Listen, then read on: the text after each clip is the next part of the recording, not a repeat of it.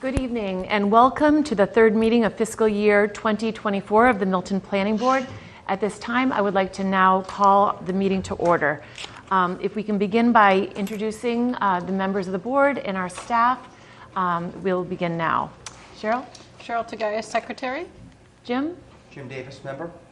Maggie Oatsfield, member. Sean Fahey, member. And myself, Meredith Hall, serving as chair. And now to introduce our staff, we have on Zoom, Tim. Tim Zerwinski, Director of Planning and Community Development. Josh. Josh Eckert-Lee, Assistant Town Planner. And Julia. Julia Getman, Clerk. Good. Good evening and welcome to all. We can now begin by administrative items. Approval of minutes. I know, Julia, you did get those in, but I know Cheryl, it was late. So that's why I'm going to defer the minutes for August 3rd to our next meeting. Okay. Thank you for getting those done. And I was not expecting you to have a chance. So sorry, for people to have read it. And then the discussion of next meeting dates. We have a MBTA Community Forum to be held, and we'll be hearing more about that this coming Tuesday, August 14th. And Tim, that location of that meeting? That's going to be remote. We actually had to switch the date. We had originally wanted to do it on the 14th, but I actually got invited to the Warrant Committee's meeting on the 14th, and I wanted to make sure I was available for that. So that's going to be remote. We've got a link that's up in all the usual places, and we haven't scheduled the September forum. We tend to do it usually the third week of the month, and we've been trying to do those in the Keys room. So we'll try to make sure we get that for September and make sure that we're not picking dates where there might be conflicts. So that's what we're looking at for the next month. That's great. And it would be good to do it in person. At 7 o'clock? That'll be at 7 p.m., correct, Tim? If we do it, so next week's will be at 7, yes. And if we do them in the Keys room, which we like to try to do, those usually start at 6:30 because we've got an 8:30 full stop over at the library. But next week's will be at 7, and we can. Josh, do we have a link up on the planning department page? Yes, the Planning Department calendar has it up. It's featured on, I think, most of the calendars, and it's on our Twitter or X and Facebook, as well as been sent out to the recipients on our listserv. And I think we did a news item on the town website, did we? Okay. Yeah, so that links around. And just so folks understand, the way that the public meeting calendar works, the main town public meeting calendar, those events are pegged to boards and committees. So because these forums are not technically planning board meetings or anything, we have to put them on the department calendar and then kind of disseminate that link widely. So that's why it doesn't show up on the town meeting calendar. Just in case people are confused about that. That's why when we do these, we then try to, social media, town website, we put flyers out, we tell all your friends. But that's just why if you look at the public meeting calendar, this doesn't show up, unfortunately. It's just a functionality of the way that the public meeting calendar works. Great, thank you, Tim. And then we have our next regular scheduled meeting is August 24th. And then that will put us into our September meetings, which are September 14th and the 28th. And we'll announce the public forum when we know. So, and so now we can start with the staff update. Tim? Yeah, just a couple quick things and actually relevant to scheduling. I mentioned in last week's staff update that we did get a site plan approval or a site plan modification application for the Bent's project on Pleasant Street. They are looking to expand their parking facilities and so need an amendment to their site plan approval decision. I figured that August was kind of pretty blocked up, but we should think about scheduling a hearing for that. And I'm just kind of, thinking September 14th. I don't know if anyone has any objections to that. It's a relatively straightforward application, but it is a public hearing, and we need to get that noticed and advertised and everything. So I just wanted to see what the board's thoughts were on that. Great. I think that sounds good. We can tentatively pencil that in for that date. Okay, we will do that. And then there had been some interest in hearing from our technical assistance consultants relative to MBTA communities. I had a good meeting with Eric Halverson from RKG Associates. He is elbow deep in data for the fiscal impact analysis. We've been getting him everything he needs, data from the fire department, from the police department, budgets from the town and the school department. He's in the process of scheduling interviews with relevant department heads to talk with them. I met with him this week just to kind of talk through generally where we were looking in terms of districts and kind of densities for the actual location of MBTA communities districts. He doesn't need anything to be pinned down just yet, but wanted to get a general sense of, the scale of what we were looking at. So he would like to come in on the 24th to kind of walk through where he's at, provide the board with an update, and I think talk to the board a little bit to get a little bit of direction and clarity. So unless there's a problem, I'd like to bring him in on the 24th. I also spoke with our team at UTIL. They have, whether it's through sort of the existing budget they have from our original grant, or just through planning board budget, which we discussed last week, the board would be happy to get them in. So they are available also on the 24th. To kind of talk to us about kind of what their process has been and answer any questions about their modeling activities. So, if that's something the board's interested in, we'll be able to have, two of our consultants come in on the 24th. Definitely. I think that sounds great, Tim. I think others. Okay. And I'll have a little bit more to talk about, when we get to that agenda item as to kind of the path forward with both RKG and UTIL relative to some modeling work and kind of putting what hopefully are, if not finishing touches, polishing up, some of our sub-districts. So we can talk about that a little bit later. But those are the two main things. And the last thing I'll say, just, for folks, who are interested, we've got an agenda item a little bit later on talking about Town Farm. But just want to let folks know that we had an RFP out for a modular construction company to build the animal shelter at the access road site. Those bids were due yesterday. We did get a bid, just one, from a modular builder. It was so far responsive. The bottom line budget number is a little high. So the advisory committee is going to be working on that. There's a subcommittee to kind of look through that response and kind of see if there's any negotiation to be had with the respondent. Just of interest to the board, but also potentially relevant to what goes on at Town Farm.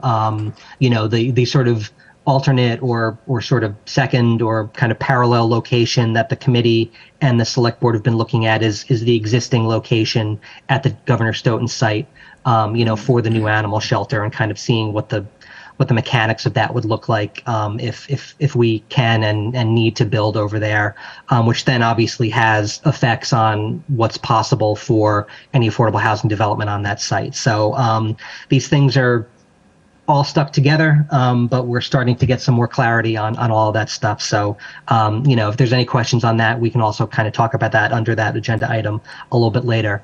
And then really quick, I know we do have a full agenda, but I did want to let Josh talk for just a minute about some of the work that's going on down at Milton Landing. I think especially relative to the leasing of property over there, and also some of the work that we're doing with our consultants around potential dredging. Great. Thanks, Tim. Sorry, Charlotte, Meredith, is that okay? Yeah, please start. That's great. Thanks, Josh. So the Select Board's Milton Town Landing Committee at their most recent meeting voted to give notices to the folks occupying what are known as lots B and C, or rather lot B, which are the two 5,000 square foot parcels on the parking lot, where if this is the parking lot, B and C, B is closest to the Milton Lockup building. Town administrator is working with the current tenants to figure out what will happen on that site, but it will likely lead to some moving of those boat trailers. In addition, the Select Board voted to send a comment letter to the EPA regarding their draft community involvement plan. Comments were due at midnight tonight. We got that voted on yesterday and sent in this morning. It's a robust letter talking about particularly the formation of what's known as a CAG, or a Community Advisory Group, which will be a citizen-led and EPA staffed and supported committee to specifically touch on all of the community engagement efforts and sort of citizen engagement around that site. Not to mention, it also touches on our desire for the EPA to consider expanding their operable area to include the Milton Landing area, where we found PCBs, lead, and chromium in levels that make dredging at the sites financially near impossible to do on the scale we're working at without federal support through the EPA. So that comment letter has been submitted, and we've so far had good responsive feedback from the EPA in other conversations. They're aware of the dredging report. They've received that, and spoken to their scientists as well as the independent scientists at NOAA who are assigned to this case. So we're really working hard to make sure we're having a robust and ongoing conversation with the EPA and making sure that the dredging work that we seek to do can be done as effectively as possible. It's still, and we're going to be saying this for a long time because it's such a long process. It's still very early days on the Superfund process, but the first milestone is, how are they going to set up these community advisory groups? We advocated for a Milton specific community advisory group, which we think is appropriate. We have, a big bank on the Neponset River, and this project affects us, just as much as anyone else. So we will, there'll come a time where the need to brief the planning board on this kind of expands beyond just the staff update. So when that time comes and there's enough information to share and kind of feedback to be had, we'll bring you a more full briefing on that. But, it's still a lot of just kind of the EPA kind of just getting themselves set up and trying to figure out, how they're going to start to, attack this thing from a public outreach standpoint. So stay tuned. And I think that's it for staff updates. So thank you. Great, thank you. That's great information. So with that, we can now move to Citizen Speak. If there's anyone in the audience who would like to join us or on Zoom, please raise your hand. We've got a couple hands up on the Zoom. Okay. I don't know if there's anyone in the room right now. Invite them to join us. Okie doke. We've got Echo Bergquist. Echo, if you can just give us your name and address for the record. Hi, yes, my name is Echo Bergquist. I live at 42 Lincoln Street. Welcome. Thank you. I wanted to speak today in support of the revisions to the letter that's addressed to the MBTA Board of Directors that asks for an explanation of the rapid transit status and that urges MBTA to invest in the trolley. I'd also like to say that I'm concerned about the focus in terms of the general discourse on the MBTA Communities Act. I'm concerned a little bit about the focus on the specifics of MBTA service with regard to this act, and that they're being used as a delay tactic meant to stall this very needed and legally required action on the part of our town staff.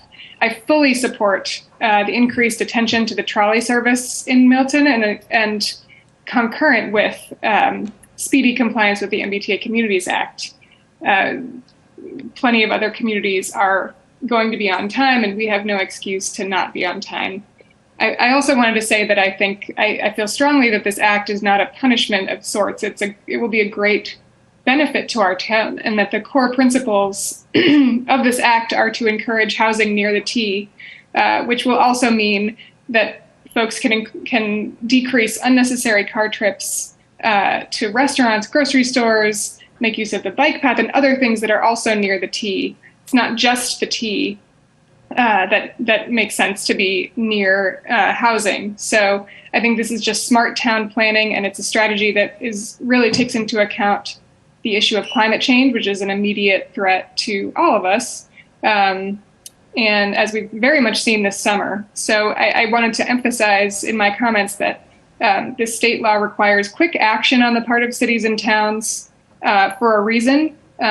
Delay is not an option at this point. This law is designed to address climate change in the sense of encouraging less unnecessary driving. And now is the time to act on climate change. I would urge the planning board to be leaders on this issue and use your platform to advance compliance with this state law and to help in the fight against climate change. And I appreciate the time. Thank you very much. Thank you very much. Next, do we have someone else? Next, we have Tom Callahan. Tom, if you can give us your name and address for the record. Thank you, Tim. My name is Tom Callahan, 16 Orono Street. First things first, I'm standing outside with Marion McKettrick, and we're all locked out of the building. All three entrances are locked. So All right. Another gentleman just joined us. So there's at least 3 people that would like to come into the meeting. Great, thank you. Yeah. Can we see if there's a doorstop out there? Julia's gone now to check, Tim. We're at the very front entrance. Where do you want us? Side? Yeah, let us know where you're Yeah, going to mailboxes will be great. Great. The mailboxes. Okay. Yeah, we'll go over there. Thank you. IT usually sets those doors to be unlocked when there's a meeting going on. I'll have to just check in what there was an oversight or a glitch there. Apologies to everybody out there. Julia just opened it. So. Great. Yeah. Is there any other hands up while we wait for others to join us? There are. Let's hear from Jim Coyle while we're waiting. Perfect. Jim, if you can give us your name and address for the record. Yeah, sure. Good evening. My name is Jim Coyle. I live on Bumpton Street. My question is about the work being done by Verizon all over town. I've noticed there's some support cables being run across private property. Does the Verizon work, does that come under the planning board to review or anything like that, or are they just totally on their own in what they do? For the most part, a lot of that goes through DPW and the wire division, but also depending on the nature of the work, there is we do have a wireless telecom bylaw. Depending on the size and kind of scope of any new installations, there is a design review committee. We haven't had very many applications that have triggered design review for telecom facilities. One other thing that's relatively new is, what are referred to as small cell facilities, which are kind of smaller antennas that go on existing utility poles. The select board has a review process and a policy for public hearings to review those. But, without knowing, exactly what the nature of the work is, it's tough to say. Jim, if you wouldn't mind maybe shooting me an email and I can kind of shuffle that around to DPW and see if they can get you some answers. Because it seemed like it's out of control here right now when we have instances of cables falling down already on Washington Street not long after they were installed, and there's electric and cable TV or Verizon new cable. They're resting on top of each other. There's a lot of safety concerns out there. And you were talking earlier about this the north part of Milton. it's going to be let's say, a more dense development there in the long run. It certainly needs a good look. Verizon seemed to have a blank check. They were able to do whatever they do, and nobody's watching it. That's my impression. And it's shouldn't there be approval if they're just connecting cables to keep the telephone poles upright and supporting all the additional weight? That doesn't seem to be being managed or watched by anybody. I unfortunately can't speak to how DPW reviews and processes that work, but again, if you've got some specific areas that you have concern with, we can get that over to DPW and they can take a look at it, and we can maybe get you some more specific answers. But did Verizon submit a plan for approval for this board at all? No. No. Well, that's a huge mistake. I mean, it's disgraceful what's happened in East Milton and other areas around town. It's just way out of control. It looks like a third world country almost. It's awful. So I suggest maybe some members of this board can go take a look and see what I'm talking about. It's just in very dense areas, it looks far worse. When you're out in more wide open spaces, you can make it blend in better, but it's just not working at all. Anyway, that's my thoughts for tonight. So.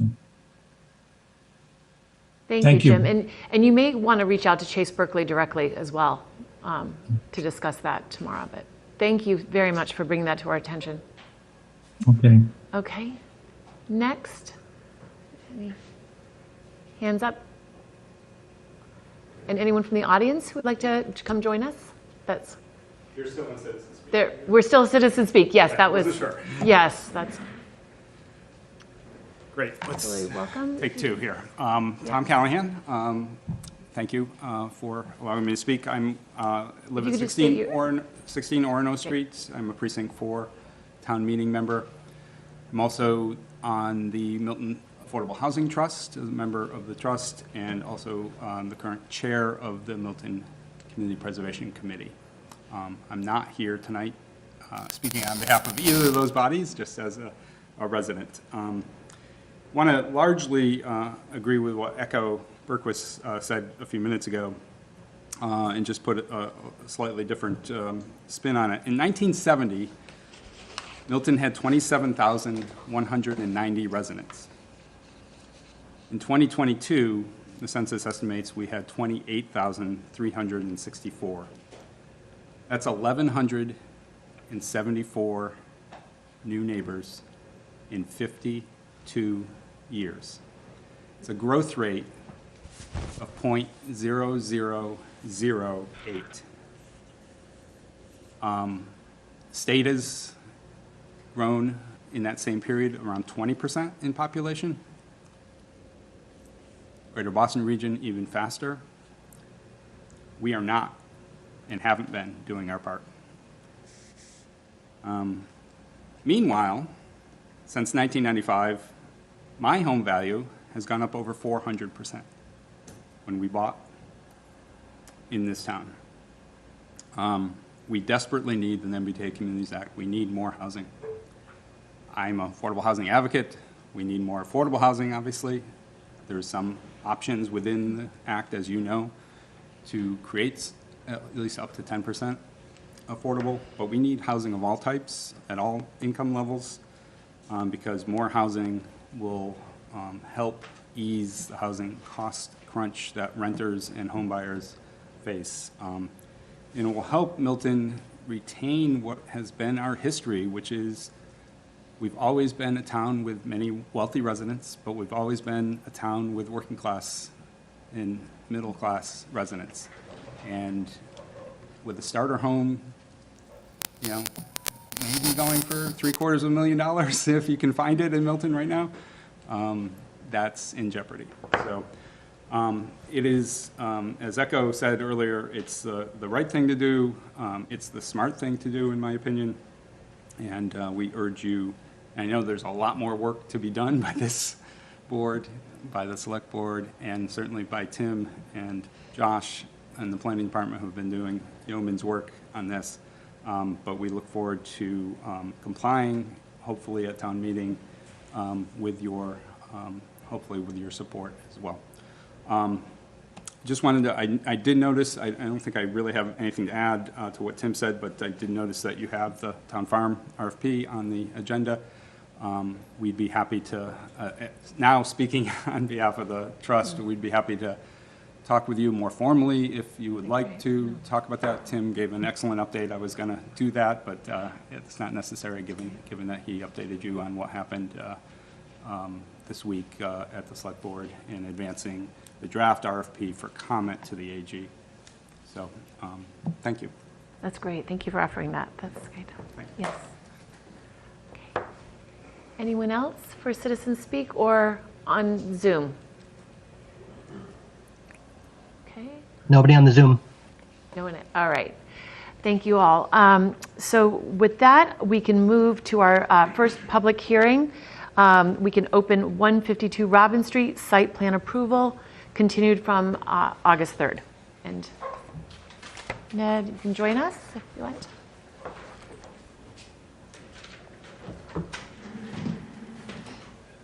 Great, welcome. Thank you. Nice to be back. Ned Corcoran, for the record, representing Community in Boston LLC, and Brian Johnson, the owner of 152 Robin Street. We've had several fairly robust discussions last week. Among other things, we received a draft or a proposed modification of the site plan, particularly dealing with the orientation of the greenhouse and the wood frame market. Mr. Johnson and his surveyor have looked at it fairly carefully and have sort of accepted a hybrid version of that, if you will. They agree that the reorientation of the greenhouse and the raised planting beds is appropriate, but they do think they need to keep the market building itself in the same location with the same orientation. And I submitted, I think yesterday, electronically at least, an updated version of that plan. I also submitted a draft of site plan approval, which I know Cheryl has commented on. I have two comments with respect to her comments, but otherwise we're obviously open to listening to other comments that other members of the board may have. Great, thank you. Do we want to pull up the site plan? Good idea. So we can just sort of highlight the things that were added since our last meeting, the lampposts, the move of the building. Josh, are you able to pull that up? Just a sec, I'm pulling it up now. Yeah, I had to change my password on OneDrive, and now it's being funny, so I need to fix that. But in the meantime, thank you. Great, thank you.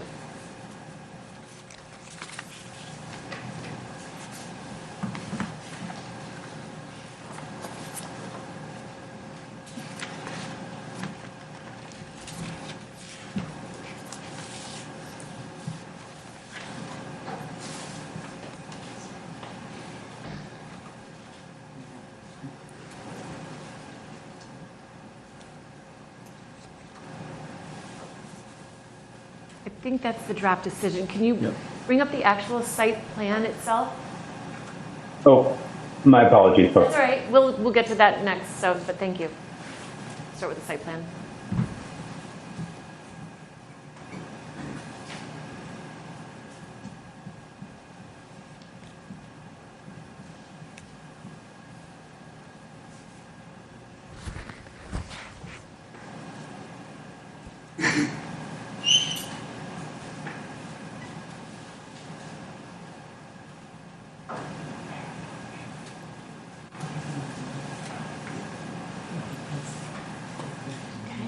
All right, so we can open it up for questions now from members of the board. So I know we did make several modifications to the plan in accordance with the notes from last meeting. We added the proposed electric line to the plan connecting to the dwelling. We modified the reference to the stone wall opening, that it is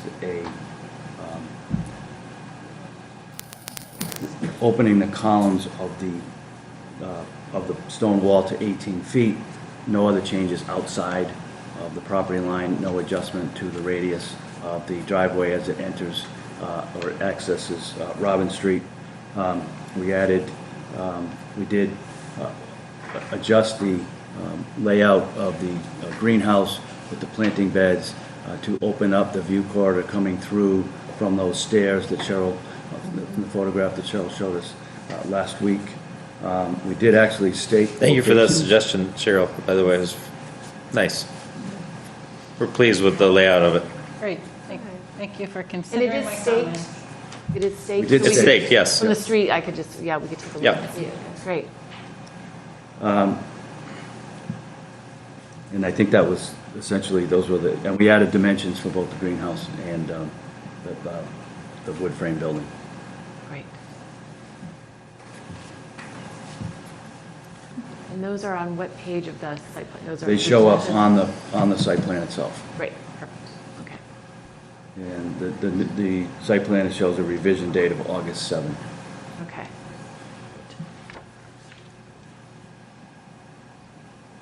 Well, may I Yep, make go that? ahead, yeah, Okay. please. Well, thank you for, as I said, for making or considering the changes.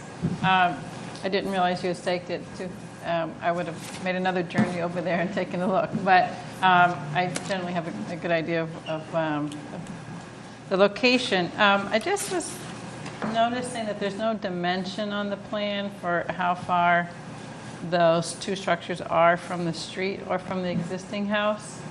I don't think it's a significant thing to hold things up, but I think if we could get those added. They are noted in the application. That's what if I've that- seen them, but yeah, but maybe Okay. just have them reflected on the site plan. Okay. I'd have to go back and double check that then. I did provide a zoning table, zoning compliance table, showing that at least the setbacks of the building, 38 feet front yard setback from the street to the wood frame building, which is closer to the street than the greenhouse. It looks greater than that. If I look at the dimension on the site plan where it says 28 feet on the building, you see that? Josh, can you zoom into the market building?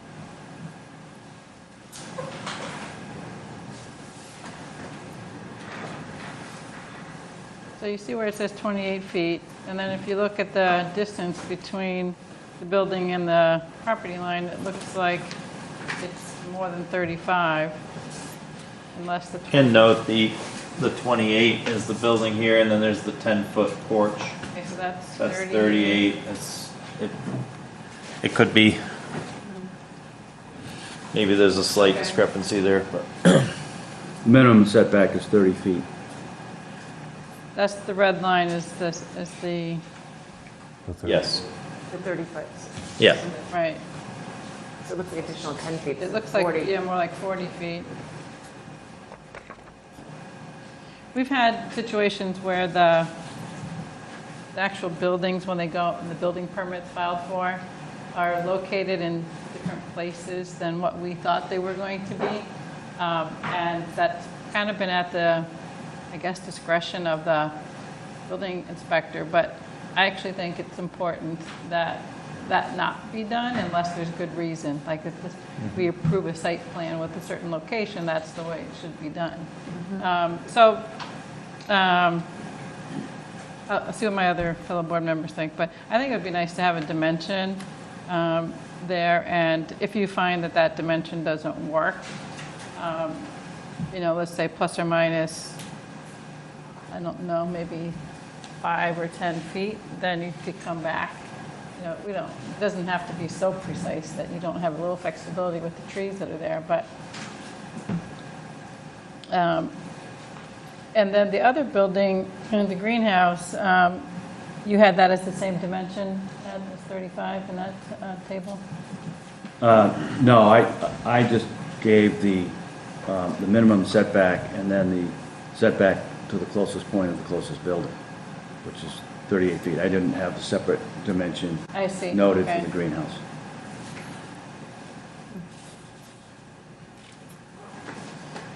We could also possibly make a if we wanted to make an approval tonight, subject to getting those, having those put onto the site plan.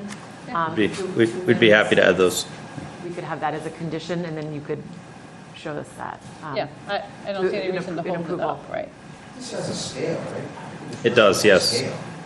Well, But it would be good just for the, Within that flower. Jim, just, yeah, just for the building. with my experience, For building we've had inspection. situations where some project that was approved came back to the planning board after there were some problems. And part of it was that the structures were located completely differently than on the site plan that the planning board had approved. And I don't think that's a good idea to be having that happen and having that be at the discretion of someone who's not part of a public process and a public hearing process. So right now, these could be placed generally in this location, but there's nothing which would say, oh, that doesn't look like where it is on the plan. You know, how do you enforce it? So I can tell you that our prior building commissioner asked us to be as specific as possible so the enforcement could be easier for them in the building department. So that would be a subject approval, if it was, the board agreed, subject to the location of, and distance of setbacks from the street and from the other buildings on the property. So I just caution a little bit because it is under an agricultural exemption, and under 40A, Section 3, no bylaw shall restrict, the materials or really the methods of construction of structures, and we cannot unreasonably regulate. So I think it's a good idea to be in the general area, but I also want to caution that we don't necessarily can over-regulate either. But to Cheryl's point, I was subject to one of those conditions where we put up a fence and we put it in line with our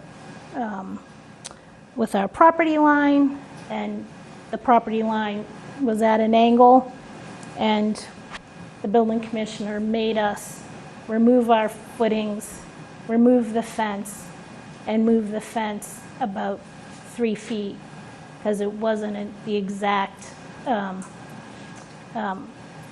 number of foot from the property line. But our property line was at an angle, and we did the same amount all the way down. So I think having flexibility would be helpful, and it would save us time, and it would save the applicant time. I think the question and the request to put the dimensions there, as a guy who spends his life building, we would want to see dimensions for where the building's supposed to be on the site.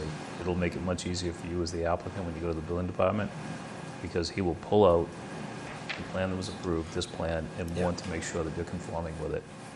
It's going to make it easier for you. We don't have any problem putting a dimension on. I mean, Simple. Yeah, I think it's a simple. If it could be maybe, like you said, approval with, Subject to. subject to adding the dimension or something that, Brian, as Jim We wouldn't have said, any if you problem scaled with it, you're probably going to be so close no one could discern the difference.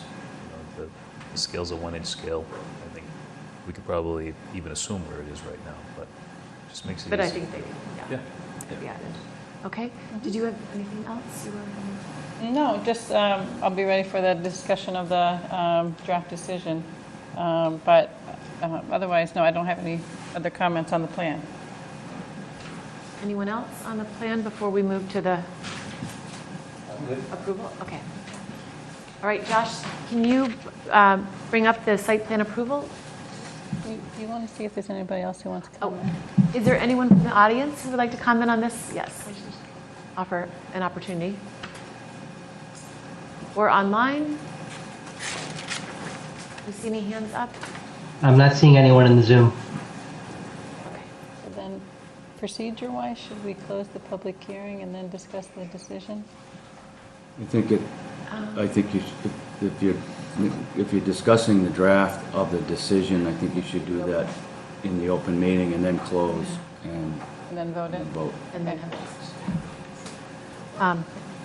all right, Josh, can you pull that up, please?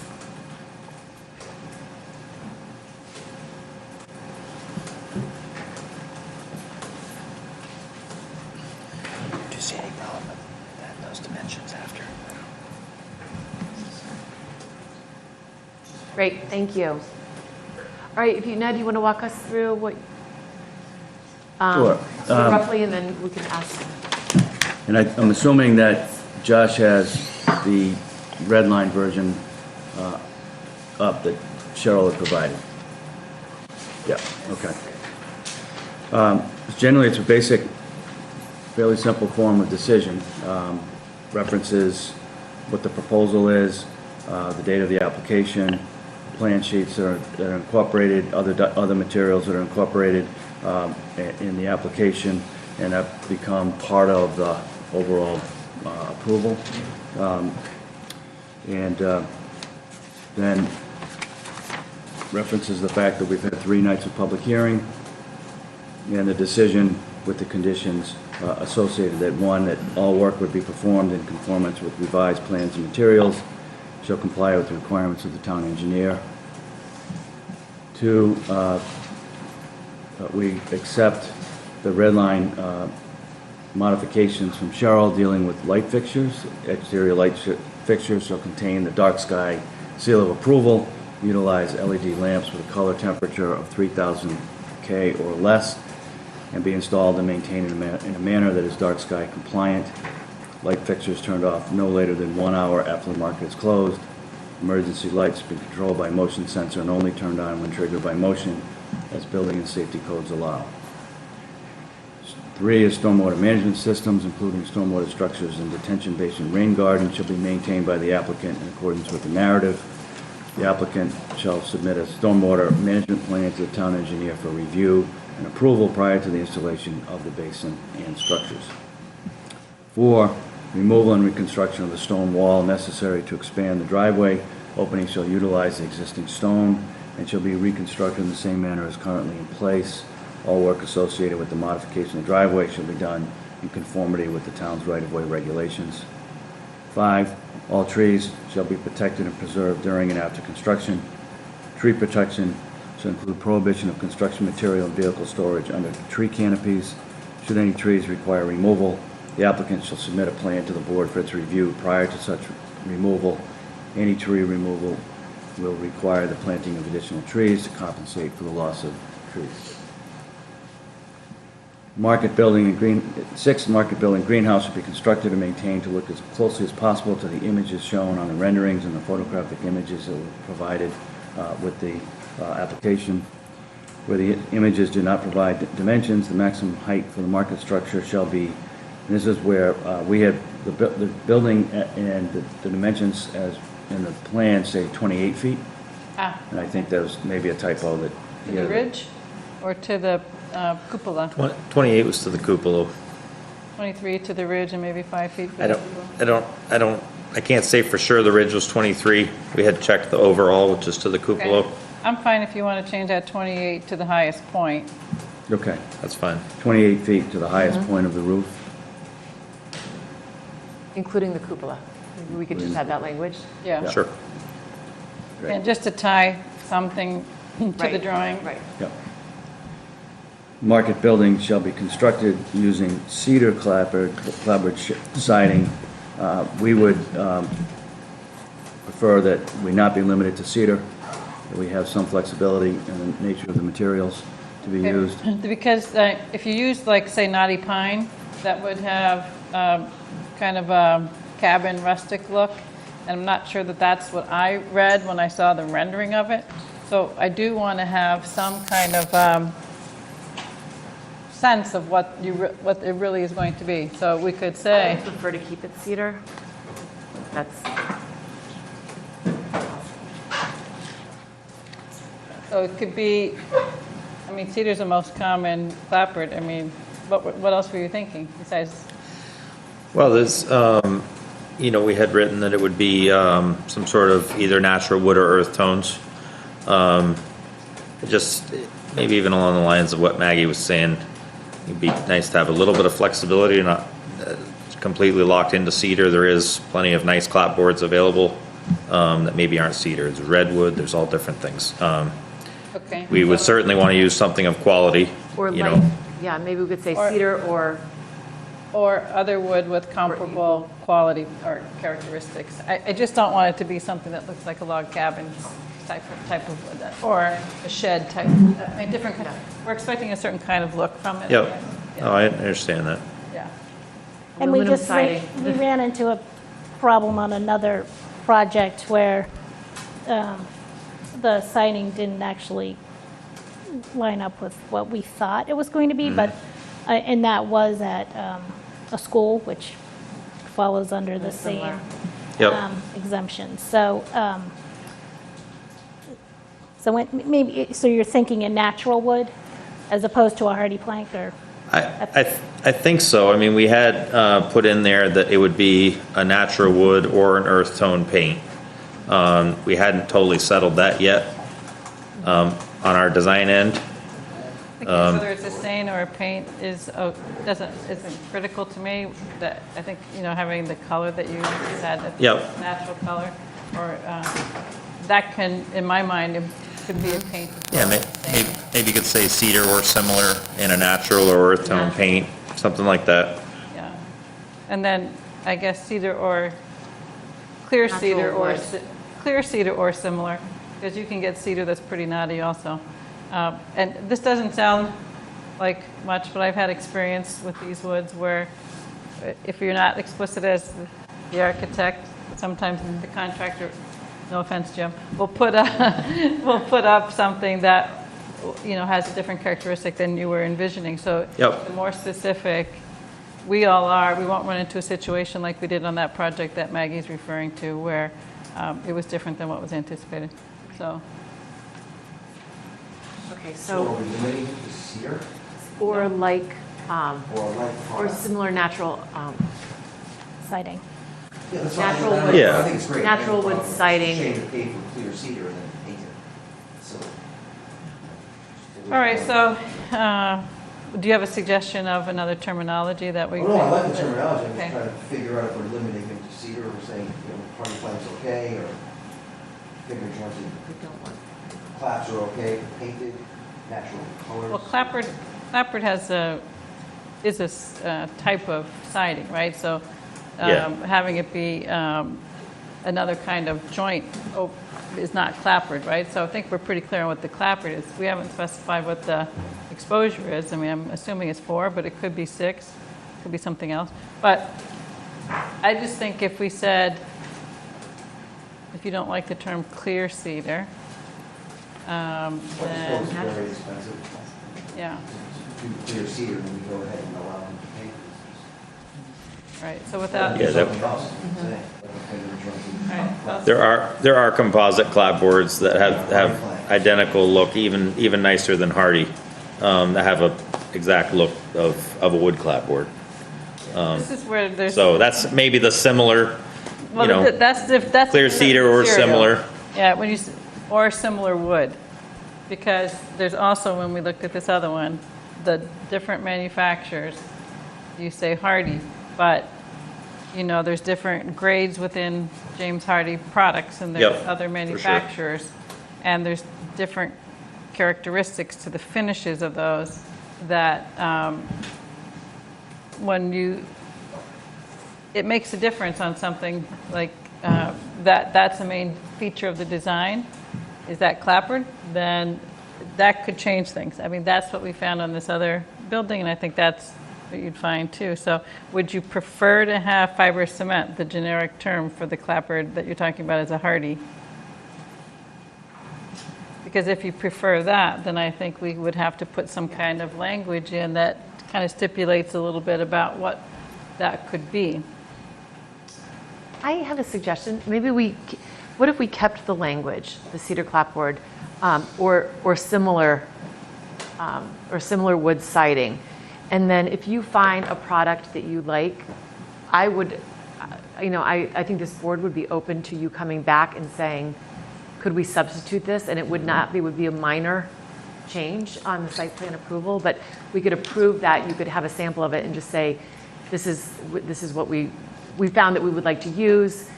We could, just sign off on it, and it would be a minor, a minor Be okay change with that that. I think our board would, be Good fine with. suggestion, Meredith. Yep. So keep it,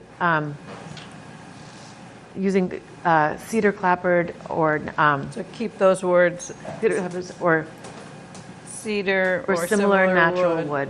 Or similar wood clapboard, right. So, Josh, is there any way you can make the text a little larger for our older eyes? Thank you. Good. Thank you.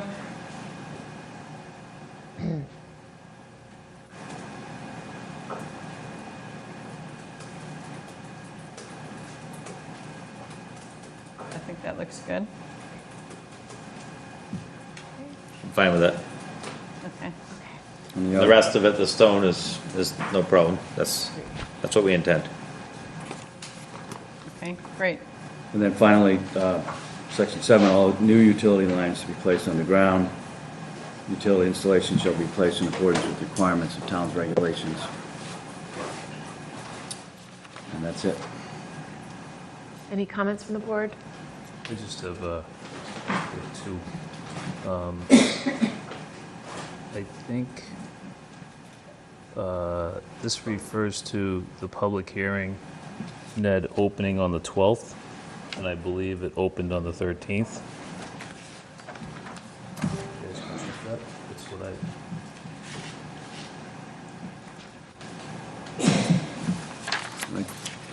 Yeah, You're right, it's yeah, 13. Yeah, it's back. So that's under the public hearing paragraph. Yeah, you're right. And then my only other, I guess, question or comment, that same night, I had asked the duration of the project. You know, just in the interest, once a project starts, the neighborhood gets disrupted, and we talked a little bit about the timing and how long it would take, and you said under a year. You said you'd hope to start in the fall and end in the spring. I just would like some parameters in terms of how long it's going to take, because as a resident of the town, I find it troubling when projects start and they don't finish. And I'm not suggesting that's what you would do, but, you know, can we put some parameters around, you know, once the project starts, it would be completed in, I know you're going to be interested in opening for the spring, right? But what are your thoughts in terms of duration that you'd be able to commit to? Well, I think like I had said at that point, we would commit to having it in under a year.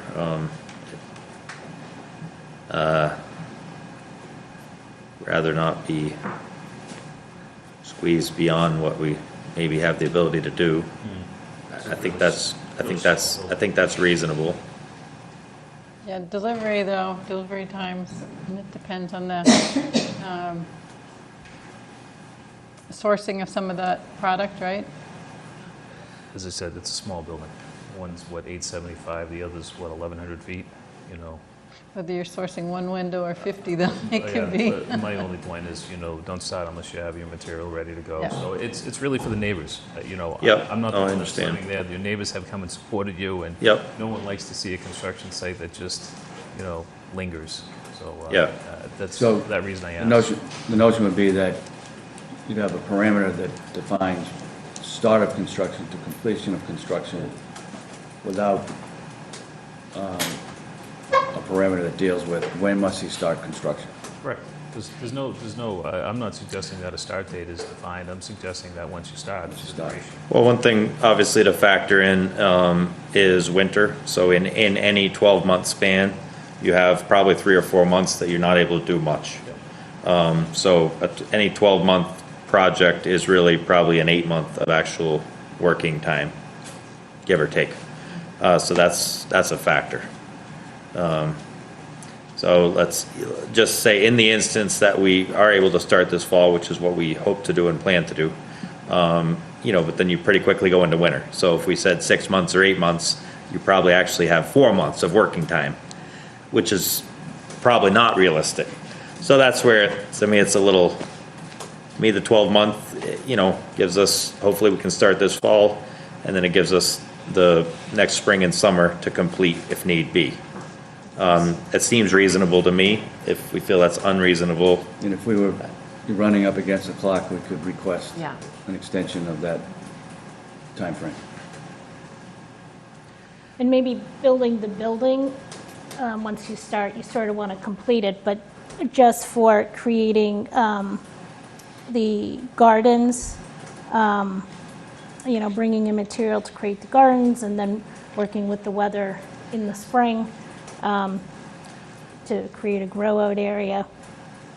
There's underground utilities, which are also, you have to work with the utility companies and all that stuff, so there's a lot to fit in there.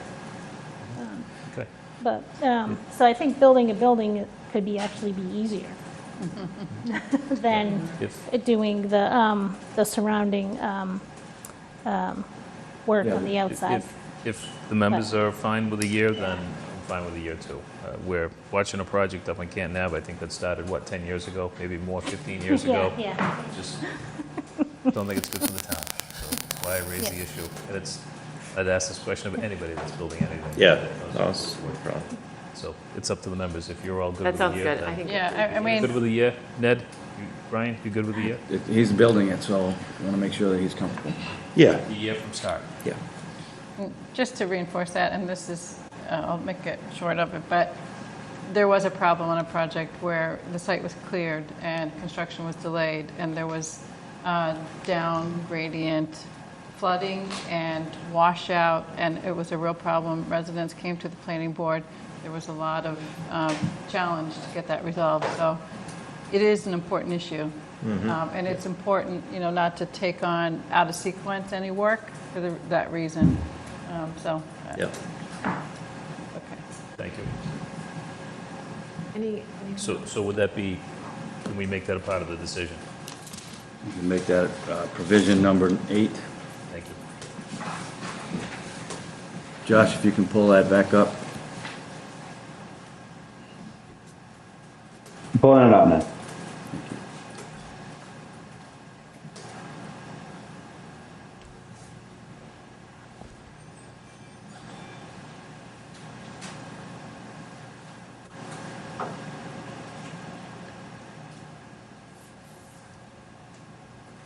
We can add provision number 8.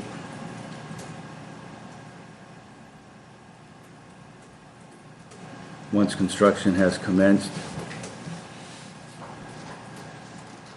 construction shall be substantially completed within 1 year. seems reasonable.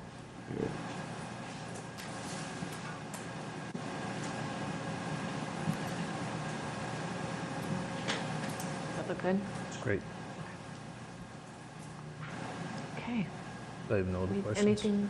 Anyone else? Any questions? I'll make a so- motion to close the public hearing. Yeah. Could I have a motion to close the public hearing? Yes, that was a motion from Cheryl. Is there a second? A second. All in favor? Aye. The public hearing is closed for 152 Robin Street, and now we can begin deliberation among the board. I'm ready to vote if this is the board. I am also. Would you like, all right, if we could have a motion. Just real quick, if you want to remember to authorize me to sign on your behalf, if that's something you're interested in. Yes, definitely, Tim, thank you. So I'll make a motion to approve the site plan application for Common Sense Market at 152 Robin Street. And subject to, in accordance with the approval as discussed and reviewed this evening and as amended this evening, and authorize the Director of Planning and Community Development to sign on our behalf. And do we need to say subject to the reflection of the site plan? Yes, thank you. Distance. And subject to receipt of a revised site plan with dimensions included from the structure to the property line and the new structures, the property line and the new structures to the existing residence. Is there a second? I'll second. All right, all in favor? Aye. Thank you. All right. Thank you so much. And I just want to say, you've done a wonderful job with outreach to the neighbors, and I think that really means a lot to our board to know that you have support from the neighbors, and you certainly do. So. Thank you. And I want to say thanks for bringing some more agricultural activities to the town. I think it's exciting and it's a reflection of our history and moving forward. So thank you. Thank you. Look forward to getting the building permit and Yeah. working, Visit you. moving forward. All right. Good, thank you. Okay. Thank you. So now we can move on to our, open the public hearing, if you're ready, for 111 Highland Street. Site plan approval continued from July 13th. We can open that, and Ned, if you want to go ahead, and Tim, please feel free to, if you have anything that you would like to say too. I think Ned can handle this one. Okay.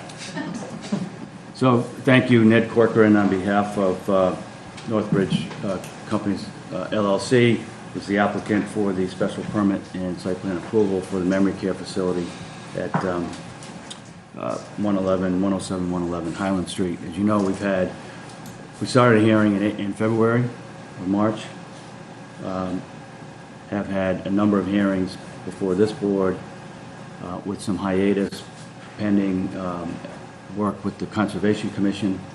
There have been fairly significant modifications to a number of the plans, and for a couple of reasons, we are requesting that the board approve a motion to withdraw our application without prejudice, for the right to refile and to commence a hearing as soon as possible, presumably in September. We would submit an entirely new package that would incorporate all of the changes and modifications that have come through both processes. And we think also that given the fact that there was a town election in the interim of the commencement of the hearing and where we are today, that the town would benefit by having all 5 members of this board participating in a new hearing. I know that Jim's here, but he cannot vote on the current application because he was not here at the start of the hearing. And so we think the town would benefit in particular by the participation of all 5. It's a big project. It deserves to have all 5 members of this board working on it. And so we would, with that, I would request that the board approve that motion. The statute, Section 48, Chapter 48, Section 16, authorizes a withdrawal without prejudice, but once filed and advertised and once a hearing is started, it does require the board to approve the withdrawal. Any questions from the members? So if I can entertain a motion to approve the withdrawal as so stated? I'm not sure you can. Oh, because you're. As you were. That's the problem. Yeah, true. Is there another motion? I'll make a motion to approve the withdrawal without prejudice. Second? Second it? Okay. All in favor? Oh, actually, we will do a roll call because you will abstain. That was you will still vote. So, Cheryl? Yes? Sean? Yes. Maggie? Yes. Jim? And myself, yes. Great. Thank you very much.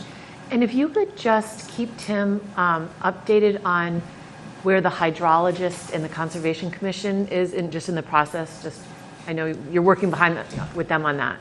Yeah, the Conservation Commission received an oral report from Tetra Tech on a couple of the questions that it had asked.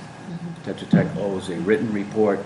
I'm sure there'll be some other materials filed by others and potentially by us, but that will all be taken up at the next hearing of the Conservation Commission, which will be September 12th. And so we'll target September 14th or September 28th as a date to commence a new hearing. Okay.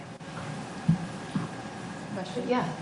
The other additional materials that were asked for, will those be a part of the new application? Yeah, absolutely. There's a number of things that we have been working on that are ready to be filed, and so the we're tabbing it as sort of an amended or revised application with a new hearing. There'll be some reference in the narrative to the changes that from what we did previously, and additional exhibits, which will incorporate other materials that were requested. Another question? There was, in terms of traffic discussion, there were some suggestions made that would address some existing traffic conditions. The select board voted this week to approve a contract with Beta for traffic consulting. And I'd like to suggest that, maybe through Tim, that we have them incorporate or study those suggestions in the model, in the traffic model that they generated, to see what impact that would have on other intersections. There's some as traffic analyses that were done as related to the 40B project on Canton Ave, related to Winter Valley. There's, I don't think, a traffic study, but there are some additional, I'm sure, impacts that come from that, though minor. But I don't think any of those suggestions should be, sort of, I guess, implemented, but to the extent that they're part of our process, I think they should be evaluated before we would suggest that those be incorporated. And maybe they won't be a part of this process, but I do think that, given that the concern of the neighbors for that, I'd like to see the town take advantage of that new consultant to study some of those changes. I think that's appropriate. We've spent a lot of time with the Traffic Commission, this board, and others about the ideas of modifying traffic access to the ladder streets. I know that the Traffic Commission has steadfastly said that they will not adopt those recommendations without at least doing the bigger traffic study. But what happens if you shut off access to the ladder streets? What happens to the signal at Canton Avenue? What happens to the signal at Canton and Thatcher? What happens to the signal at Reedsdale? It's a bigger issue. Yeah. And if you put your finger in the dike, in the hole in the dike in one place, maybe it pops another place, and they're not prepared to do that. So we think we've done in that process what we can do, and we'll stand by, ready to be further helpful. But we're pretty clear that we don't have any traffic impacts associated with this project. We'll have to demonstrate that again in the next hearing, but your peer review consultant. Yeah, we don't want to discuss, we've closed the public hearing, so we can't really. That's right. So the only That's thing further. I wanted to say was I just, we heard through the process that this application didn't reflect what was presented at town meeting. So it'd be helpful to make sure that whatever is in your information moving forward, that it does reflect what was presented at town meeting. So maybe we all should watch that presentation again. Town meeting adopted the zoning, and we didn't misrepresent a thing. All right, thank you very much, Nick. Thank you. Thank you. Okay, so we can now move on to our A&R 10 through 18, 10 and 18 Central Ave. Marion, welcome. Good evening. And I have, I'm Mary McKettrick. I'm representing the applicant. Claudio Sala is here and coming up, and he is the survey engineer who prepared the plan. Okay. So it's great that he's here tonight, because a lot of times questions come up and I can't really answer them, but I think he can. He also brought a large copy of the plan, the paper copy, and then if somebody can put it up on the screen for anyone who's watching on Zoom, that would be great. Yeah, Josh, could you pull that up so we can, so the people watching?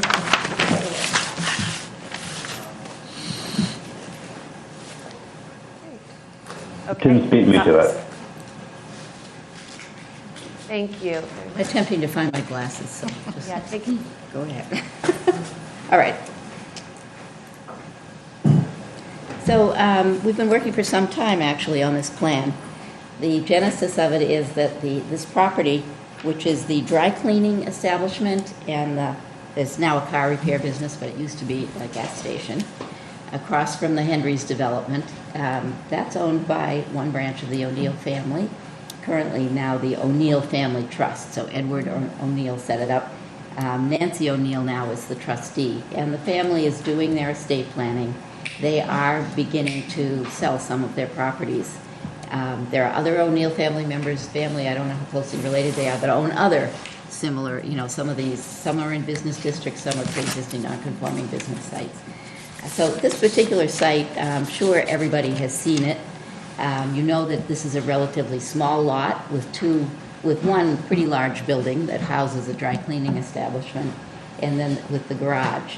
And what the O'Neill family wanted to do was to create an A&R plan that would make two lots, but it's impossible to create these two lots without a variance because the two buildings are only a few feet apart. And you need it, even though this is in the business district, you need 6 feet from the side lot line to have a legal setback. So we went to the Board of Appeals first on this, and we had a good hearing, and there was some testimony from other business owners who supported this and sort of, supported the fact that the O'Neill families cared for this property for many years. No opposition. So the plan that you see has, the two buildings, it isn't changing anything. The purpose of this plan is to make these lots potentially available to the existing business owners, if they have the capability for purchasing them. Ultimately, if they don't, another owner would be able to purchase them, but could continue to lease if they wanted to for the existing businesses. But this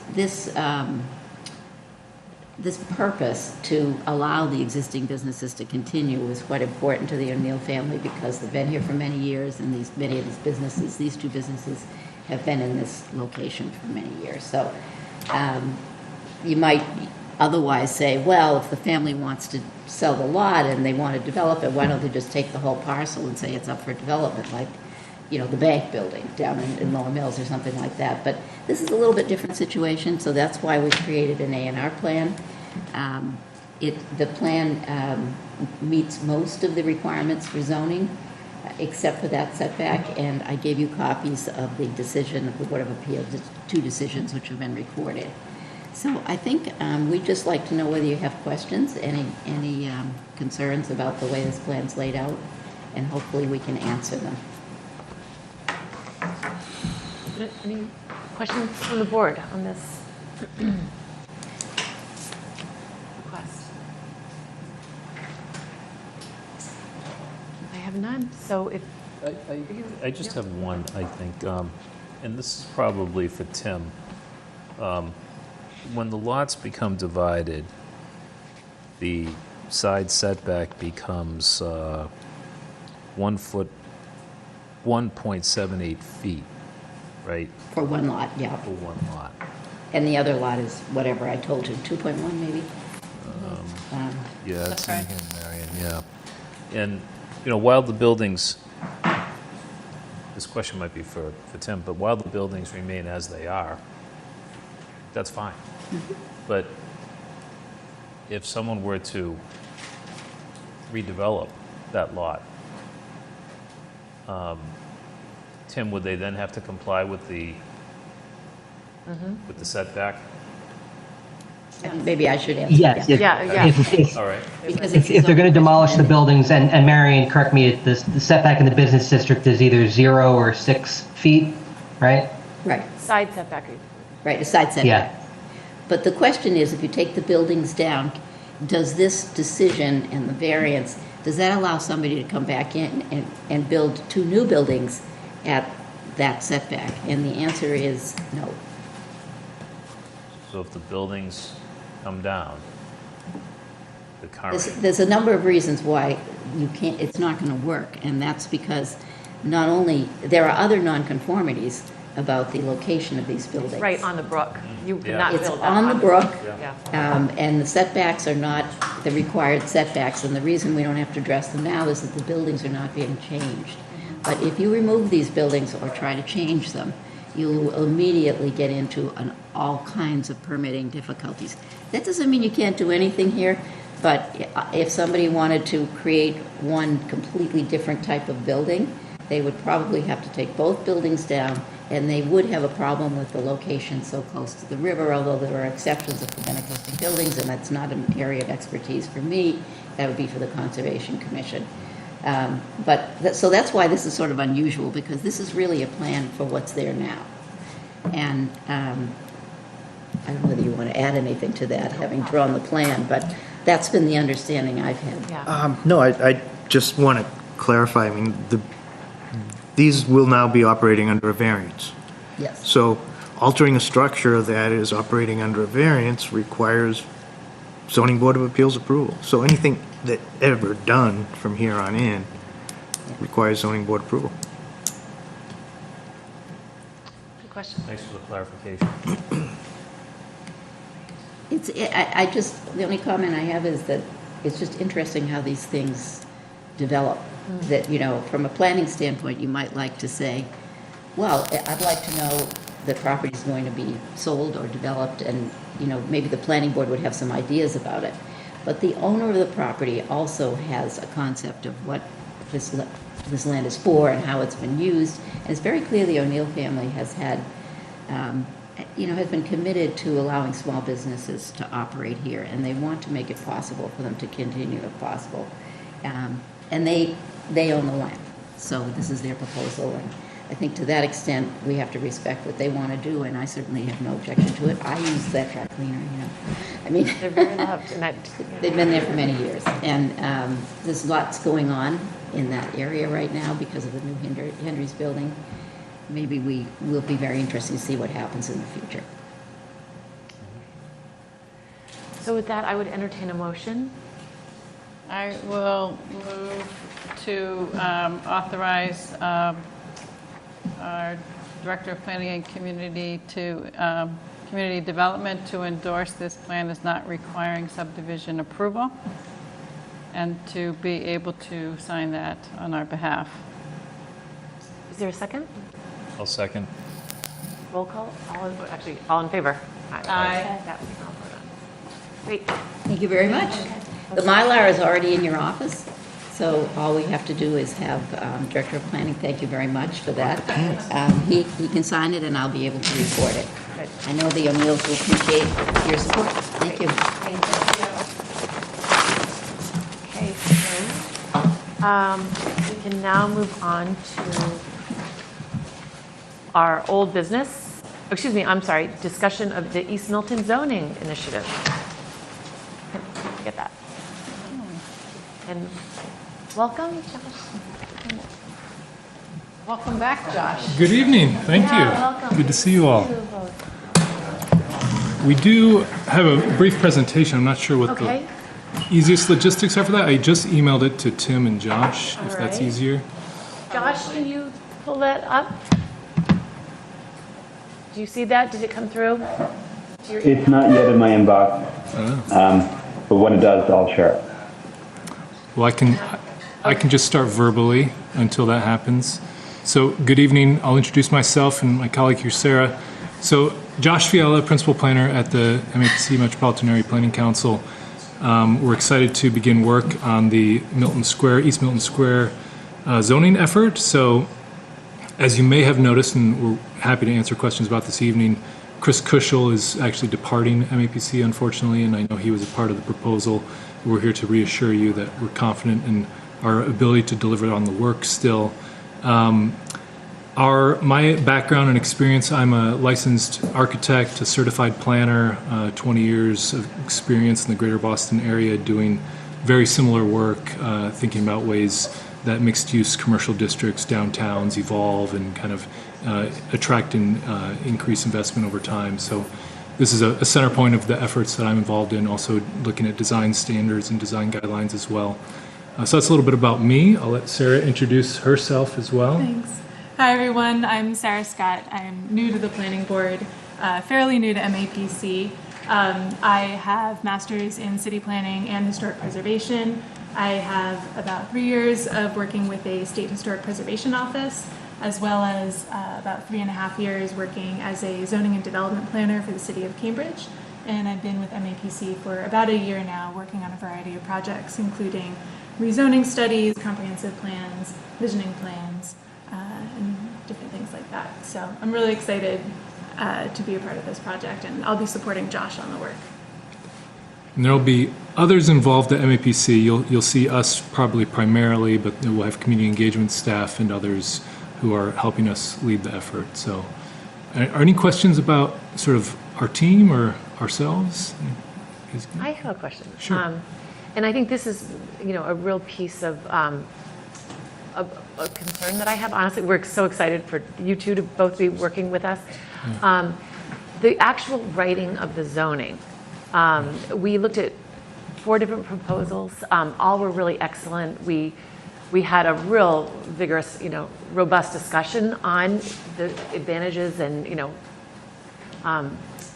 having experience as architects, but for me, the writing of the zoning, and we had a previous member of the board who just always said, zoning is law, and what we're writing has to be able to hold up legally and mean what we want it to say, and careful consideration. And I was just going to, and I know you have some experience with doing that.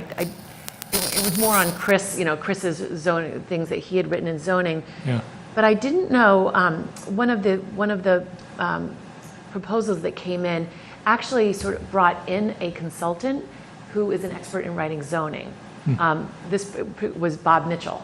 This firm brought Bob Mitchell in, which you may be familiar. Yeah. Is that something that you might consider, working in collaboration with an attorney who is an expert at the writing of zoning? And we know we'll be talking about form-based zoning, different how we approach the zoning, Yeah. but actually having an attorney to sort of just be overlooking, the work that we're doing. I don't think this person needs to come to every meeting, but when we get to the, to the point where we really would like to make sure we have something that is legally sound, I would appreciate maybe knowing that person might be available.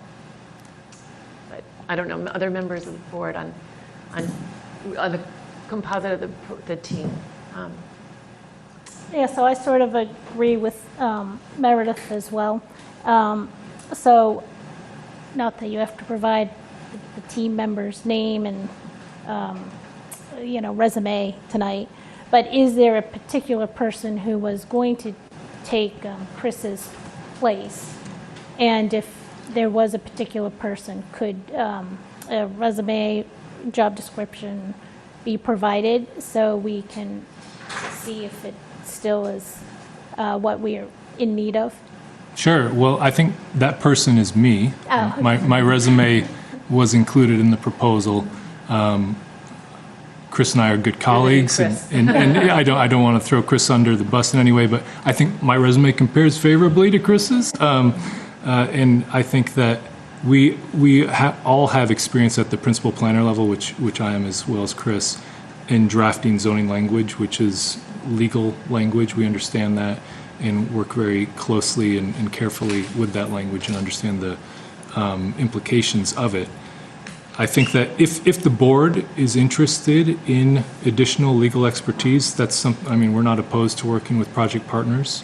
I think there might, we would have to discuss the logistics around that and if there would have to be sort of budget or other considerations in terms of the project's composition to make room for that. I'm not sure how that would work or be funded, but that's something that we could talk about, how that gets resolved.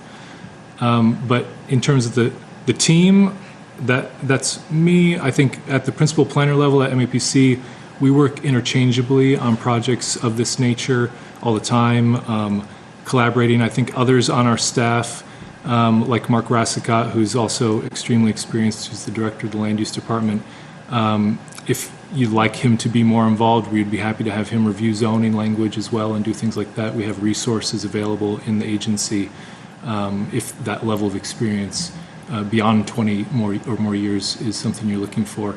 But we feel confident that we have the pieces to kind of fill in the gap that Chris leaves, although as much as it hurts us to see him go. And I'll just add that my 3 years of experience with Cambridge exclusively focused on writing and implementing zoning.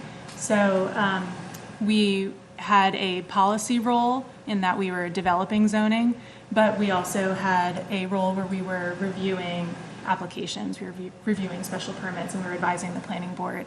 I also have 2 years of experience serving on the planning board myself.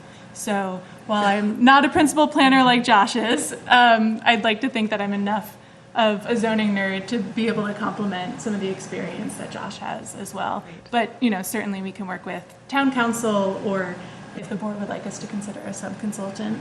And I love the historic preservation. Oh, good. Background too. That's all really good. I just have one other question, because one of the things that you really stood out to us was the community engagement, which is going to be particularly. It's important in all neighborhoods, but I think East Milton has gone through a lot, and there's some fatigue there, you know, and so really engaging and giving confidence to the neighbors in East Milton is going to be a really key factor. And you had a Christian Brandt. Yes. And he will be part of that team too, correct? Or Well, probably not a good look for us, but Christian Brandt has also left the agency, unfortunately. So we can give you a resume for Naji, who we have not, but Naji Nunnally would be the community engagement specialist who would be working with us on this project in Christian's departure. okay. Yes.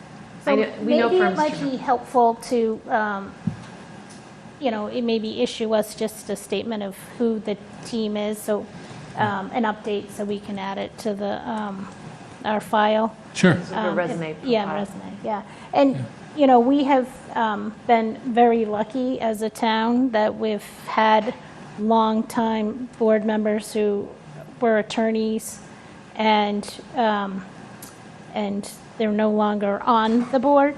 And we are also, as a town, in the process, we just lost our town council that has been with us for many years. And so now, even though it's the same firm, there is a transition in our in our town council. So there's a lot of changes in the town. And so legally and legal writing is really important to us, especially at this point in time. Understood, yeah. I think turnover in the working world is kind of the name of the game these days, so we're the We points understand. Yeah, of consistency. Yeah. Well, just one more question. Are there any other staffing changes that the team, other than the two members you mentioned? No, not that. I mean, I would say at MAPC there is staffing changes occurring, but not specifically on this project. Yes. So those Christian, who was included with the proposal, and Chris are the two. But, okay. Well, So yeah. I can continue if. Oh, it has shown up. Wow, He's got it. amazing. Okay. So we can maybe. Is it Josh that I'm asking for help? Yes, Josh is Josh, if we running. could go to the next slide with the brief agenda, if the board would please, we had for this evening. We want to talk about introductions and staffing, which I think we've accomplished a bit, and also just give a reflection of project goals from our perspective and start that conversation with the board as well to hear from you this evening. And then also talk a little bit about that community engagement strategy and why it's so important, particularly with the years of planning efforts which have been occurring in East Milton Square, and making sure that we're leveraging that effort as best as possible, not making people feel like they're not heard. So they've been in these processes and should be managed. Thank you. And then just wanted to touch on the study boundary as well, and just make sure that we're headed in the right direction on that, and then briefly touch on some next steps in the outline of the schedule. So if, Josh, you could skip through planning board members, just to highlight this is a planning board study, and we appreciate that. And then MAPC, we've already talked about some, and you saw in the proposal as well. So if we get down to the study introduction on slide 6 or page 6 on that one. So as I mentioned, we're really building on past efforts that have concentrated on East Milton Square.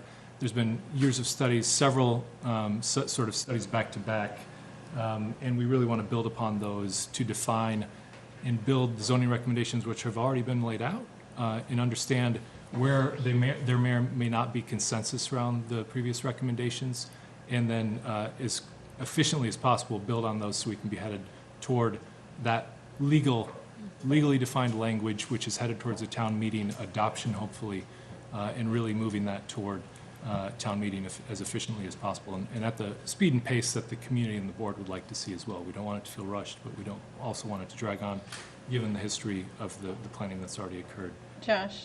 Yes. A question for you at this point, if I may. Sure. On the zoning and design regulation recommendations, will this include some discussion of form-based zoning? Yes. So I think one of the things we talk about at MAPC is sort of the nature of form-based code and what is or isn't a form-based code. All zoning, which includes design standards, is form-based in some way. And I think there's different levels to include design. So one of the things we talked about in the proposal is the difference between design guidelines, which would be a standalone document, which would require planning board approval, but not be integrated with the zoning, so it wouldn't require town meeting adoption. So Josh, you Yes. you will recall the Milton Village overlay that we worked on. Following your work, the planning board did engage a consultant to develop design guidelines. I saw that, yeah. And there was this discussion of what was in the standards versus in the guidelines. So I think having a discussion early on about the benefits or advantages and disadvantages of different ways of doing this would be helpful, just so people can understand how these tools work and how they, there's always fear with zoning, at least in my experience, like making sure that you've considered it thoroughly, and sometimes it's those graphics that can be pretty beneficial, to explain those words that seem complicated on paper, right? Agreed, yeah. The adage of pictures worth 1,000 words is really true when it comes to these things. To directly answer, I think design will be definitely a part of what we're looking at. In terms of form-based code, whether or not we're headed towards a more, what people traditionally in the profession think of form-based code with a regulating plan and sort of transects and all of that, that seems often foreign to communities. So what is, I think, more normally described as a hybrid approach where there's standards, design standards integrated. One of my favorite approaches in terms of that hybrid spectrum is to have design standards which are integrated into the bylaw itself, which are the things you really care about and are kind of immovable objects, and then also supplement that with design guidelines where there's a little more flexibility and guidance provided. So then if we did that, it would be consistent with what we did in Milton Village? That's correct. Okay. All right, thank you. Sure. And if we could skip on to the next slide, Josh, that'd be great. So the current zoning context, from what we understand, is relatively straightforward. There's the business district in East Milton Square. There's the surrounding residential area, but the focus really in this effort is on that business district, although the Barrett plan, the vision for East Milton Square, did look at expanding that business district zone a little bit in the final recommendations. Can I just add one other thing there? Yes. I'd like for us to talk about how we have businesses that have been operating for decades in the residential zone next to the business zone, and they operate under different variance scenarios. And I think that's one of the things in the Barrett report, regardless of whether there's any other talk of expansion, that part of it really needs, I think, some consideration. And I would hope that the rest of the board members support that at a discussion level in any case. Yeah, that was the justification for the expansion. Exactly. So, because when people hear expansion, they might hear alarm bells, but I want anybody who's watching to understand, too, the context. I think most people that I've talked to over the years didn't realize that the Fruit Center, for example, is not in the business district, and the building across the street where Hart Dental is not in the business district. And those are two significant commercial properties that don't lie in the business district. Great point, yeah. And then the next slide, all of this, of course, is in an effort to leverage the recent investments in the square there, the plaza improvements, the roadway improvements, streetscape, and the like. So that was the next slide. And then the following slide is focused on the proactively guiding development. So I understand that there have been some contentious development proposals in the area, including both recently approved 440 Granite Avenue, the residences at East Milton are changing the context of the square. And as we understand, one of the driving factors behind this work is really to get in front of that development pressure and proactively guide future investments. Although you all have had influence on both of these projects, and I think the outcomes have improved due to that influence. In terms of our study summary, our scope on the next slide, Josh, it's pretty straightforward. We have a 4-phase proposed project. The first phase, which we are in currently, is really about us getting up to speed and understanding, trying to hit the ground running as best we can before we get to more publicly engaging phases of the work. Looking at those previous studies in depth, understanding what they're telling us, trying to kind of pick them up as quickly as possible, doing some additional data analysis ourselves and sort of getting our feet wet in the district a little bit. Sarah and I visited, literally getting wet a little bit this evening. And then looking at drafting a community engagement plan, which dovetails in with the stakeholders which have already been identified through those previous processes, and making sure that everyone's feeling heard and sort of brought along in this next iteration of the efforts. The preparation of the zoning draft concepts is the next phase, and that will involve more intensive outreach to stakeholders and public presentation and discussion and building around that community engagement that's so important to this process. On the next slide, Josh, the phase 3 and phase 4 are really turning more toward town meeting, where we're getting to the legal language once the concepts are sort of firmed up. Drafting that language and the design guidelines, whatever form those guidelines might take, and then preparing the zoning for town meeting adoption and helping the town usher that, hopefully building support and moving it towards an approval. The timeline on the next slide is, I don't think we articulated in the proposal in this level of detail, but just to start to give a little more projection to how these phases might lay out in terms of months. I did want to just discuss with the board ambitions around, like, is there a certain town meeting that you're trying to get to? Are there external factors driving this timeline that we should know about, that we might not know about presently? But this can be adapted and adopted to relate to those external forces, but as we're looking at it now, we're effectively moving this process into that more public leaning phase in the sort of November timeframe, trying to use the time between now and then to make sure that we've spoken to people maybe more one-on-one and got as many voices involved who need to be spoken to in that way included. And then for example, this layout misses the mark if the goal is a May town meeting, for example, so we would need to do some adjusting if that's the ambition. Happy to hear feedback either tonight or later on this approach as we get this going. The other thing I wanted to talk, as we're on the study logistics a little bit about with the board, is the notion of whether the board is the main interface for the project, or if there would like to be an advisory committee formed for this process, similar to the advisory committee which occurred for the previous study with the Barrett Group and Dodson Flinker. I don't know if there's an opinion on that, but we'd be happy to hear more about that and discuss which might be more advantageous. And then also a question about, and this can be handled maybe through Tim somewhat, or through the board providing information to Tim and then to us, but asking about those important stakeholders and who's really critical for us to engage with in this first phase of our efforts, so we can hear what the sticking points may still be, and make sure that people who need to feel very involved are getting that treatment as well. So those are two questions I'll plant here. You can respond verbally or respond later. Either way is fine. All right, so we'll not seeing any Do you want- movement to. I mean, How yes. are you going to reach those stakeholders? Are you going to Yes. do a mailer, or are you going to, what's your outreach?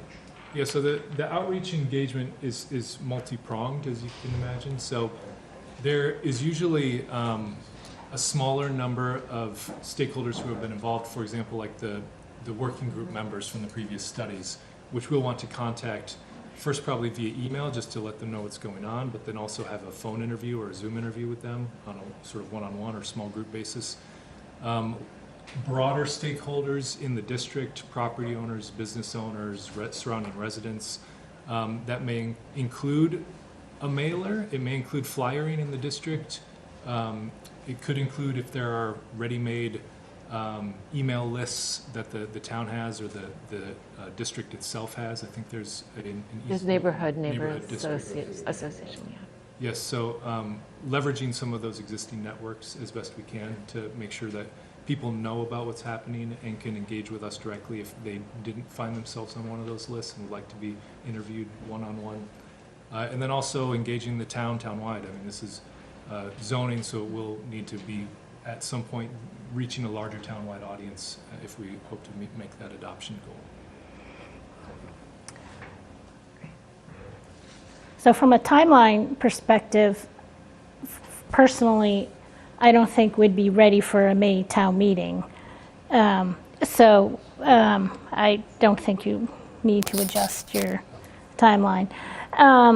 And from an advisory committee, I'd sort of have to give that some thought. But again, in town-wide, we're trying to, there's an initiative to not increase the number of our committees. And so I'd probably be more inclined to say that we are it. We're it. And I think we have enough familiar, and involvement with the Barrett report to know who we can pull in, because we certainly want as many voices to be part of this process as possible. Right. I think the thing that I recall from having been on the board when the Barrett work was being done is Judy Barrett actually asked to expand the composition of that advisory committee after some initial work, because she wanted to make sure that there were as inclusive as possible in terms of viewpoints. So she had a member of the clergy, for example, added. She gave us some categories of folks that she wanted added. So I think a touch point at certain, or at least some kind of outreach to that group would be really important, because they invested time, their time in it with the Barrett's team. And, that's the fatigue that some people have mentioned with a lot of planning work, is that you donate your time as a member of the community and then think you don't see anything come of it. And so I think first step in terms of engagement would be go back to that group, and then if there's some members of that group who are no longer involved or interested, kind of see what kind of category they filled, because not everybody's a member of a neighborhood association. We have, the Chamber of Commerce needs to make sure, most of this property is owned by business owners, right? So, and some businesses are tenants and not owners of property. And so getting kind of, sort of thinking through, who are all of the constituents for it? Because one of the things that that multifamily brings is an opportunity for a different type of housing than might be already in the neighborhood. And so some people were interested in downsizing, like people who live in that neighborhood that don't want to have a single-family home anymore. And then, so there's, I think if we're talking to residents, it's really important to get people at different stages of life. So people who maybe don't have kids yet, people who have kids, people whose kids are grown and out of the house, people who are new to Milton, people who've been to Milton a long time. So you get because they have different perspectives. And so it's just important to get as many perspectives as possible, I think, is the goal. So that was part of the goal of the Barrett group when they brought that group together. Because it's broader than the 5 of us. Mm-hmm. Yeah, for sure. I think that does make sense, though, given that this is a zoning-focused effort, and ultimately the planning board is the adopting body, which will be sending that forward to the town warrant. So we can, through our process, make sure that the groups that need to feel engaged and be engaged are engaged and contributing to this process, but then ultimately this board is responsible for the zoning itself. That's great. Thank you. So we did want to just touch on the next couple slides, not to belabor it, but we did include all of those foundational studies, which we're paying close attention to now. So going back to the local rapid recovery plan of the sort of the pandemic economic relief efforts of the state, the looking forward plan, which we've been referencing a lot, is the Barrett plan. There's the ULI technical assistance report, which preceded that. And of course, all of this is framed and underpinned by the Milton Master Plan, which the town has been doing fantastic work implementing, by the way, just to say that not all communities do that, so that's great from our perspective. And then also looking at the other resources like the Railway Village Historic Register information and how that may relate to this district. And then, of course, the bylaw itself is a foundational document as well, which we'll be reacting to and sort of responding to with our modifications to it. On the next slide, the next series of slides, we just have, the text gets a little small, but this is from the master plan, all of the language which focused on East Milton Square. We're taking a look at that and seeing how this work fits within those parameters and respecting that overarching feel. And then the next slide, the ULI report. A lot of these steps have been pursued and really set the stage for the work that followed. So I think there's been a lot of effort around that, building that community consensus, refining the vision, and really getting that both set in verbal language, but also some diagrammatic and vision planning language as well, visual, and thinking about the ways that this regulatory, the final approach to this regulatory modifications may work. The Rapid Recovery Plan took a little bit different view, but I think is very complementary as well on the next slide. And just to note too on this slide that we've been speaking with Adi Nocher, who's in our transportation department, who is now working on the parking management plan for East Milton Square. So we're talking about ways that that can be coordinated with our effort and that those related and similar outcomes can work off of each other. So I think we highlight that one here, which was from the recommendations in that planning process. And then the next few slides, Josh, relate to the looking forward East Milton plan with the vision statement, which we're looking at the details of and kind of peeling it apart sentence by sentence and trying to understand where it's leading us, as well as the visual, the plan, concept plan and diagram. The note I would make here is the good news from a zoning perspective is we're not solving for the single right outcome. We're trying to set parameters for successful investment and redevelopment. So we don't have to be as exacting as a vision plan and how people might react to a very specific diagram in terms of building footprints and locations, but we're really trying to set the parameters for success through zoning and give predictable outcomes, which the town can feel good about and the neighbors and the property owners, but we don't have to come up with the single answer. It's really about setting the field for a bunch of good answers to come forward in the future. So the next slide talks about some of the specific zoning related recommendations from that plan as well. So we don't have to get into these tonight unless you'd like to, but we're basically using this as the foundation, the starting point, of course, for our work, and we'll be using the stakeholder interviews and our communication with the board to look at these ideas and turn them around, interrogate them as needed. But if something looks good, we're not also going to needlessly change things that were previously discussed or determined. So that's all in here. There are some additional ideas that we'll be taking a look at as well around sustainability, net zero buildings, how those types of ideas can be integrated into the zoning as well, and what that might mean. Also keeping in mind with those types of ideas around development feasibility and market feasibility. So that's something we try to keep in mind as we go through the zoning for any of our efforts, is to not create zoning that just looks good as a zoning bylaw, but will actually create real results in the world of real estate development as well. And then finally, there's some, on the next slide, very tangible recommendations related to the zoning with the outline, as we discussed, to that expanded area, which relates, again, as Cheryl pointed out, to the specific business uses which are not within the business district today. And the notion of sub-districts was also introduced as part of the recommendations, which from our perspective on first glance looks like a reasonable approach and idea. And then on the following slide, there's some of the specific parameters which were outlined for each of those sub-districts, the dimensional standards, parking requirements, purpose statements. So there's a lot of information for us to start from, and we appreciate that. And this is a much better starting point than many of the setups for a zoning process like this.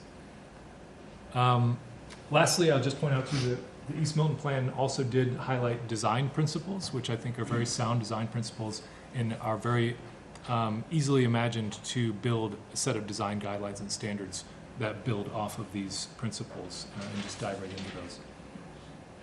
So we have touched on the next slide a little bit, the community engagement strategy. And just here's a few bullet points which we've already talked about, I think, mostly. But we're respecting those past processes, making sure that the stakeholders are engaged in this first phase through those interviews, the one-on-one interviews we talked about. But then the primary feature from a more public standpoint will be public forums, which are built into this process. And we'll be approaching those with all due diligence and deliberateness to make sure that the exercises in those engagement events are very well thought out and getting the exact type of feedback that we need to get. We're not, for example, starting those meetings with what's your vision for East Milton Square. We're past that point, so they'll be very strategic about the specific zoning characteristics, the dimensions, the regulations, the design aspects, all those items which will help us build the zoning bylaw. And then eventually that will be more formalized as we head toward the town meeting with the public hearing, which we would be involved in as the planning board would like us to be, and we'll be helping to prepare collateral and materials as you move towards town meeting that will help build that support for adoption, we hope. And then just last, to round out the study boundary, which has been touched on in those previous slides, but more so just to, you all know where this is located in Milton, of course, in the study area highlighted in the next slide, which is starting with the business district, which are those parcels in yellow, which are the B district, but will expand as suggested potentially by the previous work. And we also just did want to share on the following slide that we're already starting to get into some of the collateral and imagery that the previous consultant teams had developed with some basic three-dimensional massing of the district. And we think that's a very important step for us initially, if you go to the next slide, Josh, to show the existing scale of the district to use when we start to get into diagramming some of those design standards and guidelines, things that we might want to illustrate.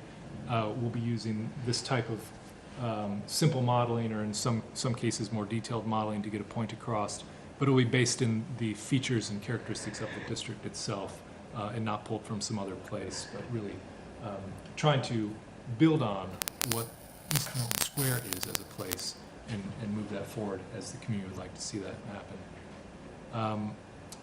So with that, we will, if there are any other additional questions, I think what I'll do is maybe, Josh, if you skip to that next steps with the bullet slide.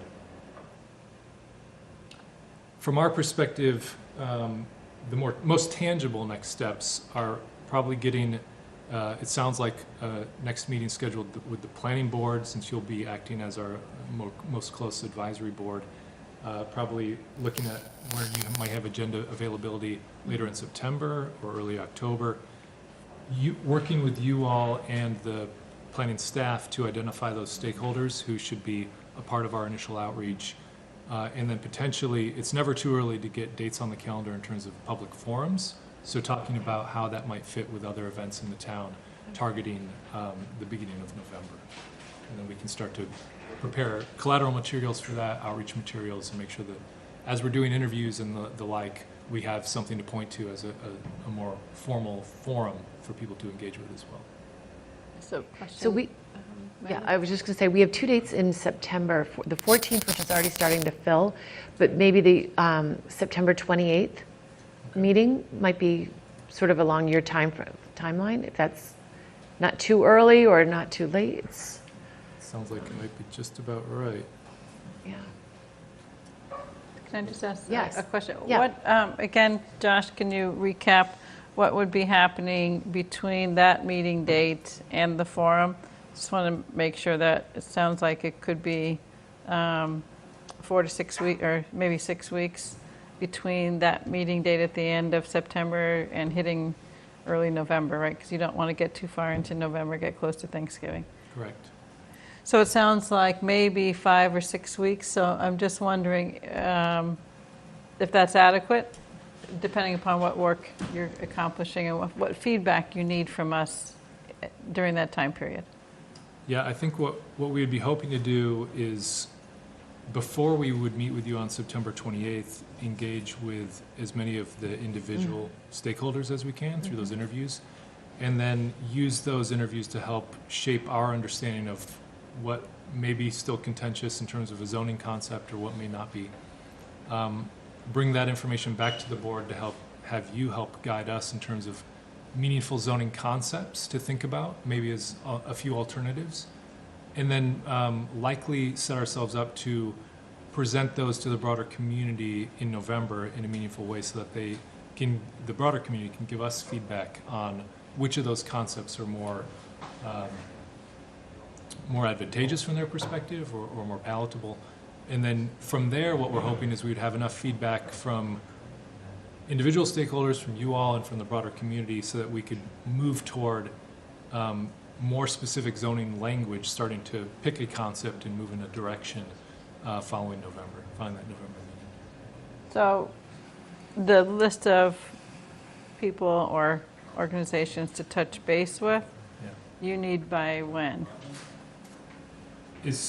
I'm sure there are some names that you could all just tell us right now that are important to discuss with. As soon as we start having some names, we'll be sending out emails and trying to get some of those set up. I think it can be a rolling list, really. And we're not going to be able to schedule and coordinate and talk to them all at once, but if we can get some that we can start with sooner than later, and then as more lists, the list is filled out, we can continue that over the coming weeks. That would be fun. And Josh, I think, and Tim, there was a list from the time of the Barrett work, and so that might be a good place to start in terms of contact information, at least for the advisory committee. Yeah, I think getting in touch with the members of the working group is a good start. I can also work with the Chamber of Commerce to kind of maybe even get like a focus group of property owners together.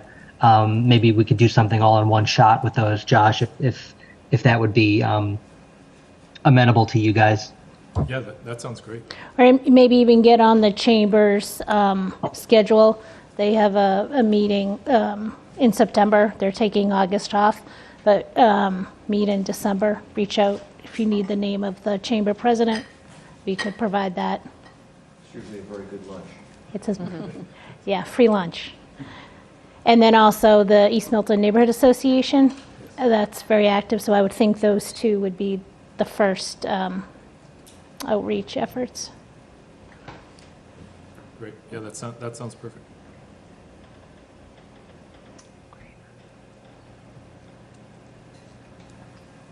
Yeah, I think that's fantastic. Is that anything else that you would That's, to add to that? that's our information to cover this evening. I'd be happy to answer if there were any other questions were left unanswered from the board. I think it would be helpful if you could send through Tim that schedule.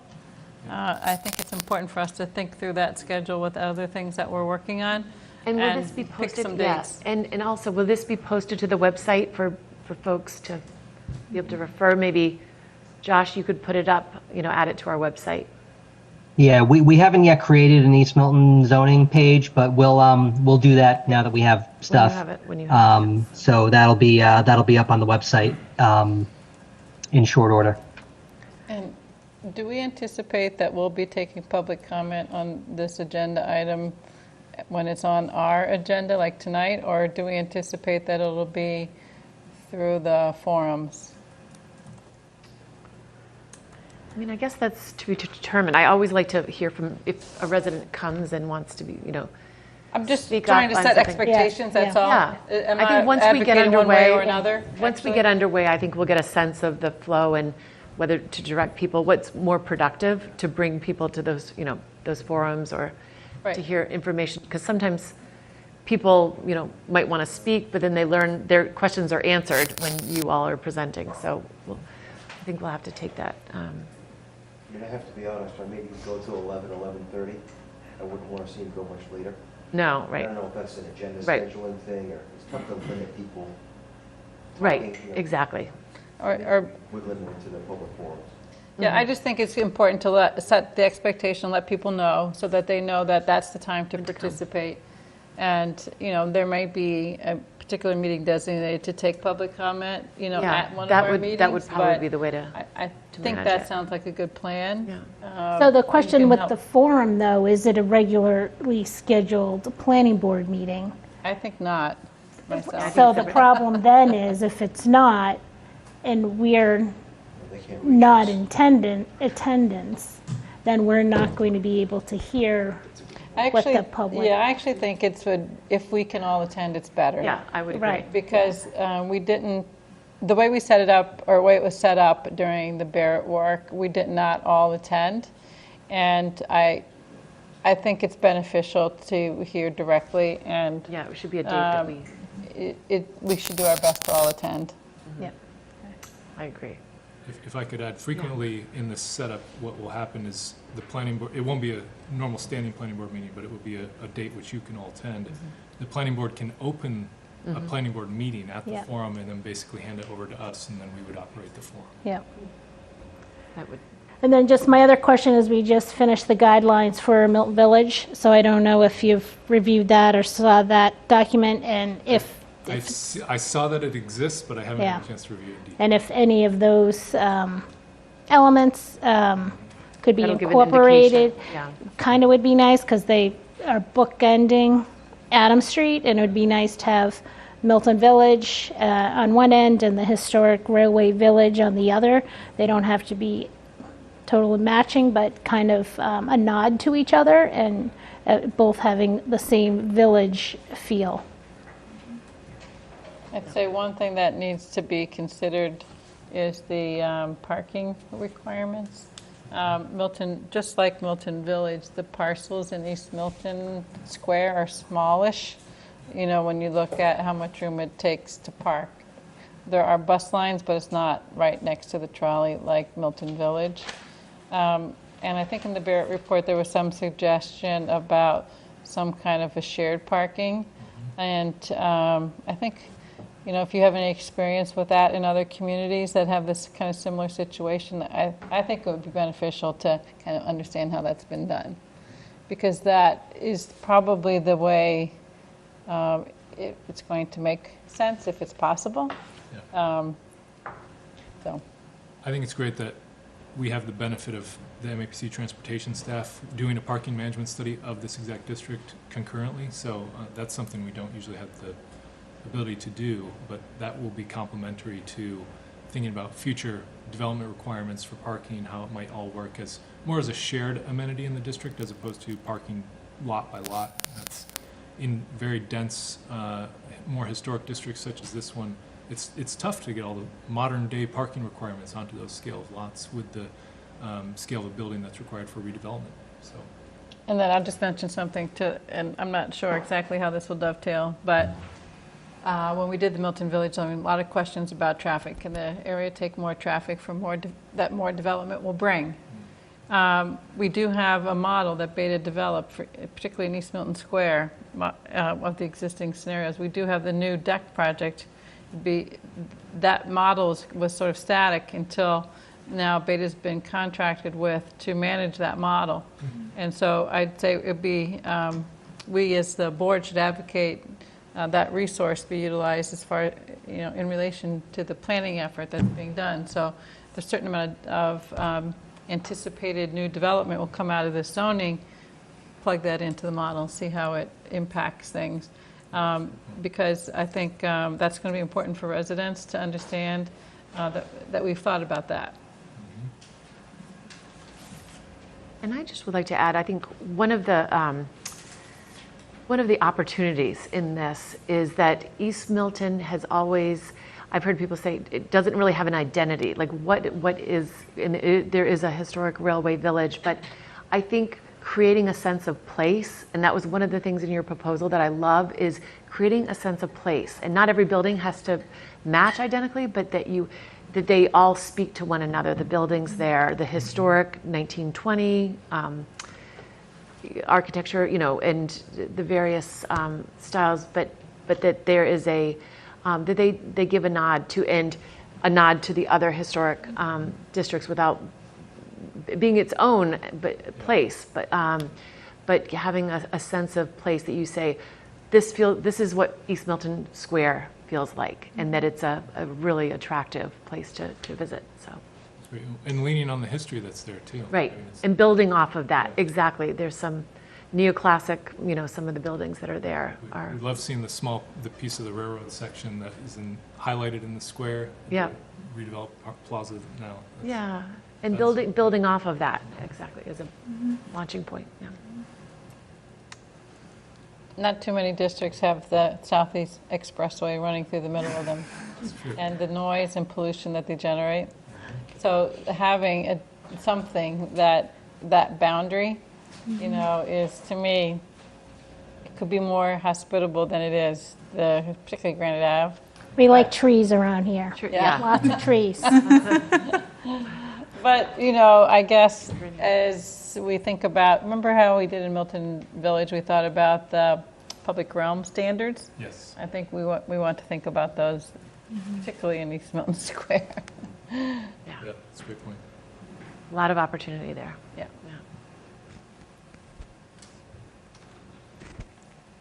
Well, we appreciate it. I guess one other question I had, just really quickly, are there protocols you all like us to observe in terms of giving you materials in advance or anything like that? It's helpful. Yes. By Friday, prior to the meeting. Prior to your meeting. Tomorrow. The Friday before when you're scheduled. Okay, got it. That would be great. Yes, we'll try to respect that. Great, I'm excited. This has been a long time coming for this district, so. We appreciate it too, and sorry for the apprehension and hesitation around the changes. I know that's always difficult. We'll send along Najee's resume. That would be great. And hopefully we'll continue to reassure as we get going. That's great. That's great. Thank you. Well, thanks very for much. coming. Thanks Nice for coming. to Yeah, meet you. very exciting. Thanks for coming in person. It's nice to get that. Absolutely. Yeah. Yes, Yeah. we're looking forward to it. Yeah. And looking forward to being here more. Good. Yes, absolutely. And we'll tentatively have you on the schedule for the September 28th, if that works for you. That's perfect, yeah. Great. I'm free that evening. Great. All right, good. Thank you. Thank Okay, you. thank Nice you. meeting you Bye-bye. both. Yeah. Great. All right, so that's fantastic. Now we can move on to our old business, the MBTA Communities Update. Tim, if you want to. So you tell me. I think that there are 3 things to talk about. Yep. And we can either talk about them or not, or put them in order. I do have a little bit of kind of further playing is the wrong term because playing is fun and this isn't fun. But we have been playing around with the model a little bit, and I have some different scenarios that I think we should kind of look at just in terms of how different dimensional requirements and different inclusion or exclusion of subdistricts kind of affects, the broader kind of bunch. So we've got that. We've got some different options for mailings. Josh and I put together some information with some kind of options that we got from the DPW's mailing outfit. We also got some language from both Jim and Maggie to kind of take a look at. So that may be something that the board wants to maybe settle on something tonight, so we can kind of get the process moving of getting that out in the mail. And then the select board on Tuesday approved a letter to send to the MBTA regarding the Mattapan Trolley's classification. That's a letter that Meredith and Mike Zulis, as chairs of their respective boards, have been kind of collaborating on with assistance from the town administrator and myself. The draft that you have, they voted to send to MBTA. They have held off on actually sending it so that the planning board could take a look at it. I don't, and Meredith may be able to speak in a little bit more detail as to what we think the kind of procedure for this would be. But it's definitely something that the select board has approved to go out. And if the planning board wants to offer any comments or anything, we can talk about that. So I don't know which of those you want to tackle first, but we can do whatever. Why don't we start with the it doesn't really matter. We need to get to all of these. So I'm interested in seeing the work that you're going to show us. But because while it's just fresh, I guess we can talk about the letter to the MBTA. Last week when I was here, I had let you all know that there was going to be a draft that was going to be worked on, and that was in the works. Nick was going to try to get the work, get it sort of in draft form written before he left for vacation. And Nick has been wonderful working on things even while he's away, and worked with really Mike in getting a draft together. The draft was finalized. A final draft was circulated between Nick, Town Administrator Nick, Tim, myself, and Mike Zulis on Friday. So had over the weekend to look at that. And then Monday, Mike had said, because they would like to have it ready for the select board, and my understanding was that the select board would look at it on Tuesday at their meeting in time, and then the planning board would have an opportunity for our board to review it, because it was the initiative of the planning board going to the select board to ask for working together in collaboration, was the spirit of what we were trying to do, because we really felt like it was appropriate for the select board to be involved with this initiative. So the draft final edits were due by Monday at noon. We all signed off on it. We all agreed it was excellent. Mike Zulis and Nick, I think, did a terrific job of capturing what we were trying to achieve, and the information that was fact-based that was put into that draft. Apparently, Monday night, there were some edits that were sent to the select board. I was never notified of the edits. No one ever reached out to say that on Tuesday, there have been any edits, because I certainly would have gone to the select board meeting just to advocate for the planning board to have time to have input on this, because the changes that were actually the amendments to the original draft were substantially and significantly different from what we had all approved, and it was voted on with those amendments at the select board meeting. much to my dismay, that we were not ever given, it was voted to send it. So I got on a call with Tim and Mike the next day and respectfully asked that they hold the letter and not send it until our board had also had a chance to discuss the implications of what adopting or opting to send the second draft versus the first. And that's why Tim sent out to our board the second draft, but also sent out the copy of the first draft so people knew how different the two drafts were. The body, a lot of them, there are many paragraphs that are consistent, but what is really inconsistent is the opening paragraph and the closing paragraph, which completely is a different ask of the approach to the MBTA and what the questions that we're asking and the information that we are requesting is extremely different. And there was actually some removal of facts, because I think what we wanted to do in the draft is be fact-based in our interest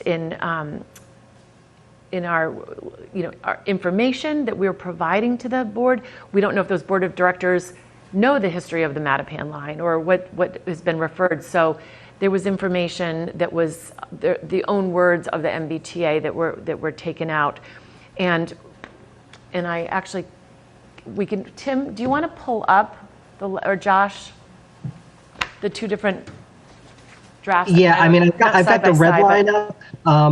If you think the red line is not you've got the way red to line. go, Sorry, thank you very much. You're already on top of it. So the original draft writes, and I'll just read this. Dear Chair Glidden, we write to request that the MBTA provide a formal explanation for its classification. I'm sorry, this is the second draft. The original draft writes, we write to request that the MBTA review its classification of the Mattapan trolley line as rapid transit. According to the MBTA's current service delivery policy, the rapid transit designation includes both heavy rail and light rail, and it names the trains. However, the significant differences in service infrastructure and equipment demonstrate that the Mattapan trolley line is not equivalent to the rapid transit lines, and that its previous classification as not being rapid transit should be restored. As is shown below, equating the Mattapan trolley line with the blue, orange, red, and green line is like saying that the trolley in Mr. Rogers' neighborhood is the same as the bullet train. And then it goes on, the town is requesting this review for a few reasons. And then it also said the MBTA, this is what was left out, the MBTA has previously recognized that the Mattapan trolley line is not equivalent to the rapid transit lines. For example, in its fourth annual report in 1968, the MBTA acknowledged that it did not go forward with the project to convert the Mattapan trolley line to rapid transit by extending the red line from Ashmont to Mattapan Square. Quote from the fourth annual report of the directors of the Massachusetts Bay Transit Authority. That conversion never happened, and since 1968, the MBTA has invested extensively in modernization of and improvements to the rapid transit lines, while largely ignoring and neglecting to invest in Mattapan trolley. Essentially, all of that was removed from the second document. The last, and then the closing, and this But is there was language different. added, Yeah, right? I'm gonna quote what, and that's why it makes it so different. It closes in saying, in addition, restoring the proper classification of the Mattapan trolley line will help to clarify the town's position as it works to develop a plan for compliance with MBTA Communities Act. And then it goes on to say thank you, and that's similar. So draft 2 removes all of that, and it puts in a very different ask. It says, we write to request that the MBTA provide a formal explanation for its classification of the Mattapan trolley line as rapid transit. According to the MBTA's current service delivery, rapid transit designation includes both heavy rail and light rail, and everything else is included. But it does put in, and it goes on, which is also quoted in here, so it's actually not an addition, that the station, most recently in the July 18, 2023 meeting of the MBTA Advisory Board, the Undersecretary of Transportation was unable to respond to a question about the timeline for the proposed Mattapan high-speed line. So those are actually in both. So everything else was scraped. So it was that first paragraph, and then it took out the history on Mattapan, and then in its closing it says, again, the purpose of this letter is to request a full explanation of the classification of neighborhoods adjacent to the Mattapan line as rapid transit communities, equivalent to those with access to higher capacity trains found on every other line in the system. So asking for a full explanation is very different from asking that the MBTA actually take an action rather than giving a bureaucratic response of why they would just say, this is why. We are informing the MBTA in the first draft, and we are asking that they take the action of review of its classification of the Mattapan trolley line as rapid transit.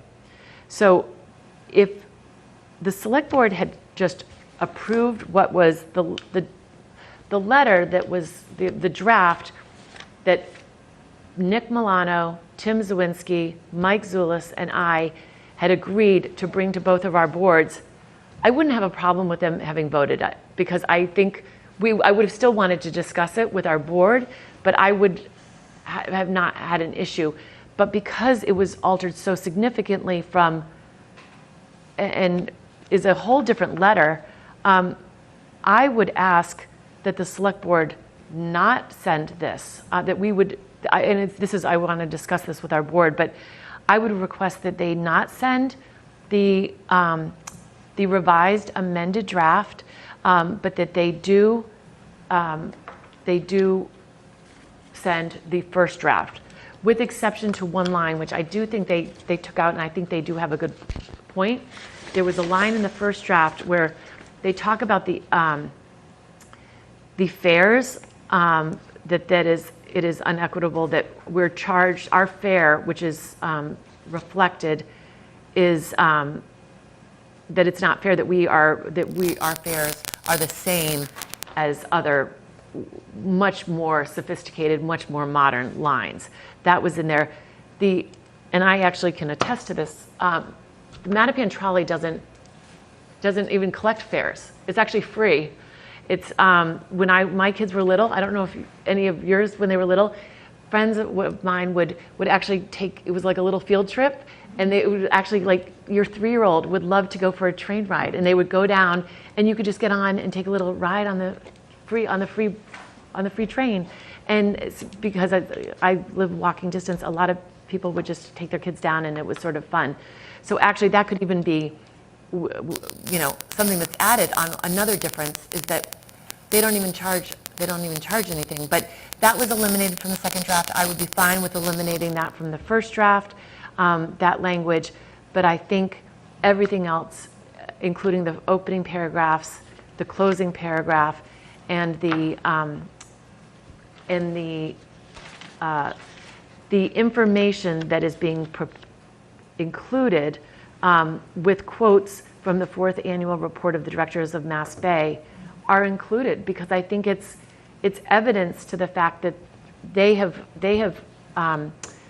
not considered us rapid transit, and nothing's changed in 100 years. So we have the same train, but different terminology. So that's where the review piece is, I think, important. And I think Mike Zulis and Nick and Tim, I don't know how involved in the writing you were, but I thought it was an excellent letter, that the way it was written, and all the really important information that was put into this, I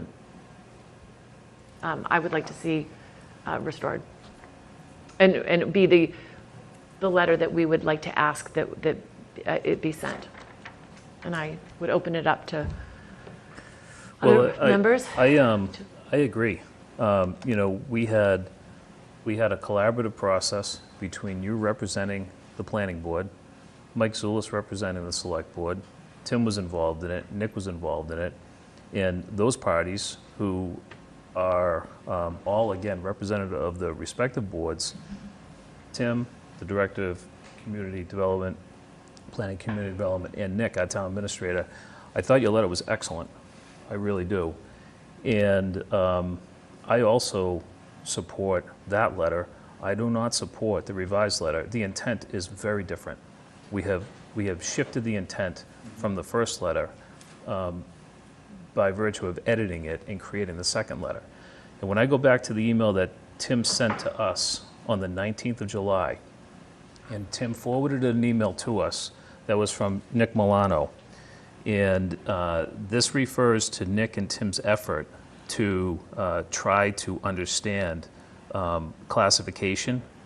And it reads, this is Nick writing to Meredith, to Mike, and copying to Tim. Tim and I both reached out to the contacts at the MBTA with questions about how the MBTA classifies its different divisions. We were both separately pointed to the MBTA service delivery policy, which is a document that was approved by the MBTA Board of Directors in 2021 as an update to the previous iteration of the policy from 2017. It is available online here, and there's a website there. Nick's email goes on, to explain, his attempt to get information. His second paragraph closes that my contact at the MBTA said he reached out to the policy team and the assistant general manager for policy, and Nick writes, the assistant GM is out of the office this week. I will follow up when I hear back. So this effort began quite a while ago, and if the MBTA had an interest in answering us, and Nick's efforts back on the 19th of July would have an answer by now. So I think the ask is not it's not a bad request, but there's 18 weeks left in the year. If we were asking this question and this was February or March or April, I'd feel very differently. But we're in the middle of August, and we're on an extremely tight timeline with an awful lot of pressure. So I'm not in favor of asking for how they arrive at the classification. I am in favor of requesting that they and I will just say, they did get back they did get back to Nick. Nick did have a conversation, and basically it was a very brief, generic, bureaucratic answer. And I think that's where we felt that we were providing more information to them for understanding why we were asking it. It really didn't give us anything of significance, and that's why I think we all agreed to move forward with actually writing a letter that posed and informed the history of the train, and understanding why is it 1 year not high-speed transit and then it's high-speed transit. So that's why we were asking for a review of that piece. And the letter was excellent. I thought the letter was very well written. When those letters get written, someone has to take the lead. Whoever took the lead, I thought, did an exceptional job of writing a very, very good letter with very compelling reasons for why Milton would be requesting reclassification. I thought it was excellent. Well done. And I think Tim was even a little surprised that Tim and I both from our conversations on the call was that it would come to the planning board would also have a chance to. I wouldn't want to ever approve a draft of something without my board, all of you being able to weigh in. I think that would only be fair. But I felt, we had a really good draft that I thought, the select board would just, would see no issues with it. And it was altered significantly, so. And so to Sean's point about July 19th, our discussion has gone back much further than that. And if you recall, at our meeting on June 22nd, I actually made a motion to to request the selectmen to reclassify. And Cheryl made some good points. Sean graciously withdrew, supported those. And so then, with the understanding that in 2 weeks we were going to get more information. 2 weeks went by. We had a meeting on July 13th. Tim reported that he and Nick were still in the gathering stage, and then once they got the information, then we would decide on the next steps. And at every single one of our meetings since then, our discussion has been on reclassification. And so, at the meeting, Sean said Meredith is our representative, and we are giving her the authority to represent us in our request for reclassification. So we have confidence in our chair and in her ability to work with others collaboratively, and they came up with a great letter. And I watched the selectmen's meeting the other night, and I was disheartened to hear that Meredith was not given the opportunity to see the edits prior to them voting on it. Yes, they were put into the selectmen's packet folder online on Tuesday, so all of us as town residents can look at it, but I don't think that is enough. I really think somebody should have reached out to our chair and said, here are the edits. What are your thoughts? Please come to our meeting. And Meredith wasn't afforded that opportunity, and I think that's a shame. Here we are trying to work collaboratively, and I believe that this effort is to slow down the process. And we have all worked really hard. We have given months and months and months of hours and hours in discussing this. We have heard from residents looking for reclassification. We've heard from residents saying that they don't support reclassification. And I think it's our obligation to seek reclassification. So I'm not in support of the edits. And I think in one of the letters that was sent to us, it asked, why are we now just bringing up a reclassification? And I can say honestly, because it wasn't until the MBTA communities and the guidelines, I had no idea we were considered rapid transit. I did not realize that. And so because of our responsibility with zoning around that, it was important that that what we're doing and the work to be compliant is working to be compliant with something that that it's not falsely being directed, that we're working with actually, what type of transit we have. And so that's why the conversation has come up. I had no idea. I never would have thought in a million years that our trolley was a rapid it was now, it didn't used to be, but now it was put into a category of rapid transit. So there are so many reasons why it's not rapid transit. Yeah. Well, the arguments that were written into the letter, the draft that you were part of, stand. They exist. It's fact-based. They are as true, right now as we're talking about this, as they were when the person that wrote them in there decided to write them into the letter. So how we moved away from that, I don't know.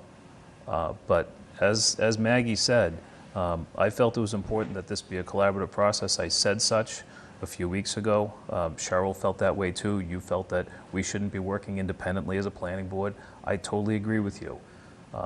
But this seems to be a deviation from working collaboratively where the parties that we just mentioned, yourself, Mike Zulis, Tim, and Nick, write that letter, and you're not allowed to be a part of an edit to it that changes the intent of it entirely. That last paragraph, or that second to last paragraph in the revised letter says it all. I'd like to comment. Yes, yeah, yes, please. You know that I've been thinking about this differently than you all have, pretty consistently. I also did find that this book, since we've been talking about what the trolley is and what it isn't, and this outlines the history of all of the MBTA transit before it was even all MBTA. And they do have a section that I highlighted here on the Mattapan high-speed line, which came to life, planning came to life for this in 1926. And it was considered at that time as part of many different proposals to expand transit at the time. And there's an explanation of it in here. I don't think it's good for us to cherry pick a particular document from 1 year of MBTA's work from the 1960s without looking at the entire history of the line. But aside from that, I continue to ask myself, what is the purpose that we keep going back to and debating whether it's rapid transit or not? So I did read these 2 letters the other night because I looked at the select board's agenda in the packet and I saw that this was happening. And I sent them an email, and so I'd like just to share with you that, because it's probably already a little, I thought about it when I wrote it, so it's a little bit maybe put together better than my comments might be if just off the cuff. So I say, is the purpose of the letter to urge the MBTA to speed up investment in the trolley transformation project so that it can better serve current and future riders? Or is past lack of investment in the line and delays in the current project proposed as reasons for Milton not to comply with the rapid transit requirements of the MBTA Communities Act? So if you look at it from the MBTA's perspective, what are they looking for? What is it that Milton's asking for? And why is Milton asking for it? Because why are we asking for it? I've heard 2 reasons, 2 concerns about the rapid transit designation. It's not about people who use it, who rely on it, why it's smart for climate change, as people have talked about. We've said that we need more time. And we've said that the rapid transit requires us to zone, and people misrepresent this, and I think quite a bit. It requires us to zone for new units. It actually requires us to zone for units. And we've talked about how they're not all new, depending upon how we draw the boundaries. So I say, first is the deadline of December of this year for adopting compliant zoning, and second is the 2,461 units required to be allowed in the zoning. That number is not a net new number of units. I want people to understand that, people who are watching and who may watch this later. How many net new units depends upon the district boundaries and the number of existing units within those boundaries. And that is what we have been trying to focus, I think we should really focus our time on. In the area within 1/2 mile of the stations, there are approximately 1,800 to 1,900 units, which we talked about at our last meeting. And so if we use 1,800, then we're zoning for 661 units more than what we have now in zoned capacity only. We're not required to build these. If a smaller district were drawn within that 1/2 mile of the trolley, then other districts are added that don't have residential units now, then we may in fact be more than 661 units. But that's the work that we still have to determine. So the planning department has been working with technical assistance consultants for months to study what compliance might look like for Milton. The planning board has discussed that work at most of its meetings. And the process, in my mind, is far from complete. We also talked about that at our last meeting. More analysis is required to ensure that there is capacity to provide a yet-to-be-determined number of net new units, and so that zoning can be crafted that allows new housing that is compatible with our existing neighborhoods. Allowing and encouraging housing near public transportation, neighborhood retail, recreational and open space is smart planning, and it's consistent with other recent and current planning efforts that we're doing. Walkable communities provide numerous benefits for residents and for the environment. The town is correct to seek the MBTA's full commitment to the transformation project and a committed timeline. We need to understand the capacity of the trolley at the conclusion of the project and whether capacity can be added as demand increases.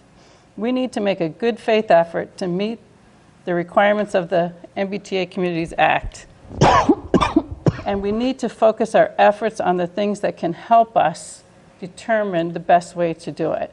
Seeking reclassification is working against our own and the region's housing needs objectives, smart growth principles, and climate resiliency objectives. And I've said that, I think, pretty consistently, and I still think that way.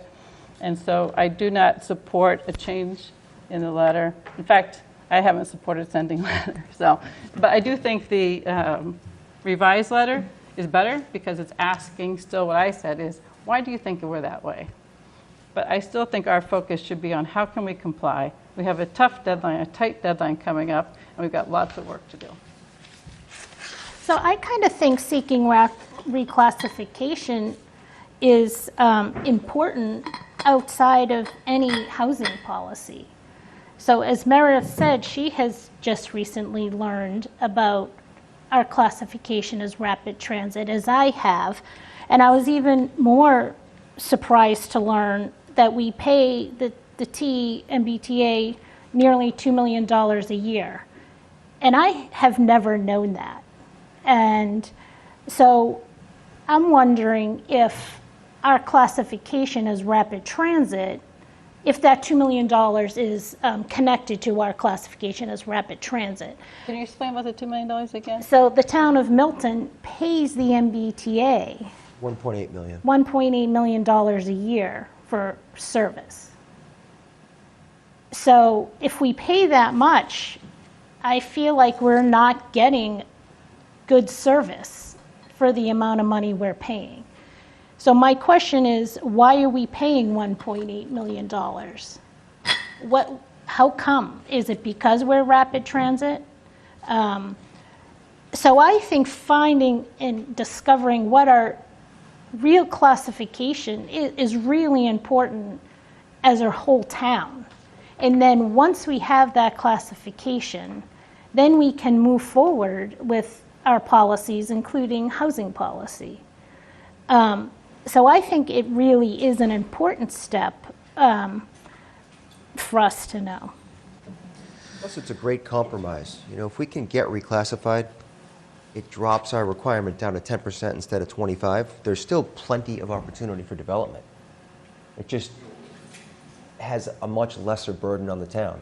At this moment in time in particular, because we do not have great service, we can come back, and once hopefully the transformation project actually happens, we then can say to them, well, let's revisit. If we are considered an adjacent community now because of kind of the crappy service we're getting, and once all this transformation happens, then I'm willing to revisit the classification.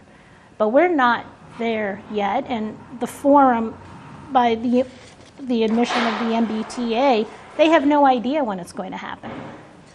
Plus, You the know what? problem- Go ahead. And even Mike Zulus actually said that exact same point, that we can revisit, you know,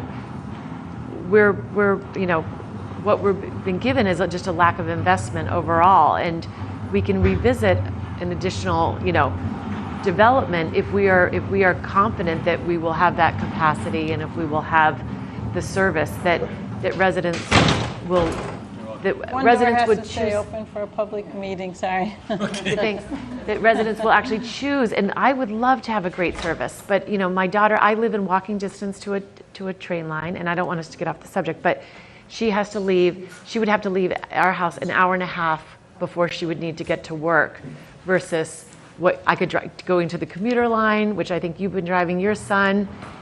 There's better options, and I think that's why residents, even though they live at the Hendry's Building, 88 Wharf, that they choose to drive to get to work, even if it takes 45 minutes. And so, but I don't want to deviate because this is just asking for a review. So, purpose. You asked, what is the purpose? my reasoning would be to have as many options as we possibly have to work with. We can't change what we're working on. We're working right now, and we're going to continue to work, and at some point tonight, we're going to turn our conversation back to what we need to work on, right? So I'm not proposing that we talk about this for a long period of time, because there's more important work that we have to do. And that work is to figure out how we can create zoning that will comply with the 25% requirement. What I like is options. I like options no matter what it is, for all of us. You know, for our board, I'd like options for the town. It doesn't, I actually have, you know, a thought that if the threshold was lower, we may end up with more new units than if we would if the threshold is 25%. As you said, you know, the net new units is really what matters. You know, for the state, for the community, you know, creating zoning that takes advantage of existing density that's already there isn't really helping. But, you know, if the threshold is lower, and as a result of that, we can create zoning that adds units, net new units to the town, why wouldn't we want to do that? That's actually more consistent with supporting the effort, rather than trying to find a way, you know, to massage the 25% to the existing units that are built, and not having an opportunity to create the net new units that they're actually looking for. So I'm in favor of having options and having flexibility. We may have a different outlook on it if we do have a reclassification. And yes, I love having more time. I think this is reckless. I think what we're trying to do by the end of the year, and we all talked about this, what we have to have written for the warrant committee for the end of September, that's crazy. You talk about how many years you've done this. You remind us, every time we have a meeting, you remind us how many years you've been here and how long you've been doing it. So you're the expert, right? But you tell us, how are we ever going to do this in 6 weeks? Well. Every meeting I said it? You, just every meeting. Yeah, every meeting. I don't think you've missed a meeting. You know, and Tim, I appreciate one thing that Tim said in the last meeting. We should not write any zoning that's not good zoning. We shouldn't do it. It's not good for the future of the town. And if we force ourselves to write zoning because we basically have a gun to our head, you know, for an end of the year, I think we're making a mistake for the future of Milton. My concern is that we don't know what we're writing yet. And I mentioned to you trying to look at some of the area myself to understand what already is on the ground, because what is on the ground is different than what the zoning allows. So if we start with that you want to craft something that's not going to destroy a neighborhood, you start with understanding what's there. And so I have started to look at a few places, just to pick some places to see, to look at where do we already have two families. And there's two families on 3,000 square foot parcels, on 5,000 square foot, on 6,000 square foot. And we've got density in this area already of 15 to 25 to almost 30 in just because we have small lots with two families on them, not because we have an apartment building that is what most people think of as multifamily. So understanding that we might have parcels that aren't yet developed, can we craft something that doesn't incentivize tearing down those two families or those other single families that are on small parcels, but allows you to get that same level of density and by the density that we're actually looking for, which is less dense than what we already have in this area on some of those parcels. So can you craft that zoning by your setbacks, by your height limit, by your lot coverage? So it is detail work. And it would be great if we could get our consultants to that detail work. I'm going to keep looking at it myself and see if I can try and help with that, but because it's time consuming, it would be better to have somebody who can spend a lot of time on it than I can, right? But my point is that we may get the fewer number that you're talking about by crafting the zoning properly. And if we spend our time on that, we'll better understand whether we can. So that I would be much happier if we got through that process and we said, well, this number of units for Milton is really difficult because we've looked at it this carefully on the ground. We're worried that what we're going to do is incentivize a tear down of a whole neighborhood. But we're just talking about that in the abstract now without having that detailed analysis. And so that's why I keep trying to come back to spending our time helping guide that analysis. We can't do it in a half an hour at each meeting. And so we spend more time talking about whether we're rapid transit or not, or whether compliance is mandatory or not, instead of talking about, well, can we make this work? Tim said that he's been able to learn from the consultants some ways to manipulate the model himself. And if we can run through iterations and see those iterations, we're going to get a better picture. And then when we make this ask and we say, look, we're going to be able to get more units, because real units rather than just zoned units, then that argument back to the MBTA is much stronger, in my opinion, than trying to rely on the quality of the service as your argument. Because I don't think the quality of the service is the argument that is going to hold as much weight as really showing a good faith effort. And that's just my perspective. But that's, Well, I again, think, so this goes way beyond sorry. the quality of service. It brings up history, it brings up... But it's cherry-picked history. You got to go through the whole history then if you're going to pick a history. We'll find out what that history isn't included, but this is already done. You say we spend too much time on reclassification. It's right here. It's all done. And the beauty of reclassification is if we get classified as an adjacent community, it buys us a whole other year. We don't have to go and have Tim ask the T and beg for more time. We already had the time just by being an adjacent community. And we're crazy not to send this letter. The edited letter basically just takes all the truth out of this. It doesn't ask for reclassification. It asks for a justification for our existing classification. It basically says nothing. And I wish there were a way we could, as a board, get this letter out or petition the select board. I mean, they've already voted on it. I don't know where to go from here, but it's super frustrating to have the best chance we have for reclassification and so many good reasons for reclassification just stalling literally on the table. I don't know what to do about it, but I feel strongly about getting this letter to the MBTA somehow. I would like to suggest that someone make a motion to request from that the select board not send the revised version, but that we relook at the first version and but edit the fair piece and taking that fair piece out. But I just think it would be a mistake if they sent that out because it doesn't achieve the goal that we set out as a planning board to advocate for in working with the select board. So I understand what you're trying to accomplish, but I think they're going to send it out anyway. Because It would be disappointing. Yeah. So it would be it was disappointing to see that you were not included. That was what was really disappointing to me. We've been working on the reclassification, as I said, since June. And so we can make a motion asking them not to send it out, or maybe we make a motion that the planning board does not support the edited version of the letter. Because I'm afraid they're going to send it out anyway.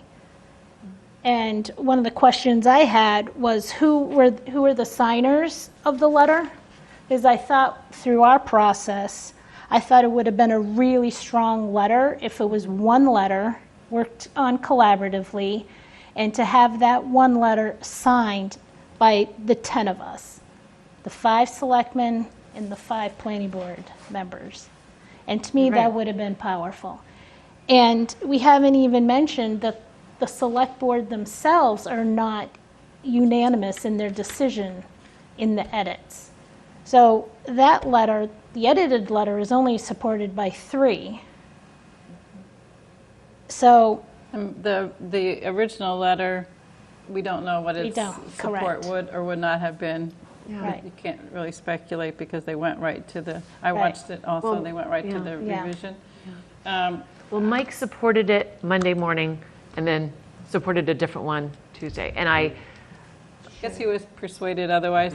Yeah, I think he was trying to get consensus. I think that, I don't want to, put any blame on just Mike, but I think he was trying to get something that everyone could agree to, but it was such a diluted version that it just that the letter completely changed from the original intent that Tim, Nick, myself, and Mike had drafted.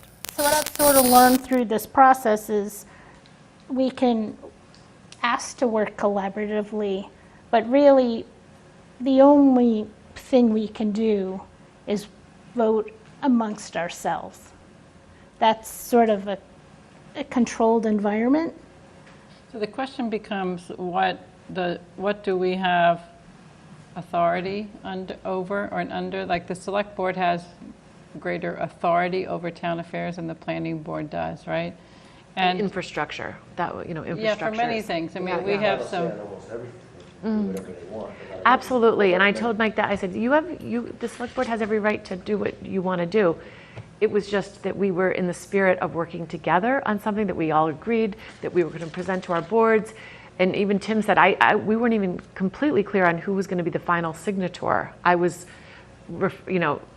giving reference and reverence to the select board, but it would have been more powerful, I think, for all of our names to be. Yeah, I guess the question is, I mean, if you're looking for 10 signatures, is it possible to craft a letter that 5 members of their board and 5 members of our board would agree to? I had just a casual conversation with Benzel, who wrote the edits, and he said that he previously wasn't in support of sending a letter, and so he sought to find something that could be viewed as a compromise. And so I guess, where you've heard me, and there's not 3 of me, but you've heard me and you've heard residents speak. And so would you also be willing to think about it in the spirit of a compromise? You all have said tonight it absolutely should have gone as written, where we haven't even spoken about it yet. I mean, it was supposed to come to us for comment. Yeah. And so, no, right. I wouldn't support sending it as written because we haven't had a chance to discuss the merits of it. I mentioned a couple of things that concern me, but there could be things in there that I did support. I told you I supported asking them to explain it. And I review and just explain is different. And I think I mentioned to all of you that in Boston, their planning efforts are suggesting an expansion of the line going to Reedville because they see it as important. And, we have a climate action planning committee. We have all sorts of, we have an affordable housing trust. They all have an interest in what this zoning could do and could, be for Milton. We have businesses in these districts that could benefit from having more people in walking distance from them. From their businesses, and it might in fact attract more business because they look at what their catchment area is. In any case, there's my view is like if we are really thinking that we want to have 10 signatures, then there has to be some pretty open discussion and willingness to give from all parties. So, and I'm not sure whether that can be accomplished in a time frame that you're looking at trying to get this out. I don't think it's realistic that you're going to get 10 signatures. You'll never find 10. You'll never find a letter. I think what's important is the planning board supports it, the select board supports it, and I think Nick is the one that should sign it. He is the town administrator. It would be very, very appropriate for the town administrator to sign that letter. That way, we're not worried about getting 10 signatures. But if it's got if it has a majority vote on both boards that supports it, that's fine. Trying to get 10, I just don't think it's going to happen. And as for conversations with the select board, I have had no conversations with anybody on the select board. So whatever they decided to do and how they did it, that's up to them. But my conversations are right here in this meeting. So I think I've heard suggested you wanted to ask them to reopen and reconsider their letter. So you don't want to have a discussion of the letter that they approved? The one they approved, or the one? It doesn't ask for reclassification. It asks for justification for our classification. We already know that. It's just a waste of time. We don't in my eyes. Well, the 3 of them didn't think it's a waste of time. No, I get it. So if we want to work in the spirit of collaboration, I think we need to be mindful of our words. They didn't say it was a waste of time. I listened to that entire meeting. They never said it's a waste of time. I'm saying it was a waste of time. I don't know what they. Actually, I listened to the meeting also. I don't think that sending this letter is going to do anything. I think it's going to be a waste of time. Unfortunately, it's not going. Okay, let me clarify that. It's not going to do anything to help us get reclassified as an adjacent community. It's going to keep things just the way they are. And I am coming to the conclusion that keeping things the way they are and trying to zone for 2,400 units is going to be very difficult and near impossible by the end of September. I think we all agreed on that. So, I mean, I think reclassification is great. Short of reclassification, I think we have to go ask for an extension of time from the T or from TCHD. I still get those acronyms screwed up. But I think reclassification is really the best chance we have right now. And all the work is done. And if the letter can get in front of the T somehow, I think it would be great. And I do think it really, to your point, Cheryl, that maybe we could have written a letter, and maybe we still can, the planning board, saying something like, while we continue to pursue the guidelines, I'm not saying I agree with them, but while we continue to pursue the guidelines, we, the planning board, along with some residents, have been challenged by our classification. And because of the lack of information we currently have at this moment in time from our consultants, especially the fiscal analysis, that we should ask for an extension to allow us to get the information so we, as our board, can make the best policies for the town. So maybe the letter can address, and I think we need to write our own letter, address a couple things. Looking for more time, you know, as Sean said, when you brought up the concern, he said, we're not here to write the letter. We have competent staff who can write if we give them correct direction. But maybe we need to say that we are still looking to pursue to become compliant, but we have these difficulties. I think, Maggie, it's confusing two things, because what this MBTA doesn't really, their business is transportation. True. They're Yes, not true. Yes. HLC. So HLC is the one who we would have to write, Tim would have to, Yeah. write that. This is the MBTA asking for a review, and the notion was always, we're not going to slow down. We want to get this letter done, submit the request for a review, while we could, if this had been voted, approved, we could be talking about our working towards compliance and looking at zoning, which we still yet to do. All right, so I'm going to just do a time check at Yeah. 10 o'clock. Yeah. We don't have our next meeting for 2 more weeks. And the next meeting after that will be September. And zoning is supposed to be submitted. Yeah. So I guess we've all voiced our opinions about this. I don't know whether we're going to have any change of heart about it, but I don't support sending the letter, but in the spirit of trying to find some compromise, that the letter that as edited, as the select board voted, I would support sending. But I really would like for us to move to hear other aspects of where the compliance is going, because I would too. I just think that's, Well, we have to continue to focus our efforts on it. So I'd like to make a motion that the planning board does not support the edited version of the letter that the select board is sending to the MBTA Board of Directors. I would second that motion. Okay, is there a discussion, further discussion? Okay, then I think we should take a vote on that. Cheryl? No. Jim? Yes. Maggie? Yes. Sean? Yes. And myself, yes. Thank you. I will reach out to Mike, and Tim, we can talk about, yeah. Yep. Okay, so Tim, why don't we maybe go now to your new models, or what your model found, new just subject districts, or? Yeah. So the Yes, the I thing would that I have- had been waiting. The thing that I've been waiting for was a version of the compliance model worksheet that included all of the sub-districts that we've been talking about, which, just allows you to, manipulate things, and you're not looking at, 4 different spreadsheets from 3 different time frames. The tricky thing about the model, and I'll bring it up in a little bit and you'll see what it actually looks like. It allows you to test 5 sub-districts.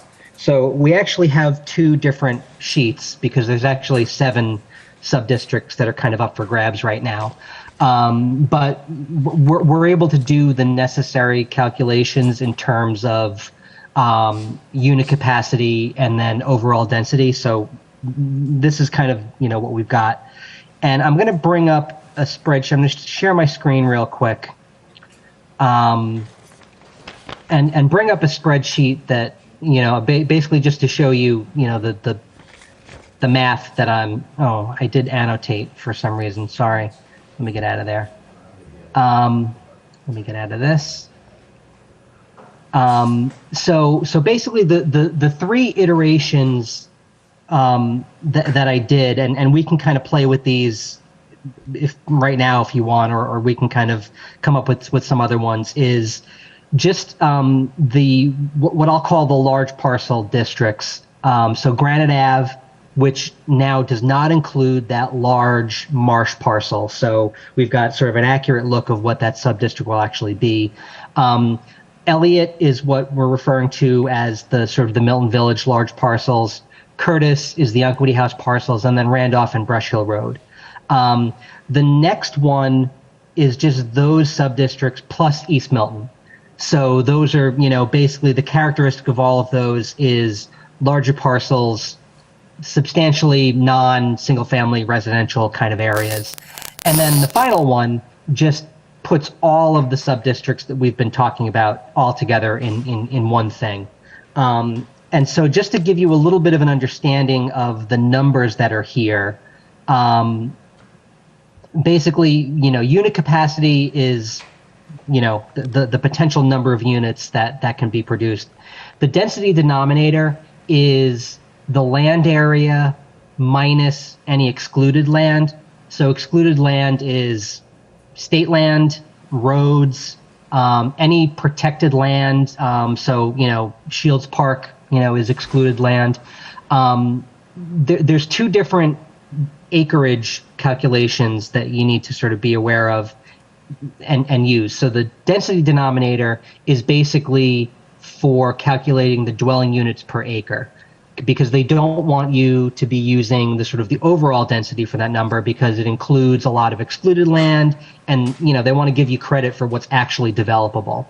But there's also a district acreage column, which is used simply to calculate the minimum area that you're required to do. So, we're supposed to have a certain amount of land in the transit area. We're supposed to have a certain amount of land that is, in one contiguous sub-district. And so that's the district acreage number. That's just the gross acreage of any district. So I'll explain how we got to these unit capacity numbers in a little bit. In a little bit more detail, I'll kind of show you in the model what they look like. But basically, 701 for Granite Ave, 385 for the Milton Village parcels. Those are the numbers that we've been looking at kind of generally in the past couple iterations of the model. Tim, I cranked up. Tim, just would you mind increasing that in size for us? Thanks, Sure. Harold. We're all squinting, Tim. I never know how much magnification gets to be like insulting. So just let me 200%. Keep consulting. Yeah. Come back to the table. Come to a meeting. I'll crank it up. You'll remember I'll crank it up one more. So I cranked up the Curtis Road parcel a little bit. The numbers that we've been dealing with actually were for like a 3 or 4 story building. Unquity House is already 6 stories, so I upped that a little bit just to get a little bit more unit capacity out of that parcel. Randolph Ave is the same. If you remember, the Brush Hill parcel with the sort of minimal requirements that we were putting in was spitting out something like 1,300 units on the 60-something acre parcels. I reduced that to half of that number. That may not even be the number that we want to go with, just because 663 is a lot of units over there, but it is a big, set of parcels. And so we just wanted to sort of get that to a number that was more reasonable than 1,300 something. So the lesson of all of this is we're at 2227 unit capacity. There's room to kind of adjust things within here to get to 2461 in a kind of credible way. Especially because we're at 20.66 dwelling units per acre, which is way above, the 15 units per acre. That's sort of the minimum. And then the district acreage, so the whole set of districts comes out to 116.8. And that becomes important because that allows this Brush Hill parcel to be our 50% contiguous subdistrict. So just as a reminder, you can do subdistricts as small as 5 acres as long as half of all your subdistricts are in a subdistrict that represents 50% of the total area. So this is a set of subdistricts that, and the analogy that I want to kind of give to you all is, you all are Michelangelo, right? And at some point you're going to whip out your chisels and your little tools and you're going to carve this into David. I'm the guy at the marble quarry, all right, that's trying to get you a big enough hunk of marble that you can actually sort of craft this thing. So there's all sorts of other, open space, FAR, setback, height, et cetera, requirements that we can adjust those dials to sort of, some of those adjustments don't have a big effect on unit capacity. We'll want to make sure we still pay attention to those because, setbacks are important and open space requirements are important. And then there are other factors that have a big effect on unit capacity. The way I got Brush Hill Road down to 663 was literally just reducing the, maximum units per acre to 10. And that got us to 663. Every other factor, because those parcels are so big, anything that you adjust is still going to yield a bunch of units unless you put a very hard cap on it. So this is, we're going to, if we want to go in this direction, we're going to want to pop open the hood and make sure that, 701 units on Granite Ave is okay, and it's got dimensional parameters that we think are good, but there's a credible path towards getting to our requirements here. It just requires a little bit more adjustment. Part of that adjustment could be including East Milton, which, we had talked early on about, including East Milton because it is, non-residential, relatively large parcels compared to some of the single-family districts. We're going to be zoning it for multifamily or mixed use anyway. I think there was a sentiment that, we're going through a very specific and detailed zoning process there. And because we can't mandate mixed use, I think folks were maybe not super comfortable with rezoning East Milton, because putting some of those commercial uses at risk. I think the other side of that argument is you can zone East Milton for like the minimum possible level that still helps you, and then go back through the process that we just talked to MAPC about earlier in the evening and actually do the zoning that we want to do that will actually be, attractive to developers. And what I think you'll see if we pop open the model is, I got to 336 units in East Milton with some really, very minimal, I think I set the height at 3.5 stories, which is, smaller than, the project that the planning board just approved at 440 Granite Ave. That got us above 2461.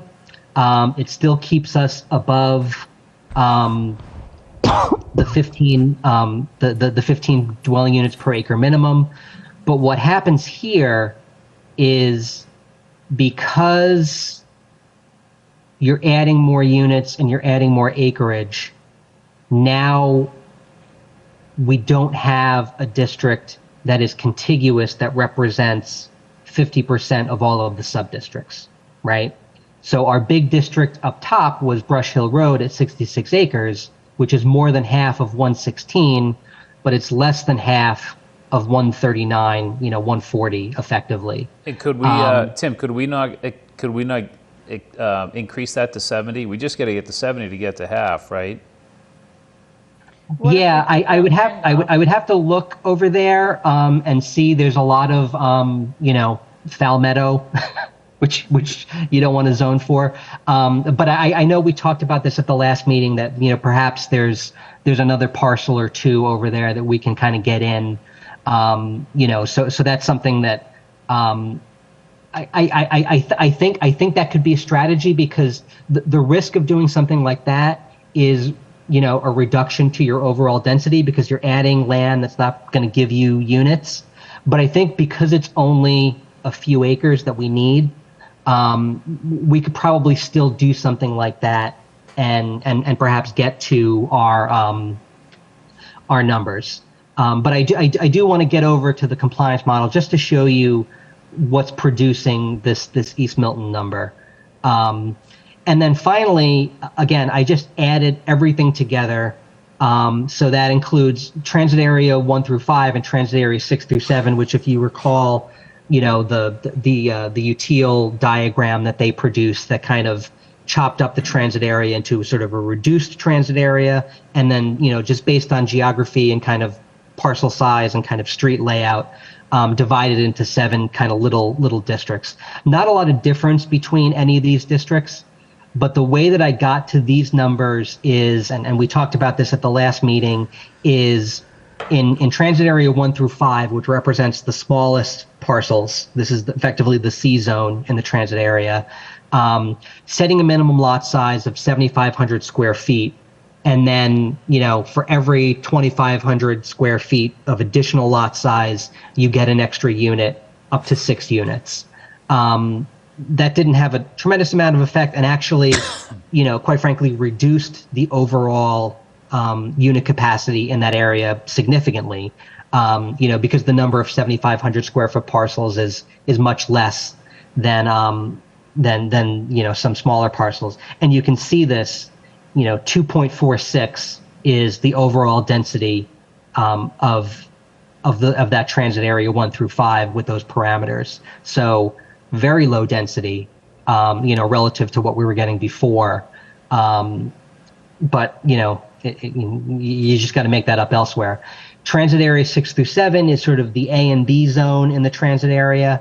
The parameters I put there, and I'll have to double check if this exactly what it was, but again, minimum lot size of 10,000 square feet, an increment of additional lot size, you get an additional unit, again, up to 6 units, gets you 214, a density of, 3.84. So this, I don't see this one as a solution per se. I just wanted to show you what it does. Doesn't get you to 15 units per acre. So if you wanted to get to 15 units per acre, you'd have to probably densify the transit area a little bit more, probably via some minimum lot size adjustments. And then it also doesn't get you to that half contiguous. I had thought that transit area 1 through 5 would be big enough, but the total acreage of all of this is 362, half of which is 181. So, if you wanted to get contiguous, you'd probably need to increase transit area 1 through 5, by several acres in order to get to that.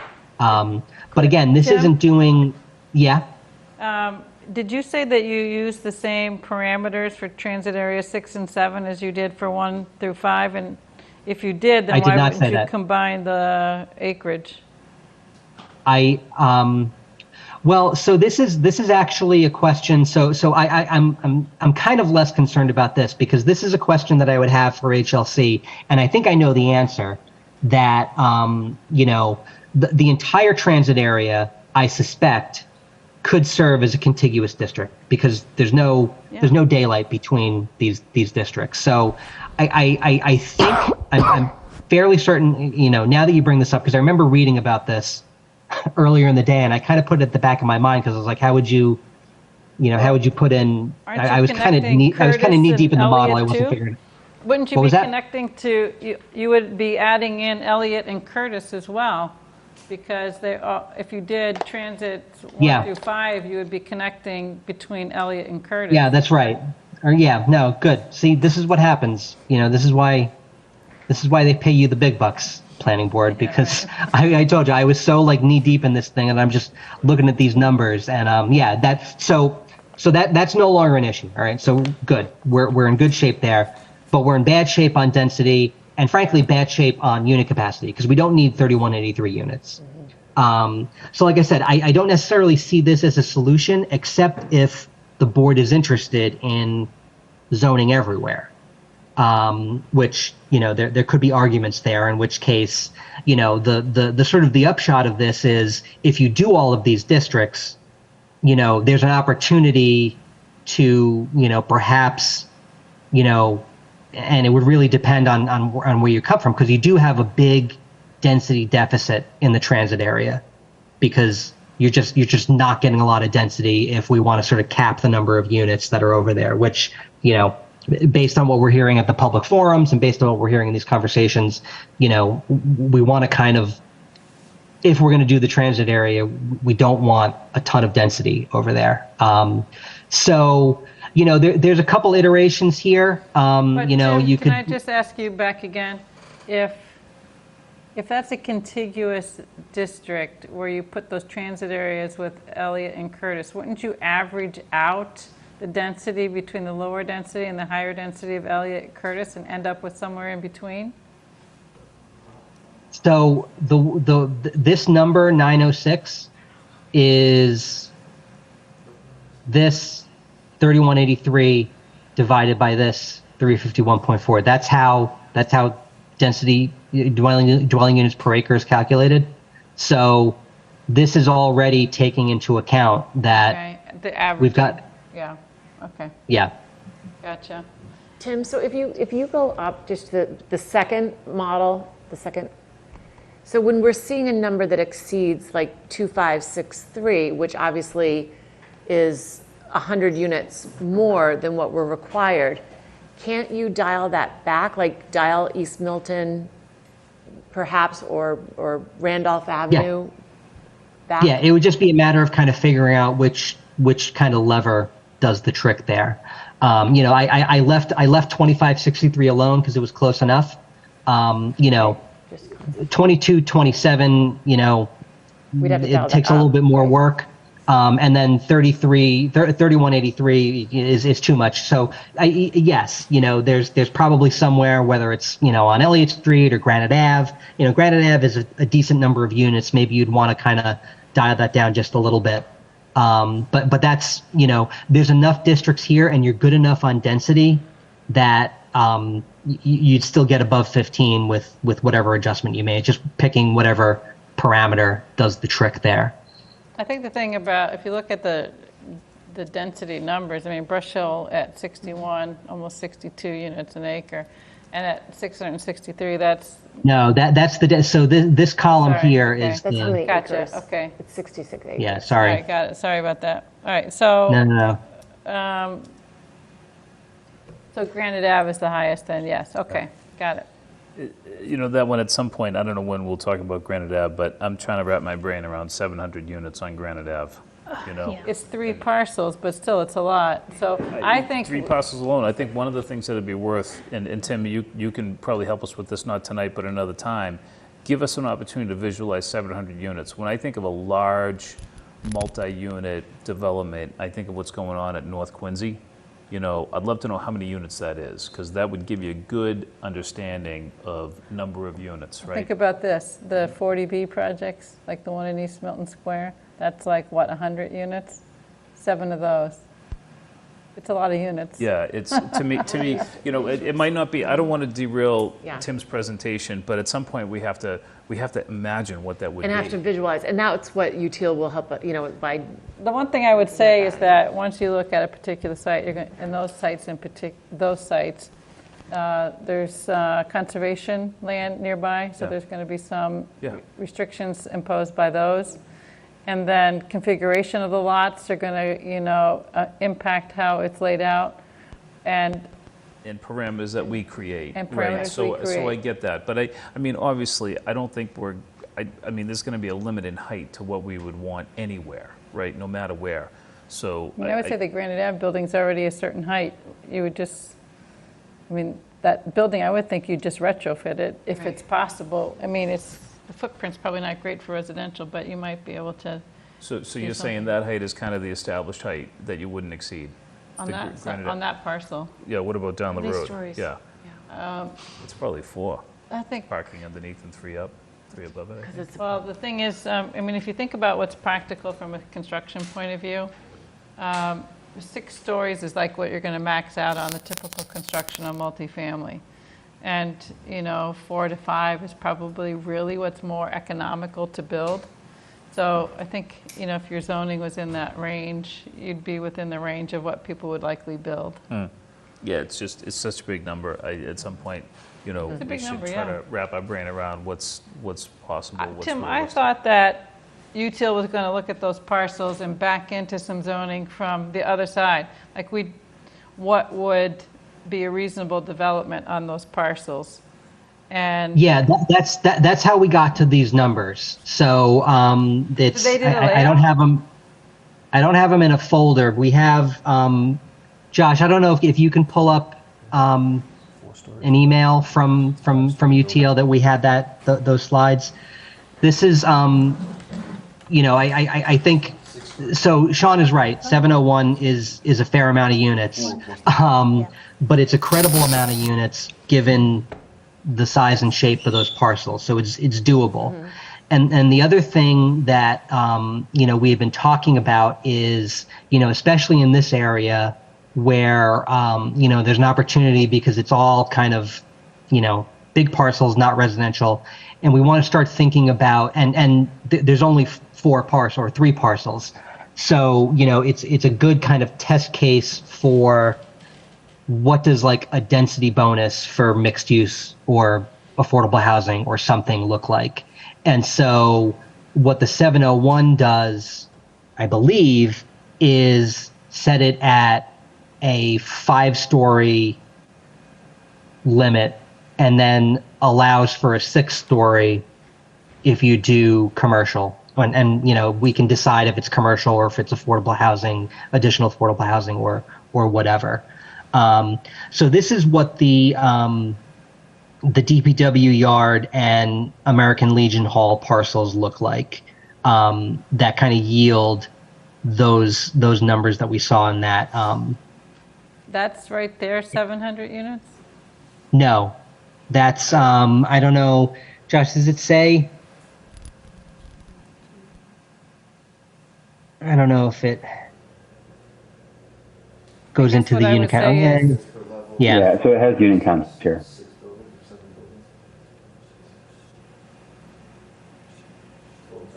A sea of parking is what I see, but, Yeah. I mean, But that's the place to put density, and also being a larger, capacity is Wait, where we what can is get that? affordable housing, where we can ask for affordable housing component that would become affordable housing. How many units per acre in don't this recall. scenario for this So this one is is ranging 37. from 29 to 45. 37? At 5 stories. Okay, so if you think about the 40B that was just approved on Randolph Ave behind John Driscoll's house, that's 40 units on an acre. which one? Behind John Driscoll's house Is 40 units. 40 units per acre that was just approved. How many units is in that one? 40. It's a total of 40? 40 units. How high is it? I'm not sure the height, but that's a lot. That 40 units per acre is excessive. Well, Hendry's is 40 units per acre. Is it? I thought that was a little bit less, but only by I mean, 38, yeah. 38. It's Yeah, only by a I mean, handful. off the one expressway advantage side. of That's on the Hendry's- T. This Yeah. 40 units per acre is in the middle of the woods. Well, one even though advantage it's on of Randolph the Hendry's is the topography, allowing the parking to be basically nestled in, and therefore they have green space.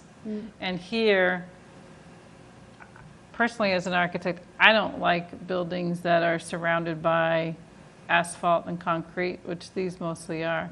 So I would advocate for some different parameters here so that you could get Yeah. some green space integrated into that. And the other thing is this is 400 units. I guess the question is, this area does, you know, get a lot of cars coming and going at commuting times. And so I do think we need to be sensitive to, well, we say this is a great place. There is a neighborhood across the street, and there are people who will be concerned probably about that many units on one parcel.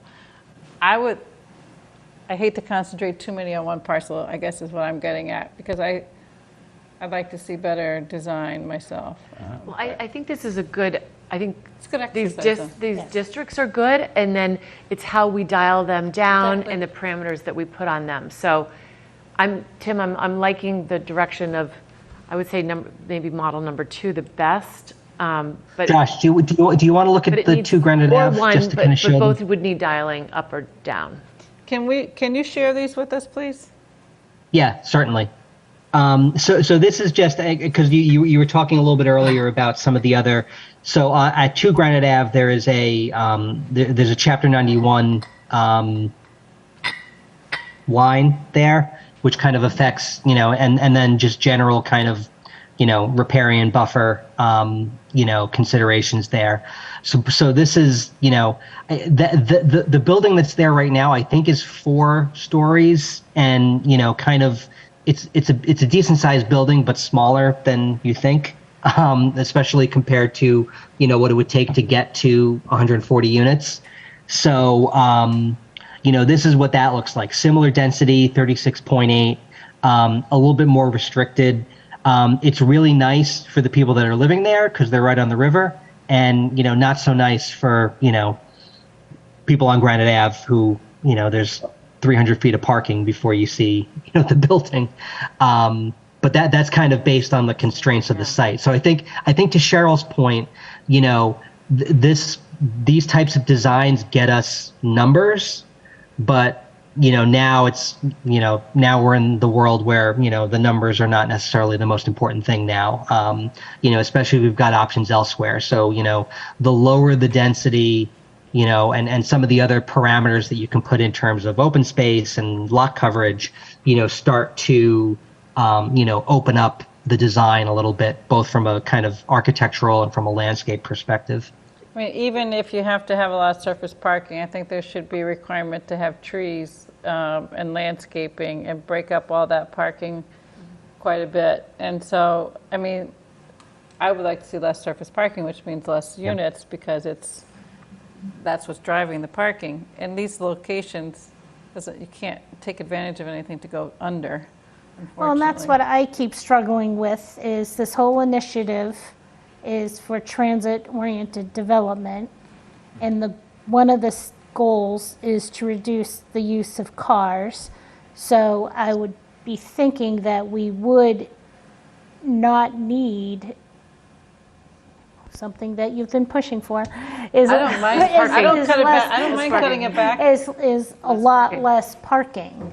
Well, I would support that they use, like, they provide shared cars at the location, and that's being done elsewhere, but because, and have less parking overall, because that way the market, if the market's not there, then the developers aren't going to build it, and that transit needs to be working for there to be a market to build it. Tim, I have a question, Tim. So yes. Say this was one of our districts supposed. Could the town actually work to do a friendly 40B on the site if it's by right, that every unit would be counted towards affordable housing if it was a 40B rental development project? You wouldn't, if you were the property owner, you would not go through any 40B process, friendly or otherwise, if you have a by right zoning option, which really only requires site plan review, which, you know, could be, you know, site plan review is not nothing, but it's also, you know, any 40B project is going to have more process than a by right process. Now, one thing that I will say is, that, Josh, if you go back to the previous one with the, what do you call it? So the state DPW yard, and the reason that we're able to zone the state DPW yard is because there's a history of MassDOT, dangling this parcel for disposition. And it's also identified in our housing production plan as a potential sort of housing development site, because of that history. And so the state DPW yard is a place where, because it's a public parcel, it's up to the state to decide the parameters of its disposition. The state could say, hey, look, the town now has multifamily by right zoning. We will give you this land if you're the developer, for either a nominal or free price, and that's where you can start to maybe perhaps rack up affordable housing, in a situation where the state is kind of giving away land, reducing that price. You've got zoning that enables a significant amount of density.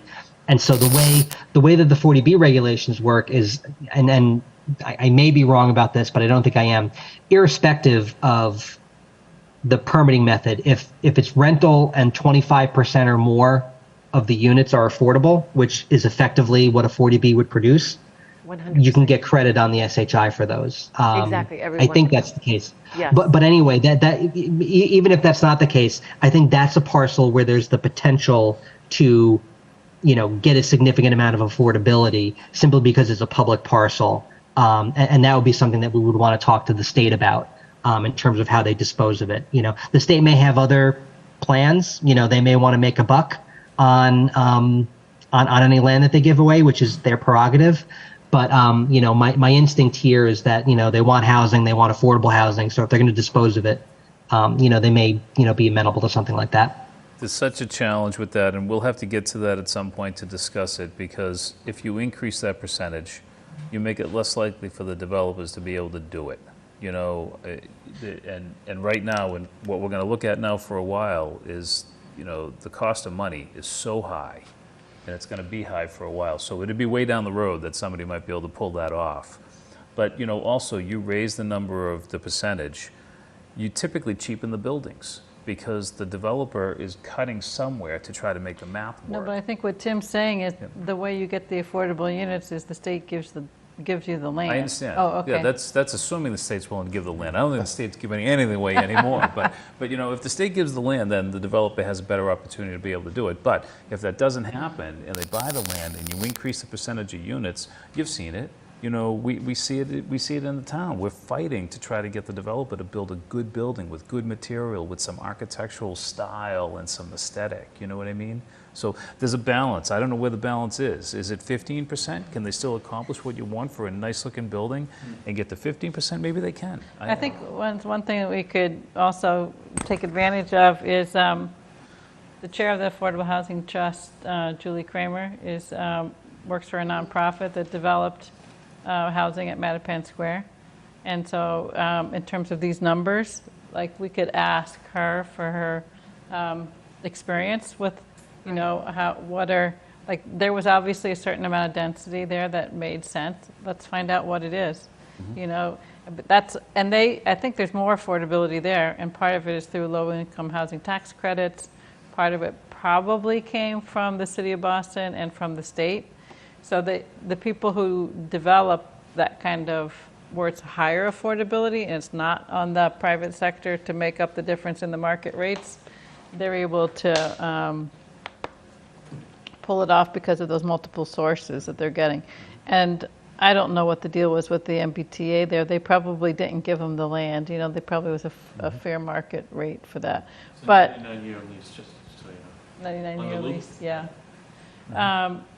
But one thing, that a density bonus is a way to get a higher affordability. So maybe these higher numbers would only be with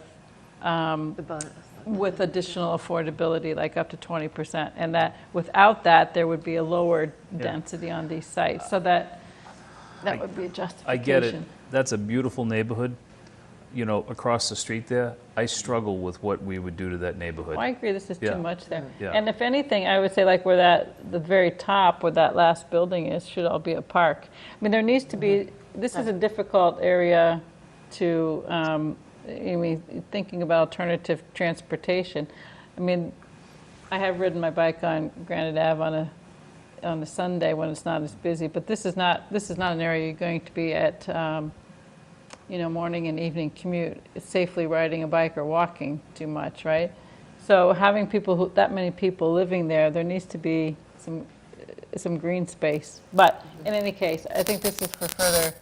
It's good to see what these numbers mean. Like those numbers that we're looking at on a spreadsheet looks like that. That means that we have to think about those numbers on the spreadsheet again, I think. Yeah, I think what I take away from this, that's too overwhelming. Yeah. We cannot, I don't think that's ever going to be, we're not serving the town well by putting something Right, I like agree with that in place for zoning. So I think, and this is good. It's good to sort of come to that conclusion, and I think everyone kind of gets it because I feel like we've kind of walked through it.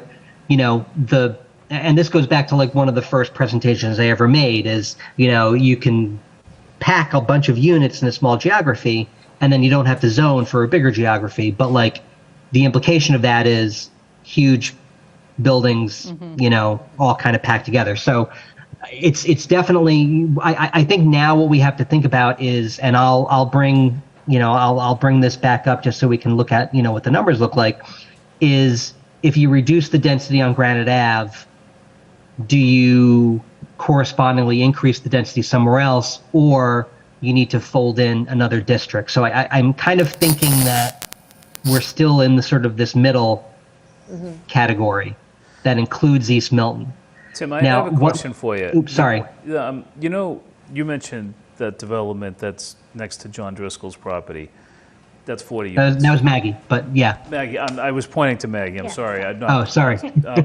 And then across the street,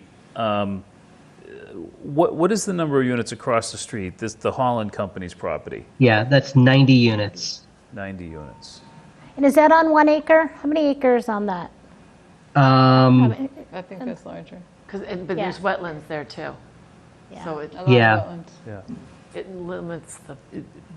I know they're not. I mean, they're in an area that's not too far apart. Is there anything, Tim, that could be done to take advantage of those units that are being built? Connect them with our existing DPW yard, make a little area there. Only if the DPW yard is actually being targeted. Tim said you can't use your municipal parcel. Yeah, you can't zone the DPW yard. So that's 7.2 acres. How about the horse farm? And then you jump, then the 40B's there, right? Where's the 40B? Horse farm is about 3 acres. Well, there's more horse farm property too. Those 3 contiguous? acres, about 2 acres. So the horse farm itself is 5 acres. The risk here is you've got to zone for, like, if you're the developer of that 40B project, depending on the timing of when your construction is going to start, if you get new by right zoning, you may want to do that if it provides more density. So like, if you don't want more density on that site, you've got to zone for less density than the 40B project, and then does that do you any favors? Yeah. It could. I think it's worth looking at too. Like 60 or 70 units versus 90. You know what I think, if it's possible, what it does is allows us to bring down the numbers on some of the other parcels, and then the result of that is we're probably able to build nicer developments, more appealing in terms of the landscape, you know what I mean? And I just the other one, the 663, is another huge number over on Brush Hill. I think that's going to, But there's we're going to already- find that that's Yeah. too much there too. I think so too. I think it's too much, but it's 60 acres and there's already 365. But here's what I would say. Okay, they've got a huge setback from the street. I can see somebody coming in and putting buildings right next to the street Yeah, without a that big would- setback. Yeah. So that would be a totally different kind of character. Well, I think this is a good direction. I do want us to get to the flyer if we can. Can we, is this a good stopping point, Tim, or do you have more? Yeah, we'll continue to. I think I have a good idea that we want to have not necessarily the least amount of units possible on any given site, but like a more appropriate level and maybe a more appropriate balance. I think that one thing, again, just to keep in mind is, as you start to get this number down from 2563 to perhaps below 2461, then you start to look like, do we need to bring transit area 1 through 5 into the mix? What does that do for us in terms of the overall sort of dwelling units per acre? We can take a look at those Randolph Ave parcels, and see, at what levels of density. And I'll use the 40Bs as a guide, because effectively, I guess what we want to do is zone below those, so that we're not getting projects that are denser than what we've actually got with the 40Bs. So we can try and see what that what that will do. One thing that Before we move on, okay. I was speaking, like I mentioned, I was speaking with Eric Halverson from RKG, who's doing the fiscal impact analysis. They have in their scope some modeling work. So I was going to work with Eric about kind of starting to manipulate some of the other parameters besides just units per acre and kind of building height. So starting to look at some of those open space and lot coverage requirements to start to shape these sites in a way that will get us not just kind of seas of asphalt. But I think this is enough guidance. We'll Tim, see I what have we a can do question before for the you. forum. What was that? I have a question for you, thinking about Yes. those transit area, so 1 through 5 and 6 through 7. So 6 and 7, are those the RB district? Yeah. And 1 through 5 are RC districts? Yes. Can we craft, I was looking at some of the existing configurations of where, like there might be a 2-family on a 6,000 square foot lot, and then right next door is another one. So if you look at that, you've got 4 units on 12,000, and there's like 4 or 5 in a row on Avalon. So if you add those all up, it's actually a fairly high density. But you don't see it that way. You go down the street, you don't realize that that's the level of density that's there. Never. You would never guess it. And so I'm wondering, can we limit the buildings to, or maybe it's by footprint, to like 2 families or 3 2-families on a site? And is that a way that we might, if we think about like in the RC, you're already allowed 8 units an acre, right? So because no, that's not right, because it's what's on the ground is 8 units an acre. So at 7,500 so 15, you're allowed 6 already, right? In an RC district? Mm-hmm. So that's what we've said, we've capped it at. And an RC is already what the density level is. So what if we allowed it to go to 8, but we don't allow that in one building if it's a larger site? Is that something we can put in the zoning? I think the problem that you encounter with the C district is the lot sizes. But there are Right. some that are in the C district, like even on Cape, and there's at least 3 that are over 20,000 square feet. Yeah, but that's like the only 3. All right, that's not the only 3 in the whole entire area. But so I'm just thinking, because you're not going to be able to do it for the most part, but if that helps those numbers that you keep saying we need to do something in transit areas 1 through 5, is there a little further calibration from 6 as the max to 8 as the max somewhere? Because that's kind of the density that we have in some of those places anyway. And to make that acceptable, that the lot size would end up having to be fairly large, so there's fairly few of them. And it's... Yeah, we can take a look. And the other thing that we can take a look at is maybe 7,500 isn't the number, maybe 7,000 is the number.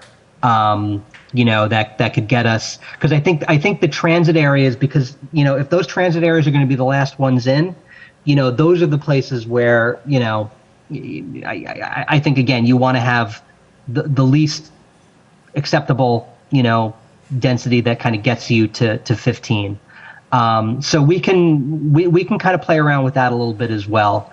I think we thought that 6 was a good number that wouldn't kind of blow things up in too dramatic a way. But I think Cheryl, to your point, that density technically exists in certain places, and if you can replicate that, that's still pretty okay. So we can we can certainly work with that. Yeah, because the other thing sorry. I just wanted to suggest that the way we're thinking about the transit areas, which is kind of what's the sort of the neighborhood character, and then what could we add to it? If we think about Brush Hill in the same way, I would think of the existing character as being the Fuller Village development itself. So what's a reasonable number of new units in that zone that wouldn't be totally out of whack with what's there? I mean, it's the same idea that we're talking about in those transit areas 1 through 7, right? So rather than just trying to crank the dial, I think as it's been called before, on these larger sites, what's the right kind of development what's the right number of units, or the more reasonable number of units on that site? Because I think we're going to end up needing, if we do that, we'll end up needing all of these plus 1. We're going to do what? If we end up kind of more sizing, right? So not trying to put too much on any one neighborhood or district there. We're going to have to dial some of those down. We're going to have to add one. And then we'll have to check the 50% of the total district land area, right? Yeah.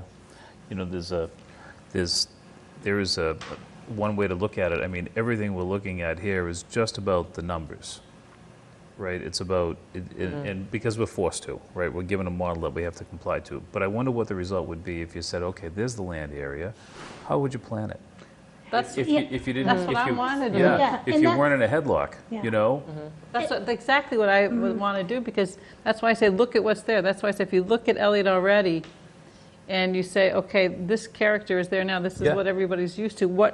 There's infill opportunities. There won't be a lot. I understand, and I agree with that approach, and I'd apply that to even an area like Granite Ave. Yes. Apply it to Granite Ave. How would you develop Granite Ave? What would be an appealing way to develop it? And it would be an interesting calculation to see what you come out with.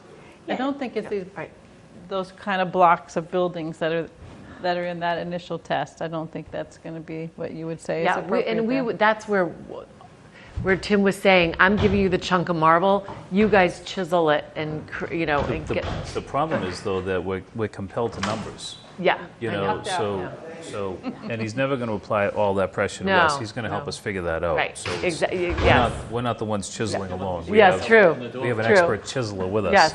All right. Yeah, anyhow. This is great. I think this has been very productive. Tim, I think your work is excellent that you've been doing on this, and still, playing around with some of these districts and maybe adding another, maybe that horse farm. And I think it's always good to talk to you all, because my instincts here are often kind of pretty okay, but it's good to get the direct guidance from the board about the direction that you want to go in, because I do think that, not to derail this conversation, but or make it go longer. But I sort of think, to your point about, Sean's point about, looking at each parcel, why don't we look at each parcel? So in my mind, why don't we look, I like to have a sense of accomplishment. I like to say, okay, we accomplished something. And to me, this process is we're not accomplishing anything. We just do a lot of talking.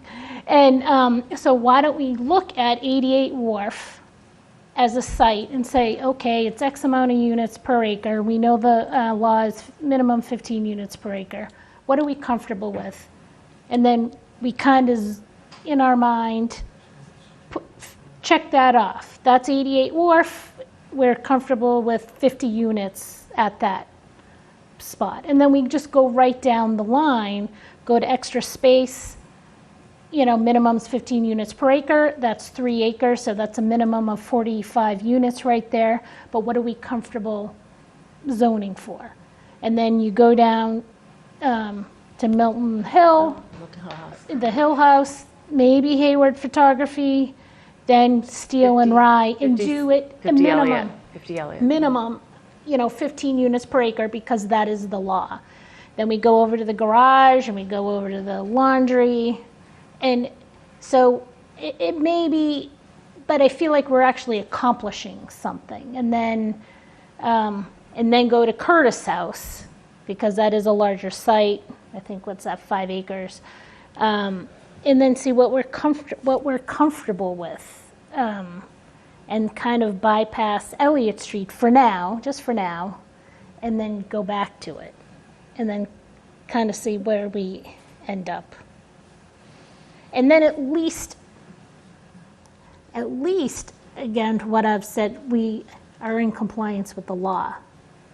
The law is 15 units per acre. All this other stuff are in the guidelines, which, I've reviewed the tapes of our meetings, and on several occasions, Tim has said the guidelines are malleable.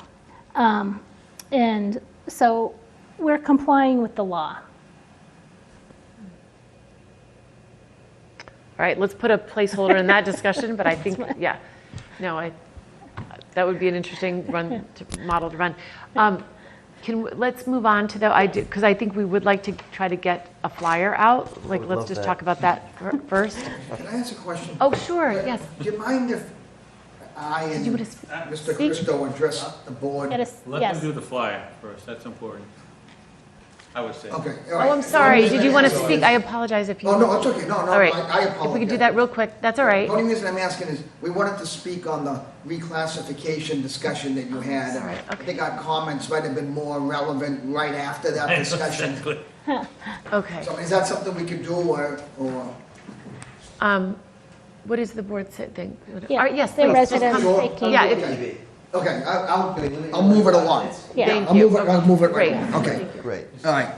My name is Chris Tracus. I'm from Meadowview Road. I'm on the Town of Milton Audit Committee and been on the town meeting at various times from the 70s and on until recently. And with this whole reclassification thing, I just want to speak very upfront and honestly, okay? I'm against that MBTA Communities Act. I think, it's not as altruistic as some would like to think it is, okay? But I'm also a believer in compromise, the word you used, okay? So what I'm saying is people need to compromise on this. All right, you have people like me, and there's many others who are not in favor of this at all, all right? You have others that have different opinions. The compromise is ask for the reclassification.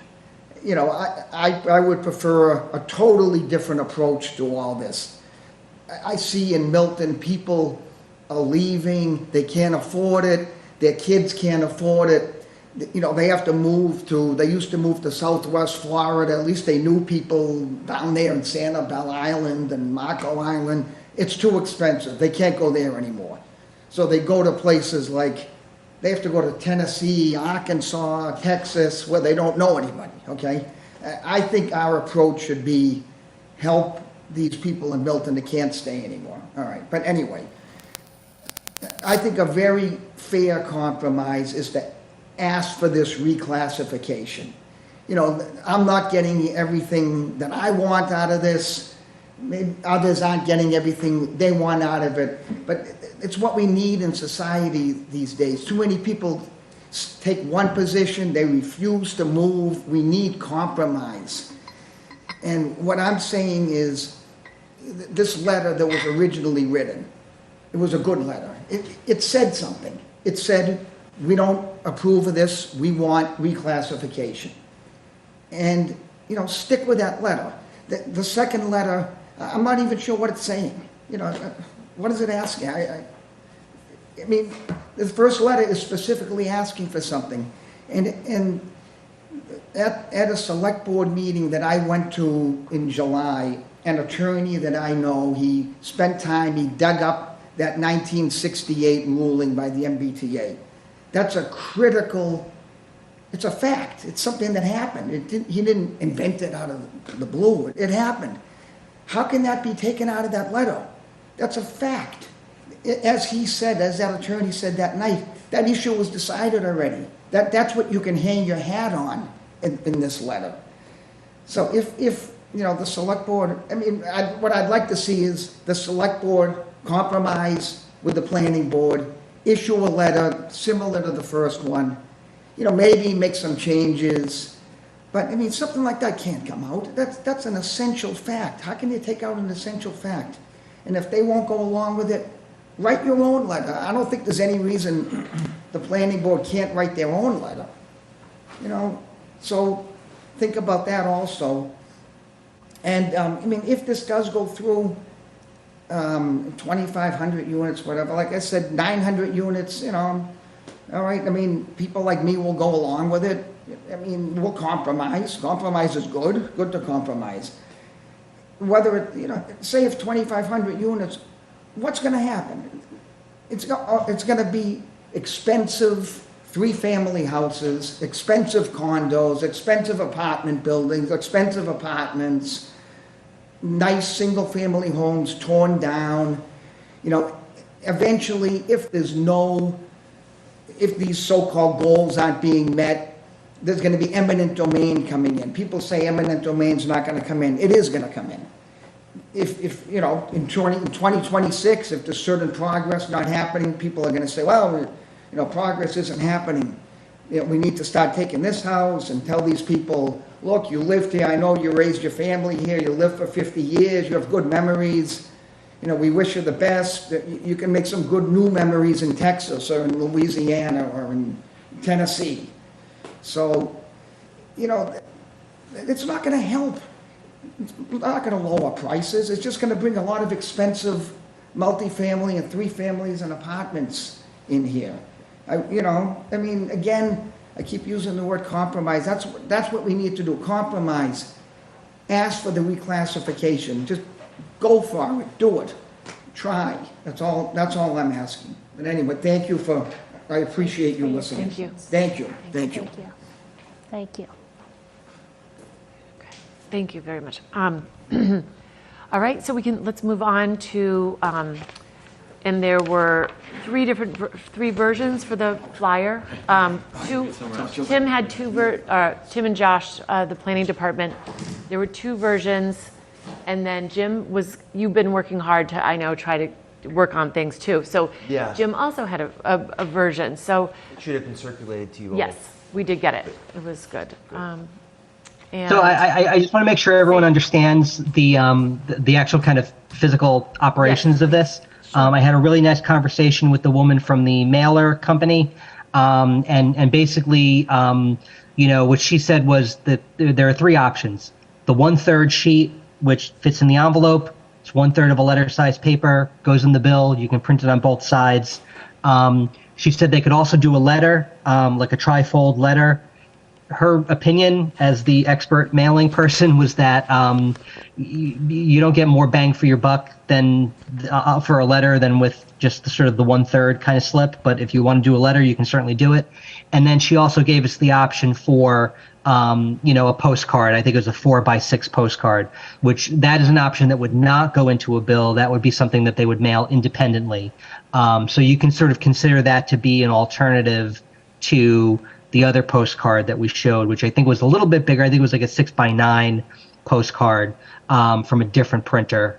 You know, we had talked to the printer that we used to print the warrant for that. This is the folks that do our bills.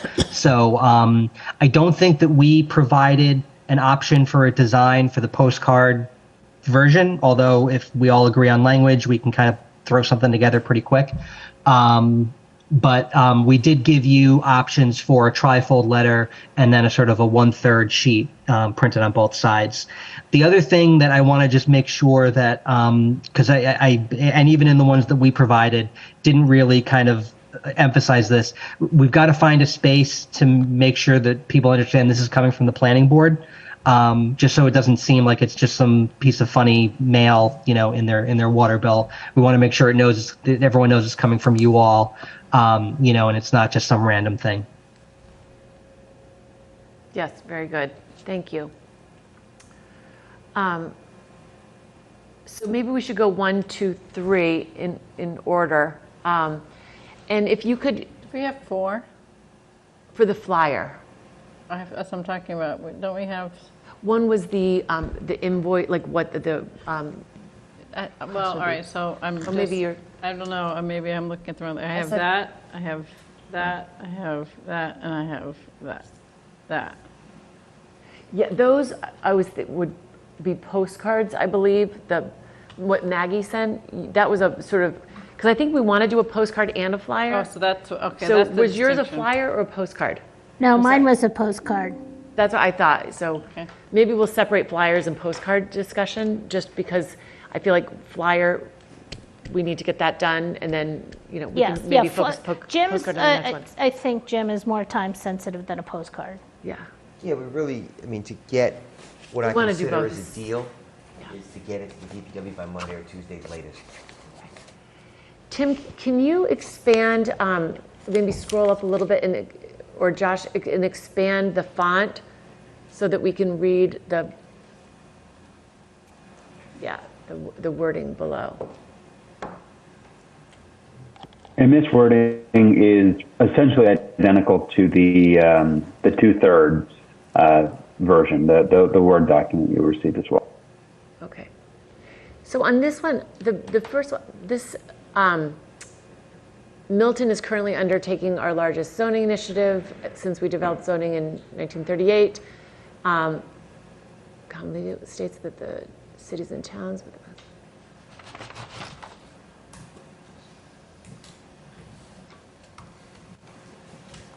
Was this the second one or the first one?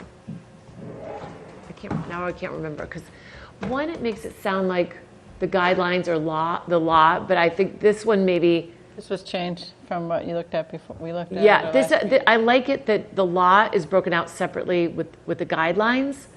I thought this was very professionally done. I think this is the one and I like the trolley above on top of this one. So this is not the water bill insert. Yes, this one is. This is. Oh, Yeah, so we're It can going be, to do a yeah. trolley? This would be a trifold letter-sized insert into not dissimilar from the Milton 360 insert that the example that Jim sent along. Oh, so I'm sorry for my confusion. I thought it was just one thing. literally right at the bottom That's of an the insert. bill and not necessarily a This is a total insert. separate This thing. is a Okay, separate so insert. sorry for my confusion.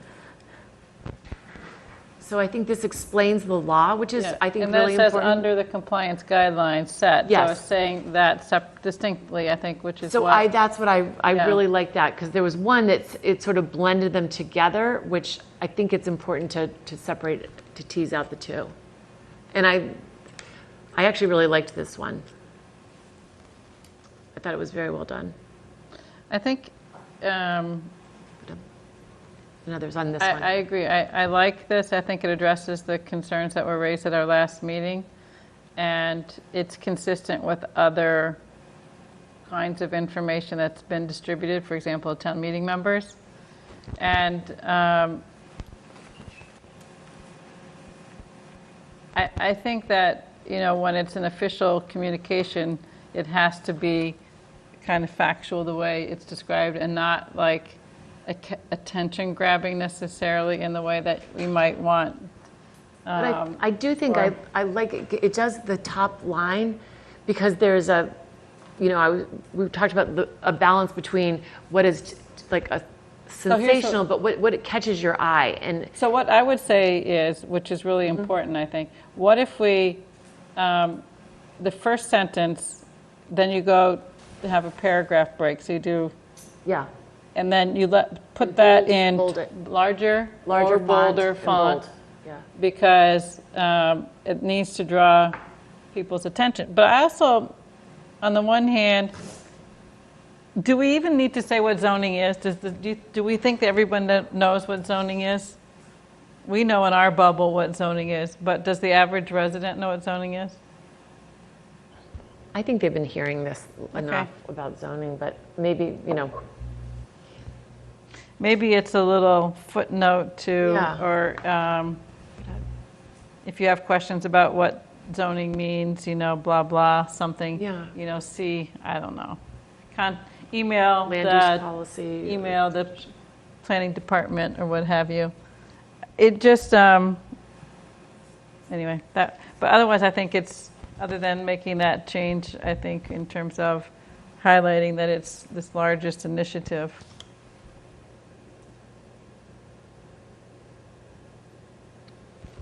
Others on this particular. But I like breaking out that first sentence and putting that in a bold and larger font to do what we've said we want to. So what we're looking at is the trifold. Right. Okay, the language in the trifold, yep. Sorry, I've got to re-visualize getting this in the mail, so I do apologize for my, I was confused.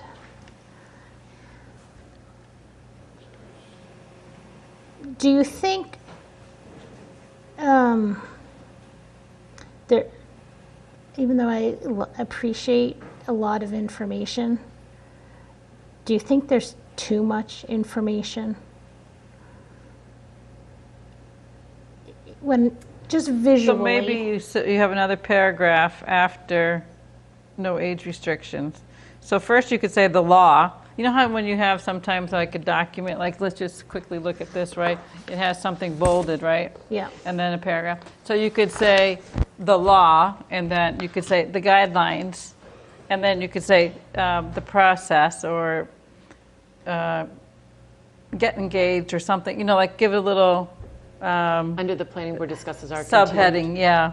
Little subheading. So it's sort of like in Jim, so I'm going to be flipping back and Yeah. forth then between the trifold and Jim's language. So Jim's title is MBTA multifamily zoning requirement, important update for residents.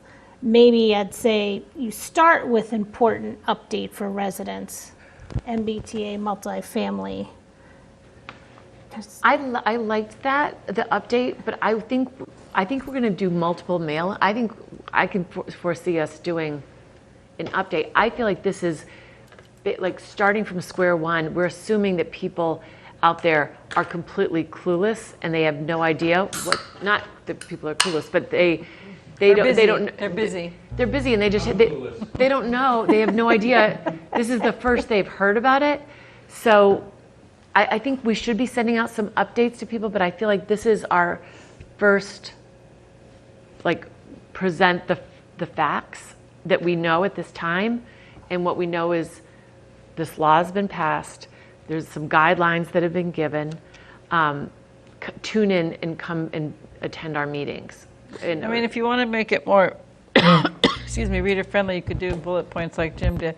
And if you did that, and I don't know how this fits on a one pager, but if you look at the line where the fourth line down, the law states that blah, and then you can bullet point that one district of reasonable size, multifamily as of right, minimum density, and no age restriction, like 4 bullet points. That makes it more user friendly. I agree with that. That's what I was struggling with. It's a paragraph. A lot of people just they're not gonna take the time to read it. That first sentence is probably good, and I think you could actually, the way that you probably could have 2 stacks of bullets. You might even be able to get 6 or 8 bullets, because if you just imagine you're not gonna write a bullet that's gonna go all the way across the page. Maybe what you do is have 2 columns. On the left is the law, on the right is the guidelines that have bullets associated with them. It's just the same information, but instead of paragraph form, it's in bullet form. And I think you're right about people's attention. And then you could have, that last sentence could be separate from, so you could have that main heading, MBTA communities in Milton, subheading, Milton is currently undertaking. Then you could have the information about the law with the bullet points on the side, next side over. The guidelines say this. And then, again, if you want to stick with bullet points, under the continued work, you'd have a bullet point every board meeting, every month there's a forum, there's a survey and the website, and just, it just reduces the number of words. You might be able to keep that bottom section just the way it is if you bullet the top. Okay. You know, people might take the time, you know, once they read the bullets to say, oh, wait a second. They get brought in. You got their attention. I got to look at what's below here. Yeah, okay. Yeah, I think you get halfway through this and throw it out. So I do like Jim's statement, and because Sean has made it before, that Milton has a choice to make. That's where I know, vary I with know. you, and I think we have to be careful about what we send in the mailer like that. When we say we want to be very fact-based, I Having a think choice is a fact. I think Tim's compliance already... with the law is a choice on some things and not other things. One is compliance with the law when we're told that that's the law, and that the way the attorney, the highest legal official in the state, says that failure to comply has consequences beyond the financial that you've described in prior meetings. So I have I an can't idea support on that. That's assuming that on January 3rd, she's going to walk into Milton Town Hall and sue us. Yeah, that's speculation. I don't think that's going to happen. Again. And I think we need a little bit more time to get this done. Yeah, we're voting on this. Town meeting is voting on it. That's what I was going to suggest we say. you Town know, meeting will be Tim's already voting said on it. this. Tim has already said it. He sent his letter to all the town meeting members to alert them that you're going to have to vote on this. If you're going to have to vote on it, the town has a choice. I don't know why that is such a debatable point. If we didn't have a choice, we wouldn't be voting in town meeting. You know, you might not like the idea that we have a choice. You might prefer that we didn't have a choice. The only way that zoning gets passed is a vote of town meeting. So I mean, I get it. It's So the that means we have a, mechanism. that means we have a choice. So the state decides they're going to take that away at some point. And until So what that about- point, then Yeah. that's not the case right now. I do, so I agree that I think we need to be fact-based on this. And I think that I really like not having an appearance of having any bias. I know, I love what you've written, but there's certain things that I want to be able to come back later and say, these are the numbers, these are the costs, and give facts behind it before we don't want to appear to be making assumptions, I guess. But what we could say is, instead of phrasing it like we have a choice, like making it divisive, or some people are for it, some people are going to vote for it, or some people are going to vote against it. But we can say, which is a fact, a vote on this zoning will be coming to town meeting. There will be a vote at town meeting on this To zoning. accept, to what? There will be To a vote. accept, to see if we accept it. Yes. Well, yeah, That's I a way mean, to say there's a choice That's without too wordy. sounding. That's too I'm wordy. Yeah. being wordy enough, but how can we shorten it? I think Meredith is going down a path that I would support. It does require a vote of town meeting. Whether you think that means that you can have an option of complying with the law or not, doesn't matter. It's a vote of town meeting, it's a fact. And so what you could say is... this requires a vote of town meeting. Yeah, I'm just trying to figure out where that goes, which is anticipated in December, which is required, it already said, of this year, right? In December, where is that? Where's that in Jim's? It's not in this one. In this one it is? No, I'm sorry, I'm looking at the one with the... I'm sorry, I'm actually looking at a different one than it's on the screen, sorry. Yeah, can you jump back to, Josh, back to the departments? Yeah, I don't see it says the date here. Am I missing it? Doesn't mention it, no. So I do think adding the date and saying that this requires a vote of town meeting or, you know, something like that, I think, Unless by the time people read this, if we have gotten a extension, is that confusing to people? okay, well, we could. That's why I was avoiding the Okay, date so then until- fine. I think you could just say about a vote of town meeting then, which Yeah. is your point about there is a process still besides, at the end of this, it still has that Well, I step. think you want them to know it's a special town meeting in December to create urgency. Yeah, I think. We could, and The way things are going, are we even going to vote on going for an extension? I mean, is that even on the agenda? You know, it's not, yeah, it was not on tonight's agenda, but I think we need probably to next, but yeah. discuss it, yeah, to see where we are after this public forum and, Yeah. I mean, my intent was to really shock people, to get them to pay attention. yeah. I think this gets that done. I don't think it's biased. I don't think it's leading anyone. And I think it would get a lot more response. If we could take mine and put the train on it, I think it would be ideal. But that's just Yeah. me. No, You know, and I thank you for your work on I that. think this is just boring. I mean, if my wife opens up, if I wasn't on the planning board, my wife opened this up and throw it out. Guaranteed. I think would it's keep on. We're it's not too here wordy. to be entertaining, all right? Yeah. But We're I here do. We're here to we're get people into to pay form. attention to us is what we're here for. So That's if my intent. so, if we saw, you don't think that if you changed that whole top paragraph the way we discussed, that it would address some of your concerns? It'd be More better. bullet points. Because I think,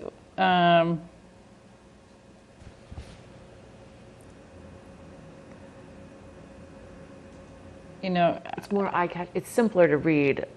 To be honest with you, I feel like there's too much information, and I am always like more information, but the average resident, if we don't even know if they understand the term zoning, That's the thing, you can't relate to. do you think that they're going to understand all of this? well, that's where I think the top paragraph made into those bullet points is understandable. Because it's going to say you have to have a district which allows multifamily housing and a density. And so I guess if you wanted, and then no age restriction. So people might start to get some questions, then they might want to go figure out what this is. And then it says, you're going to say it's going to allow this many units, and it's required to be half of those units are in a half mile of transit. Then people will say, wow, I live a half mile of transit, maybe. I'm going to look at that. But the other people are going to say, oh, I'm not in transit. This doesn't affect me. But then you could say that, well, all right, so if it says 50% of your district's within a half mile, then you could just say 50% elsewhere. And then at least that way it's clear that it's elsewhere. And then I would say in where Sean, you said leave the next paragraph that has the scan thing there. You could say opportunities to participate, and then you could say every board meeting, you know, and then the forums. I think you could reduce that a lot also.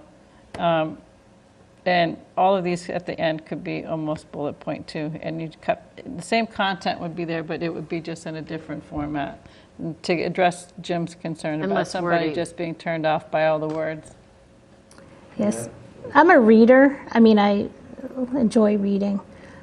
I wouldn't enjoy reading this, and I do pay attention to ads because I like to notice when there's an ad that catches my eye, and I'm like, oh, should I emulate it? So my concern is there's just too many words. And again, I'm not even talking about the substance of it. I think that there's too many words. I think there are concepts that the average person are unfamiliar with. And if you're unfamiliar with something, you may not spend the time to learn, especially if you're in a hurry. So when you create an ad, your ad is always about what is the purpose of the ad. So I guess that is what we're trying to figure out. What is the purpose of this insert? The purpose of the insert is to let people know about it. And I'm just walking it through my brain. So the purpose is to let people know. And I think it's a very simple message. And then if they want to learn more, then they can learn more at our forums or join in. So I think that more words should be at the bottom of the page and fewer, easier concepts are at the beginning. And the average person doesn't understand 2,500 units because we're grappling with what does 2,500 units look like. I think people understand percentages. I think 25%, increased stock of 25% is an easier concept. Yeah, except that we don't know if it's really an increase. I know, but according to the guidelines, it's stated on their website, and Increase? or we need to create zoning so as to allow. Yeah, but it's not necessarily the an same. increase, right? I mean, if you zoned in areas like Sean has suggested, at the densities that's already been approved, then you have no increase. So it's really not that as an increase, which is the challenge, right? That it's hard to communicate this in a way that's fact-based because we don't have all the facts until we determine where we're putting them. Say wordings to the effect of guidelines are mandating us to create. Yeah, but It's only mandating us to create districts that allow housing, not all new, right? So that's the thing. their preference is that you create it. I mean, if you could find a way to create 2,461 units, they would be thrilled, wouldn't they? That's really what they want. I mean, I don't think there's anything wrong with saying they have asked for zoning that would increase your housing stock by 25%. That's really what they've done. It doesn't mean you're going to do it. I mean, your point is a good point. It doesn't mean that you'll be able to do it. Milton is so built out. It's already built out. Right. It's already built out. Well, so the message, I get your point, Maggie, but do you think if we did what we talked about with that top paragraph, separating out the first sentence and then making 2 columns of bullets, that would do what you're talking about? I definitely think that's helpful, yes. Okay. Yeah. And then what I think we can do when it comes to the postcard, because that's going to be a smaller mailing, then we can we'll definitely abbreviate our information, but we've already gotten this letter into the water electric bills, then our postcard can be the follow-up, sort of complementing, but I also less do words. think it is important for people to know, and again, that there's a choice, and I know people don't like us to say this, but there is a choice of non-compliance. And as stated in the law, failure to comply means failure to get grants. And so when I feel like that's part of the fact base, and when people read this, in their mind, they might say, well, what if we don't comply? What are the options? Well, I guess what we would say too is like, it's the law. It's the law of the land. The top legal official in the state has said it's the law of the land. And so when you have a law, sure, you can choose not to abide by the law, but you have other legal consequences, depending upon what the law is, right? So, yes, some of them could, depending upon the law, can be pretty minor, and some could be pretty major in terms of consequence. It's 11:30 right now, so I think we should wrap this up. But what I would propose is maybe in bold at the bottom, we write, this would require a 2/3 vote of town meeting. Maybe we even put that. It's 50%. It's 50%. This would require No, it would require 2/3. I can explain it if you want, but it's late. I thought the state mandated that it's only 50 plus 1. So the housing choice legislation allows you to have a 50% vote on multifamily by right in what they call eligible locations. Eligible locations are kind of broadly defined as adjacent to transit or in areas of concentrated development, which kind of means like amenity-rich areas. So you can make the argument very persuasively that, you know, anything we do in the transit area is going to be in an eligible location. If we were to do East Milton, that would be an eligible location. It's much more difficult to justify Granite Ave or Brush Hill Road or Randolph Ave being eligible locations because they are so remote from transit and amenities. And, you know, if you're... differ with Randolph when they approved 240Bs there on the justification that they're close to amenities and public transit. I mean, those 40Bs got approved because they're 40Bs, not because of the, you know, the silly arguments that developers make. For qualification, though. So just again, so Going with that, because I'm not following it. If the transit areas, I'm sorry, Is considered an eligible location. outside of the half mile, or it doesn't matter, within the half mile or outside the half mile, then it's a 2/3 vote? Yes, it's not spelled out exactly that explicitly, but that's basically the idea. And if we're going to be voting on all of these sub-districts together, if any sub-district is not in an eligible location, then the vote on all of the sub-districts has to be 2/3. Okay, got it, thank you. And so that is like fact. And who would know that fact? Because this would probably be a Diane D'Agostino point of order. Well, so maybe I should the other ask thing, Maggie, Diane. that's the other thing that's relevant to this is the mechanism by which that law is basically invoked, where you basically say, because the default is 2/3 vote, and the law says for these certain circumstances you can do a 50% vote. The way that is operationalized is the planning board, in its recommendation to town meeting, makes an assertion. You know, we believe, based on housing choice legislation and how, you know, these sort of parameters are defined, that this only requires a 50% vote at town meeting. And so it ultimately is up to you to say, we think this is 50% or 2/3. You know, we would obviously want to consult with town council about that if there was a question, but that's kind of how it works. And so, you know, the point of order, you know, becomes irrelevant as long as you sort of follow those steps. Do you know if the select board could supersede us if we say it's 2/3 and they say, no, we really think it's 50+1? Jim, I really can't hear you. I don't know if your mic is on or if you're leaning away from it or... Could the select board override us on that one? You know, if we say... I'm sorry, go ahead. it would be No, they can't. But what the select board can do, and this isn't necessarily an oppositional thing, but if there's a question about whether a location is an eligible location, there's also a relatively formal process for kind of getting a determination on that. And so, for instance, I can't, you know, get HLC on the blower and say, hey, is Brush Hill Road an eligible location?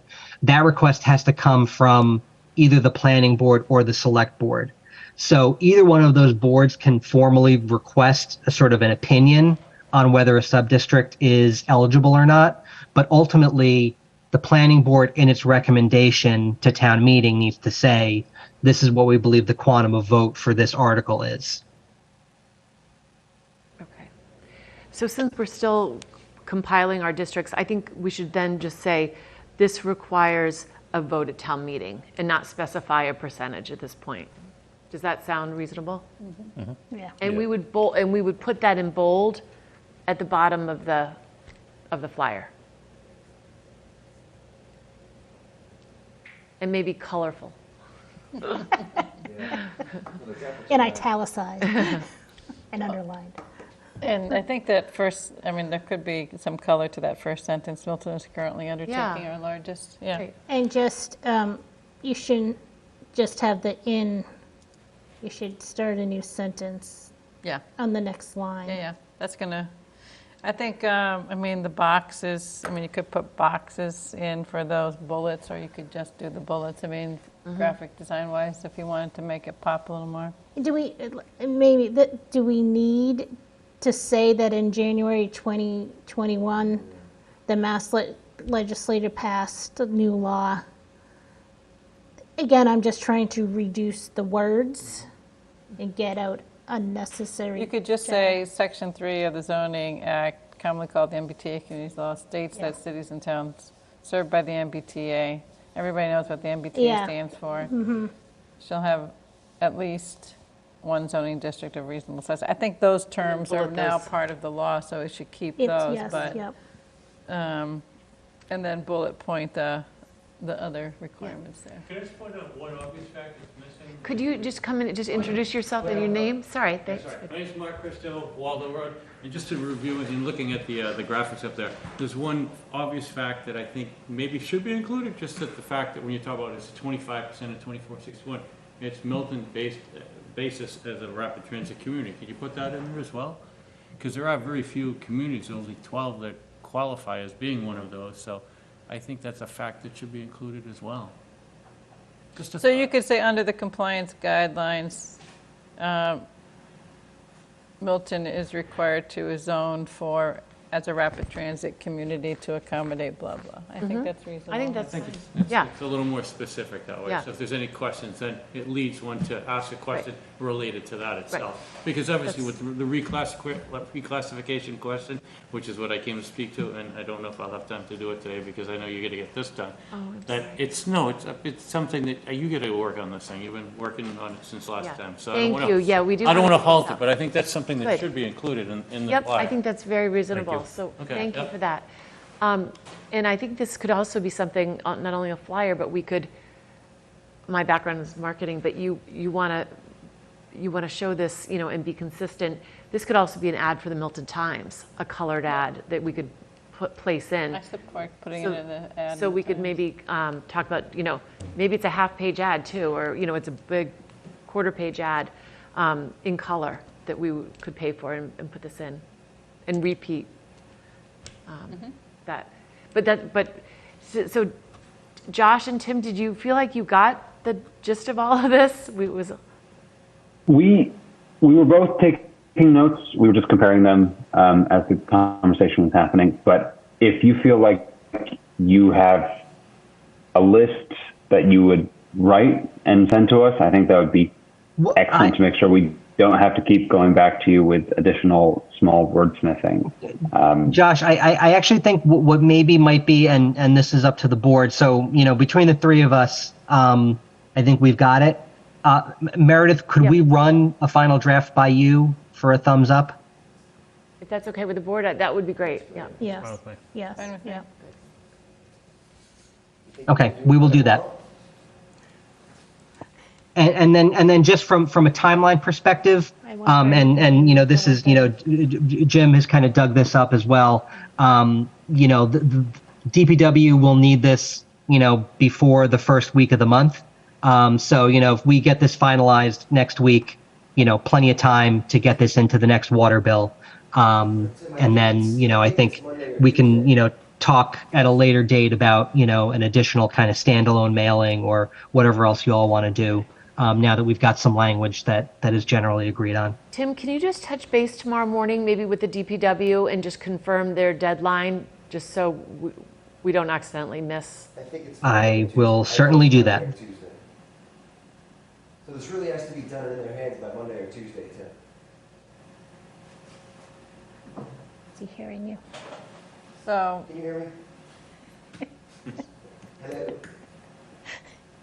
Oops, I might have just lost Tim. Oh, it's close. I thought maybe we started at night and all went black. I've been having a hard time hearing Jim all night, unfortunately. So I don't know, Jim, if you were just talking to me. I'm sorry.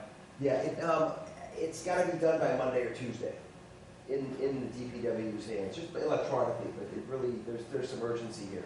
So Monday. So Monday, it would be great. And I don't want to put pressure on you saying it's got to be done by then and we miss the deadline. That it doesn't get in the water bill. Okay.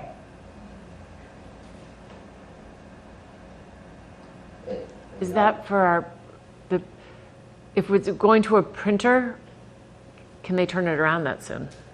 Yeah, that's the deadline. So if we get them an electronic file, they give it to the printer Monday Oh, or got Tuesday. it. Then it goes to their printer. We don't have to print it They- ourselves. That's Okay. the beauty of it. They Okay. take control of it. We pay them $1,300. Okay. Done. All right, that's good. And it So goes- do we need to vote on that expenditure? Probably, right? I would entertain a motion to expend the 1,300 I'll make a motion and change. to spend, approximately 1,300, a little more, a little less, to get a mailer in everyone's water bill. Could I have a I second it. Any discussion? Okay, all in favor? Aye. And then the other motion is to, do we need to make a motion to give you permission to work on this with Tim? Go ahead and get this done with Tim. If you'd like to make a motion on that. I don't know if we I need don't it, think- but We don't need to. I don't think it's necessary. Okay, I think the that's good. expenditure was Oh, necessary. okay. Yep. But I think we all had agreement on what Okay. they were going to do on this one. So it's more a matter of reformatting the information, right? Yeah. Rather than the language of it. Right, Yeah, yeah. okay. all right, so, and I would defer the other agenda items until our next meeting. And with that, I would entertain a motion to adjourn. So moved. Yes. Can I throw in one more thing? Mark, Mr. sorry. Waldo, just a quick one as well. Yes. Sorry. This is nothing what I came to talk about tonight, but I was thinking, maybe we could do an open forum. I know Tim's gonna do another Zoom one, and those are good, but they're very limited. Are you thinking about having an open forum like at the high school auditorium, once people get the mailing, so that there's more people there that can at least speak and be heard amongst them, amongst Definitely. others, et cetera, where people feel comfortable? The small, Definitely. little meets in the library basement are okay, but I think if you get this spread out like that, you're gonna have a larger space to accommodate the volume of people that could be there and should be there, quite frankly, this is important. I actually think for a meeting like that, it would be good to kind of have what we think are the districts and what we think the parameters are, because I think it's hard for people to go back and forth like we're doing and we've been doing for a while. Just, I think it'll be more interesting for people because they can give direct feedback to a particular set of information. Plus, it's exhausting as well, too. There's a lot of work that goes into this, so you want to try to, reach the Right. maximum number of people if you can, too. So. Right. Yeah, so no, that's a good point, and maybe it would be sometime September. As soon as we after. have it. As soon as we have October. it, yeah. Okay, a second to adjourn. Second. All in favor? Aye. Aye, Good evening, everyone. Thank you. thank you. You made the motion to adjourn in a second. I made the motion. I said so moved, yeah.